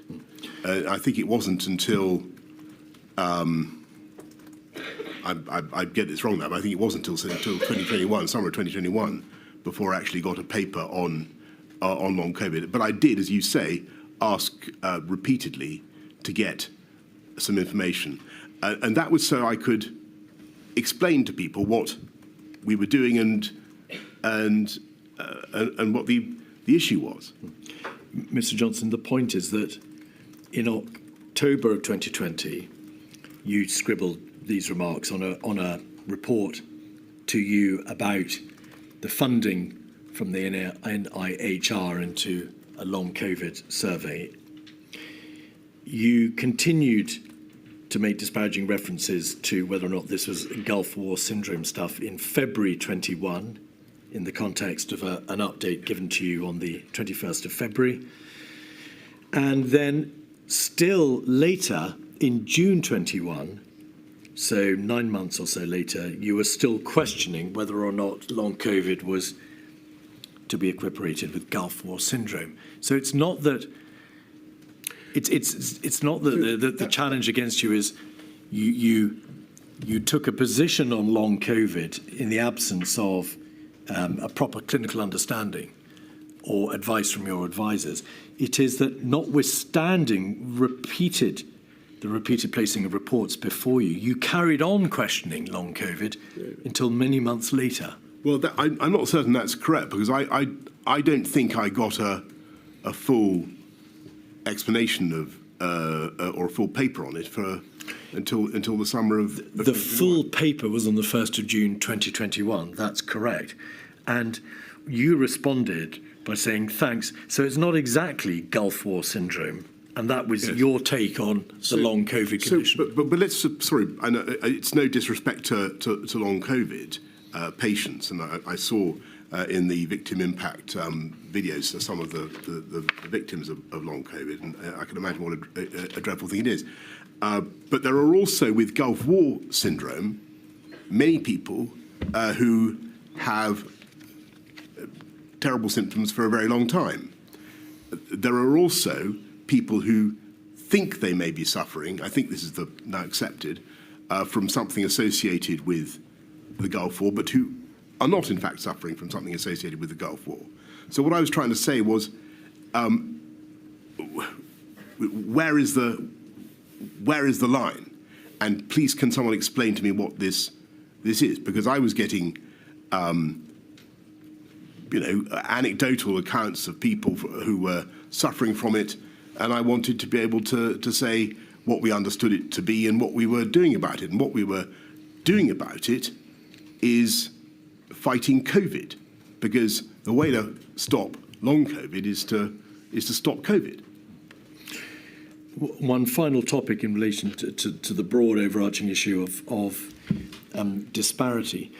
You indeed commissioned, as you've said, Mr. Johnson, the report by Kemi Badenoch, who led a significant cross-government exercise on the disproportionate impact of COVID on ethnic minorities, I think following a report from Public Health England in June 2020. Do you happen to know why it was that report, that work done by Kemi Badenoch, didn't cover disabled persons? It's a technical question. It's not clear why it didn't. It's a very good question, Mr. Keith. I will make sure that the inquiry gets an answer, but I can't give it to you off the top of my head. Maybe then now turn back to... And it doesn't mean that the interests of the disabled were not looked at in some other format, and I'm sure they were. Now, returning to the chronology and having, just for the moment, put to one side those overarching but general issues. Mark Sedwill, you said earlier that Mark, now Lord Sedwill, suggested he should move on, and you agreed. Could we have, well, no, I don't think we need to put it up. In his witness statement, Martin Reynolds, your private secretary, talks about the meeting that he'd arranged for you to meet with Mark Sedwill on the 14th of May, and your diary shows a meeting with him on the 14th of May. I identified a slot on the 14th of May for me to run the Prime Minister through the findings of the review.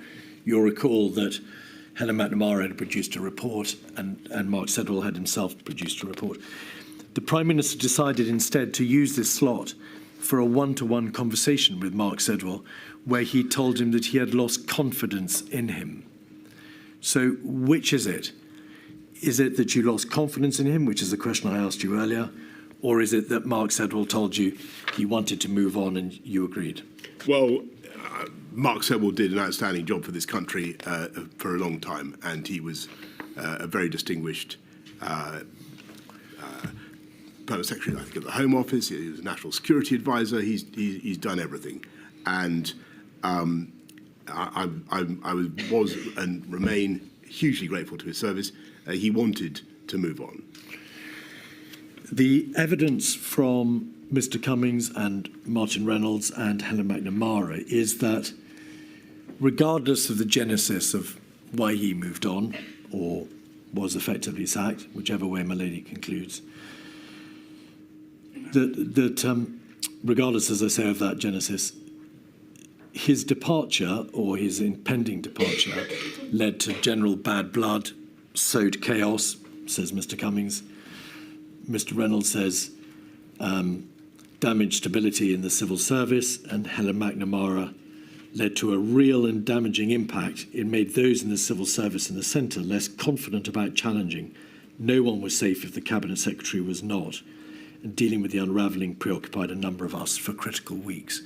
Would you agree that the consequences of his contingent departure did have wider ramifications, quite damaging impact, in fact, on the civil service in Number 10 and Cabinet Office? No, I don't think that's the case. I think that there was a fantastic array of talent in the civil service, and they did a very good job. I think that what did matter in that period, and the thing that was getting us all down, was the knowledge, creeping or otherwise, that this thing was coming back, and we needed to deal with it, and it was going to be very hard, and we needed to get organised to do it, and that was, I think, the thing that made people scratchy. Helen McNamara prepared, as you know, a report on the workings of Number 10 and the Cabinet Office, and without going through it in detail, because it's been placed before the inquiry repeatedly, it identified very significant concerns in the working operations of Number 10 and the Cabinet Office, did it not? I saw the. I've seen two versions of this document. Yes, there was a draft and then a final version. So I saw the final version. I think what this document reflected was a civil service unease about the challenging approach of some of the special advisors, and I had to make a judgment about that particular issue, and I decided on balance that at a very difficult time for the country, I'd rather have a Number 10 where people challenged ideas and where people brought new ideas and where people felt free to say things than a Number 10 where everybody tried to pretend that all was continuously well, because all was patently not well with the country, and we needed to fix it. So may we be clear about this, Mr. Johnson? If your concern was that there had been a civil service unease about the challenging approach of some of your special advisors, and you plainly mean Mr. Cummings there, your response was not to support the civil service and deal with Mr. Cummings. You sidelined your Cabinet Secretary and kept Mr. Cummings. Well, that's your way of well, is that not what you did? I certainly. Let me get back to Sir Mark. He decided he wanted to move on. That's what he told me. On the issue of my rest of my team and the culture in Number 10, yes, it was occasionally argumentative, but I think that was no bad thing, and we needed, frankly, to have an atmosphere in which people felt able to say things that were going to be controversial at the time. Mr. Johnson, without labouring the point, a great deal of evidence has been given to the effect that there were systemic problems in Number 10 and the Cabinet Office. Wrong people in the room, wrong people in the wrong jobs, people talking over each other, God complex, leadership issues, toxicity, misogyny, perpetual internecine warfare. Either you were aware of all that, in which case, why did you not act? Or if you were not, why were you not aware? So none of those things was put to me in the terms that you've just done. First of all, nobody came to me and said this is people have got gold complexes and internecine warfare going on here. What I saw was a country that needed continuous, urgent action, and it needed solutions to be found. And what I wanted were meetings in which people could speak their minds without fear of being embarrassed or being seen to say something foolish. And that's one of the reasons, by the way, why I sometimes spoke bluntly and freely in meetings. I wanted to give everybody cover to do the same. I wanted people to feel that they could, if they had an idea, then I wanted to hear it. Sorry, can I just interrupt? I'm sorry, Mr. Keith, I appreciate it. Can you hold that train of thought, whatever it was? Mr. Johnson, one of the reasons I've been interested in the culture in number 10 is whether or not, if there had been different structures in place, then this kind of culture may not have arisen, and that might have provided you with a better framework for decision making and seeking advice. And so, and I was looking, for example, we were looking at how initially the ministerial implementation groups, they didn't really work, and so until eventually you got the COVID-S and COVID-O, and they did work. And I was just wondering if you had a kind of structure whereby something like COVID-O, COVID-S, whatever, swept into operation the minute the Prime Minister said, right, this is a dire emergency, a pandemic. Yes. So might that help? Malay, look, I think that you've put your finger on it, and that the problem, frankly, was that the system, the Cabinet Office, the ministerial, the MIGs, it was all too diffuse, and things, in my view, only really started to come together when we had a rhythm of morning meetings where everybody could say their piece, and that would set the agenda for the day. That wasn't necessarily a decision-taking meeting, but what I would submit is that for future pandemics, there needs to be a more clarity about which are the discussion meetings and which are the decision-making meetings. Because what would happen is that I would be presented with a problem, and then within the space of half an hour, we would have got to the solution, and then we'd have to do it all again in a separate format, or through the cabinet, or whatever. And I think that some work, I mean, it's a microscopic issue by comparison with much of what we've been talking about, but some work needs to be done on those procedures so that the Prime Minister has when he goes into some meetings knowing that these are decision-taking meetings, and is given all the evidence on both sides of the argument. Because that was not happening. What was happening was we were having a meeting, we'd say, this is here's the problem, the R is taking off, the tiers aren't working, what do we do now?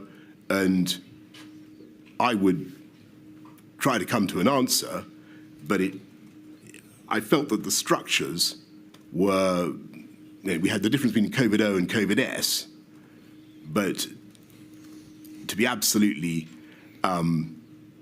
frank, I don't think if I was sitting in a COVID-O or a COVID-S, I could have told you at any given moment whether it was a COVID-O or a COVID-S. I was just sitting in meeting after meeting, trying to deal with the problem. Now, that was the most effective way to do it. You needed to be sitting permanently on the bridge, trying to deal with it all. And back to the culture, I had to make a decision about, and I knew that some people were difficult. I didn't know how difficult they were, clearly, but I thought it was better on the whole for the country to have a disputatious culture in number 10 than one that was quietly acquiescent to whatever I or the scientists said. Mr. Johnson, in a WhatsApp to Mr. Cummings, you described him and you and your administration as having indulged in an orgy of narcissism. That's not disputatious culture, is it? I think, with respect, that WhatsApp was sent at the end. When I think things were becoming, some of the things that were not obvious to me had become more obvious. 48313, page 17, is a WhatsApp. In May, in fact, so earlier in the summer, a WhatsApp from Mr. Cummings to you. I think it's a screenshot from Mr. Cummings's witness statement. If we could scroll into the top of the page.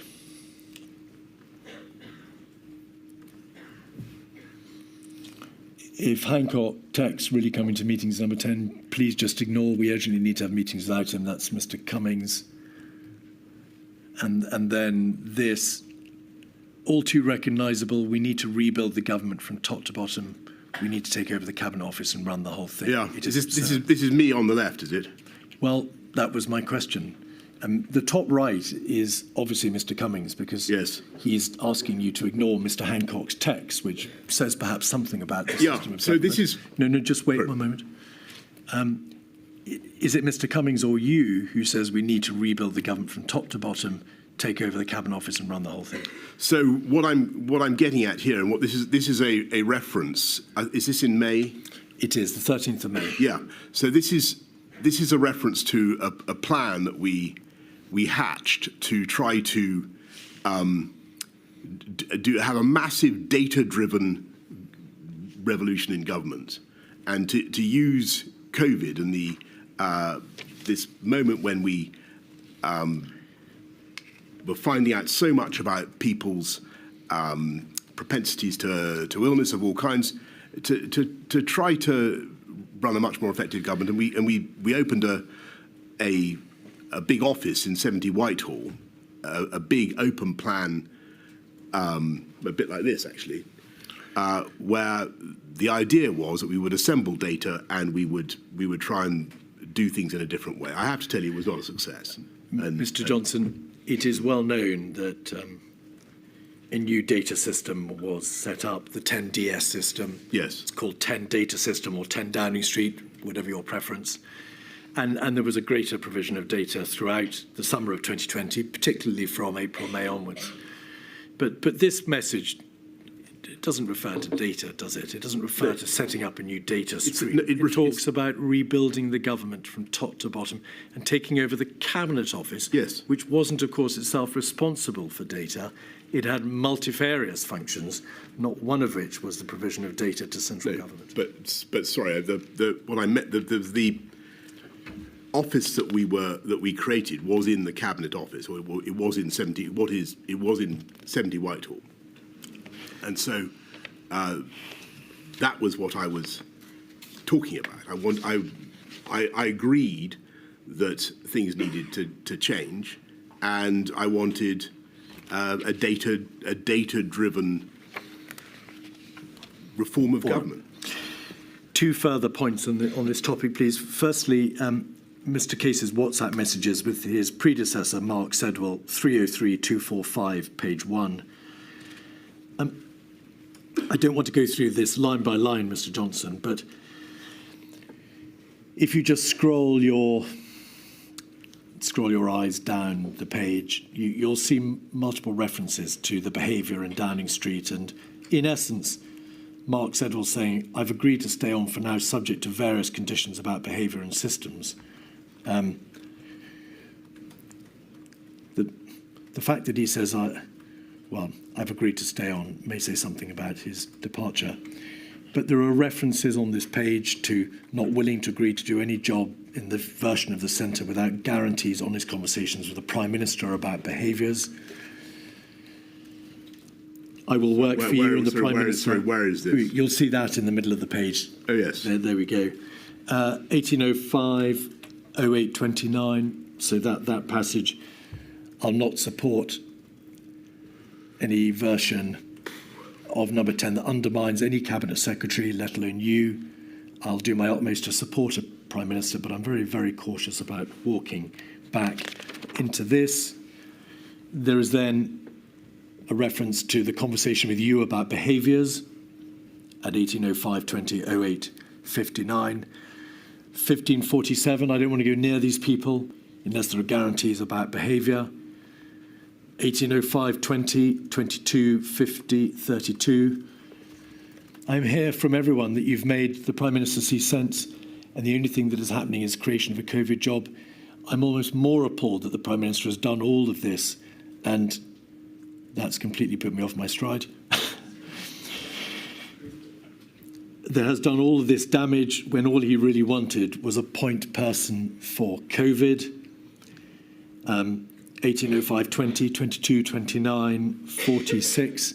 I hammered the game playing COVID now, lead the work, fine if it sticks. I'm not sure that's you, saw sense. He just gave in when I made clear how angry I was at the behaviour, and so on and so forth. They made it absolutely plain to you that there were very real problems in the operation of Number 10, in part because of the behaviour of Mr. Cummings, in part because of your own approach to leadership and the decision-making, and in part because you had effectively sacked Mark Sedwill. Well, several things. I don't remember any conversations about behaviour with either of these people. I don't remember any particular complaints being raised by Simon Case about anybody's behaviour. I think that you should take these points up with the current cabinet secretary. I understand he can't. They've been taken up. Sadly. They've been taken up with Mark Sedwill, who has been a witness in this inquiry, Mr. Johnson. Well, all right. That's good. But finally, what I would say is that I don't think it was a bad thing to have people who were willing to challenge the consensus and get things done. And whatever you may say about the government, it did get an awful lot of things done, and I think that's what the country needed at the time. And a lot of things were not done as well as they might otherwise have been done. Is that not equally possible? I think what is certainly that's always true, but I don't happen to think that when it came to the management of the pandemic, and this is I think the crucial thing, when it came to the management of the pandemic, any kind of differences, feuding or whatever between officials, which I'm sad to say are just what happens in places like Number 10. I don't think any of that made the slightest difference to our processes and our decision making. But you could have stopped it. If we look at, I think we probably need to move on. Well, there's one final point, which is a matter which Milady intervened to ask a question about when the evidence was given. I'm stopping you asking a question I wanted. Right? Okay. Yes. The inquiry was shown a WhatsApp from Mr. Cummings, which was particularly offensive about Helen McNamara. I saw him.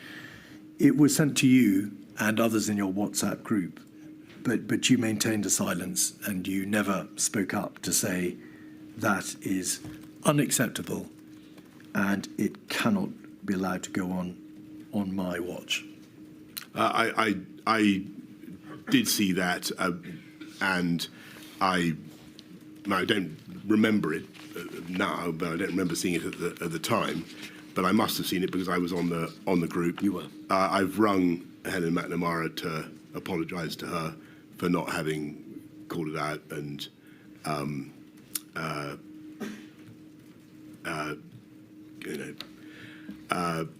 so that if you've done that, and I've apologised to her. Finally, this afternoon, the DHSC and Mr. Hancock. A considerable amount of evidence has been given to the inquiry that the lead government department model may not have been appropriate for a whole system crisis like COVID. You understand what the lead government department model is.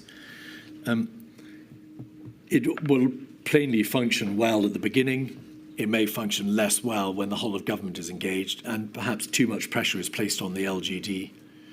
It can't accommodate the weight of the whole system response.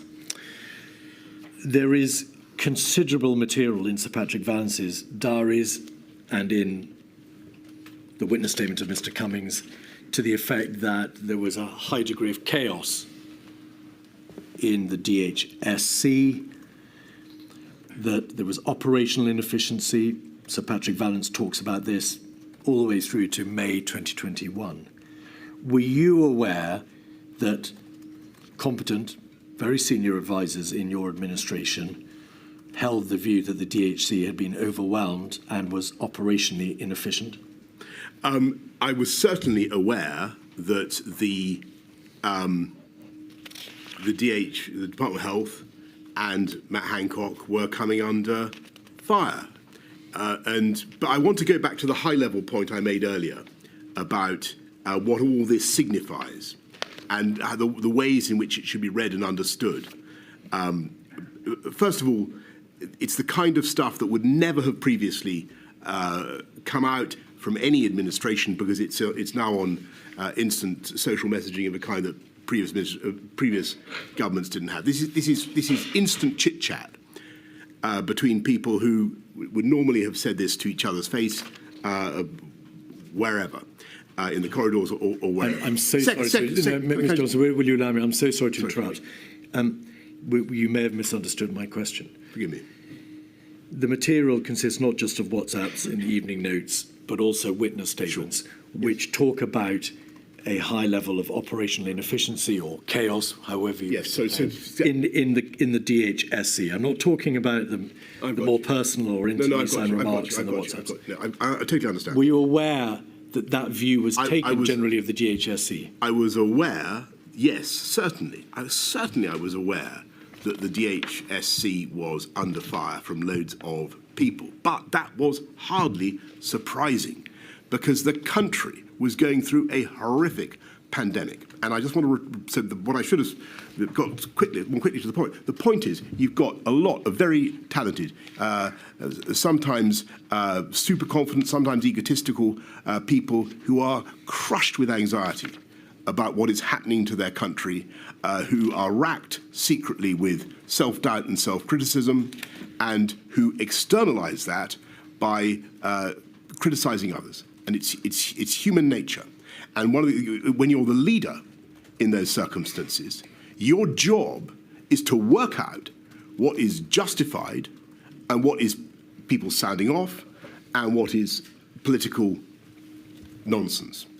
And my judgment was that Matt was, on the whole, doing a good job in very difficult circumstances, and there was no advantage in moving him as I was being urged to do. That was my judgment. And on the lead department point, I think that, yes, I think it was a huge burden on Department of Health to be the lead department for a while, but that rapidly morphed into the centre running everything, and that was inevitable. Why were... Well, you suggest in response to my question that these criticisms were made because people were crushed with anxiety and racked secretly with self-doubt and self-criticism. Whatever the psychological mood of Sir Patrick Vallance, Mr. Cummings... I'm not sorry. I don't wish to attribute those psychological states to any individual, but no. We'll wait for the question, please. Whatever states they were in, and even if they were in a state of being crushed by self-criticism and self-doubt, that hardly explains why a significant number of witnesses describe objectively chaos inside the DHSC. Well, I think it goes. I think the reason is that you've got a once-in-a-century pandemic for which, sadly, there was no proper preparation in the country because we didn't know how to deal with a highly contagious coronavirus pandemic, and all the pressure initially was on good, hard-working Department of Health officials who, of course, felt under huge personal and professional obligation to get things right, and who naturally were in a state of great anxiety. And you know, I just get back to my point. My job was to decide whether that problem, which I think was inevitable, could be solved by moving people, or whether we had to forge on. And I thought it was better to forge on. Regardless of the state of the individuals in the DHSE, and acknowledging the remarkable and extraordinary efforts made by so many people individually within and without government to respond, it was part of your function as Prime Minister to ensure that the lead government department, the DHSE, was responding and dealing with the crisis as best it could. You were obliged to ensure that your government was operating properly, systemically. You knew that other advisors, senior advisors in your administration, were telling you that the DHSE was not operating well. It was chaotic and dysfunctional, and there were very real concerns being expressed about its Secretary of State. Why did you not take a grip on that issue? Because first of all, I thought that the permanent secretary at the Department of Health, Chris Wormold, was outstanding, and secondly, for the reason I repeat what I have said, I thought in the circumstances that Matt Hancock was doing a good job. He's he's intellectually able. He was on top of the subject, and whatever his failings may or may not have been, I didn't see any advantage to the country at a critical time to the country in moving him in exchange for someone else when I couldn't be sure that we were necessarily going to be trading up. And I did think about it. Of course I thought about it. But I thought that was the best thing to do. But what we also did was we took control, and the management of the pandemic was basically centralised in Number 10. So is this a nub of it?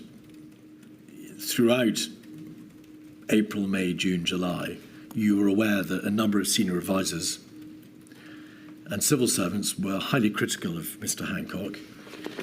You were told by Mark Sedwell around the 2nd of July that you should sack him. You were aware that he had a tendency to overpromise because you debated long and hard with Mr. Cummings the merits of what you were being told about testing. And there was a general lack of confidence that what he told you was accurate, but that you stuck by him for good or ill. I didn't stick by him for any reason other than that I thought, on the whole, in incredibly difficult circumstances, he was doing a good job. That it was not obvious to me that the trade, that the moving him would be worth the disruption. And I also thought, which is true, that in any political environment, at some stage, somebody is always telling you to sack somebody. And that is just what I'm afraid what happens in politics. And so I had to aim off. And the last question, please, on this. In his witness statement, Mr. Cummings says, in the summer of 2020, Mr. Johnson refused to replace Mr. Hancock, despite repeated requests from me, both cabinet secretaries and many others, and being told repeatedly that leaving him there guaranteed further disasters and deaths in the autumn. His political secretary told me the Prime Minister wanted to keep Mr. Hancock as the sacrifice for the inquiry. Now, that is, of course, you may say, a piece of double hearsay, but Mr. Cummings has it in his witness statement, and therefore you need to answer it. Well, sure. Well, I don't remember that at all, and it's nonsense. My thinking was very straightforward. I had a health secretary who was able, who was a good public communicator, in my view. I felt that whatever his defects, I wasn't clear that we were going to trade up by doing a swap. I thought it was a very, very difficult time to do that, and I wasn't persuaded by the arguments. And I don't, by the way, remember. He says both cabinet secretaries. I don't remember either of them specifically saying this, but you know, maybe I certainly remember.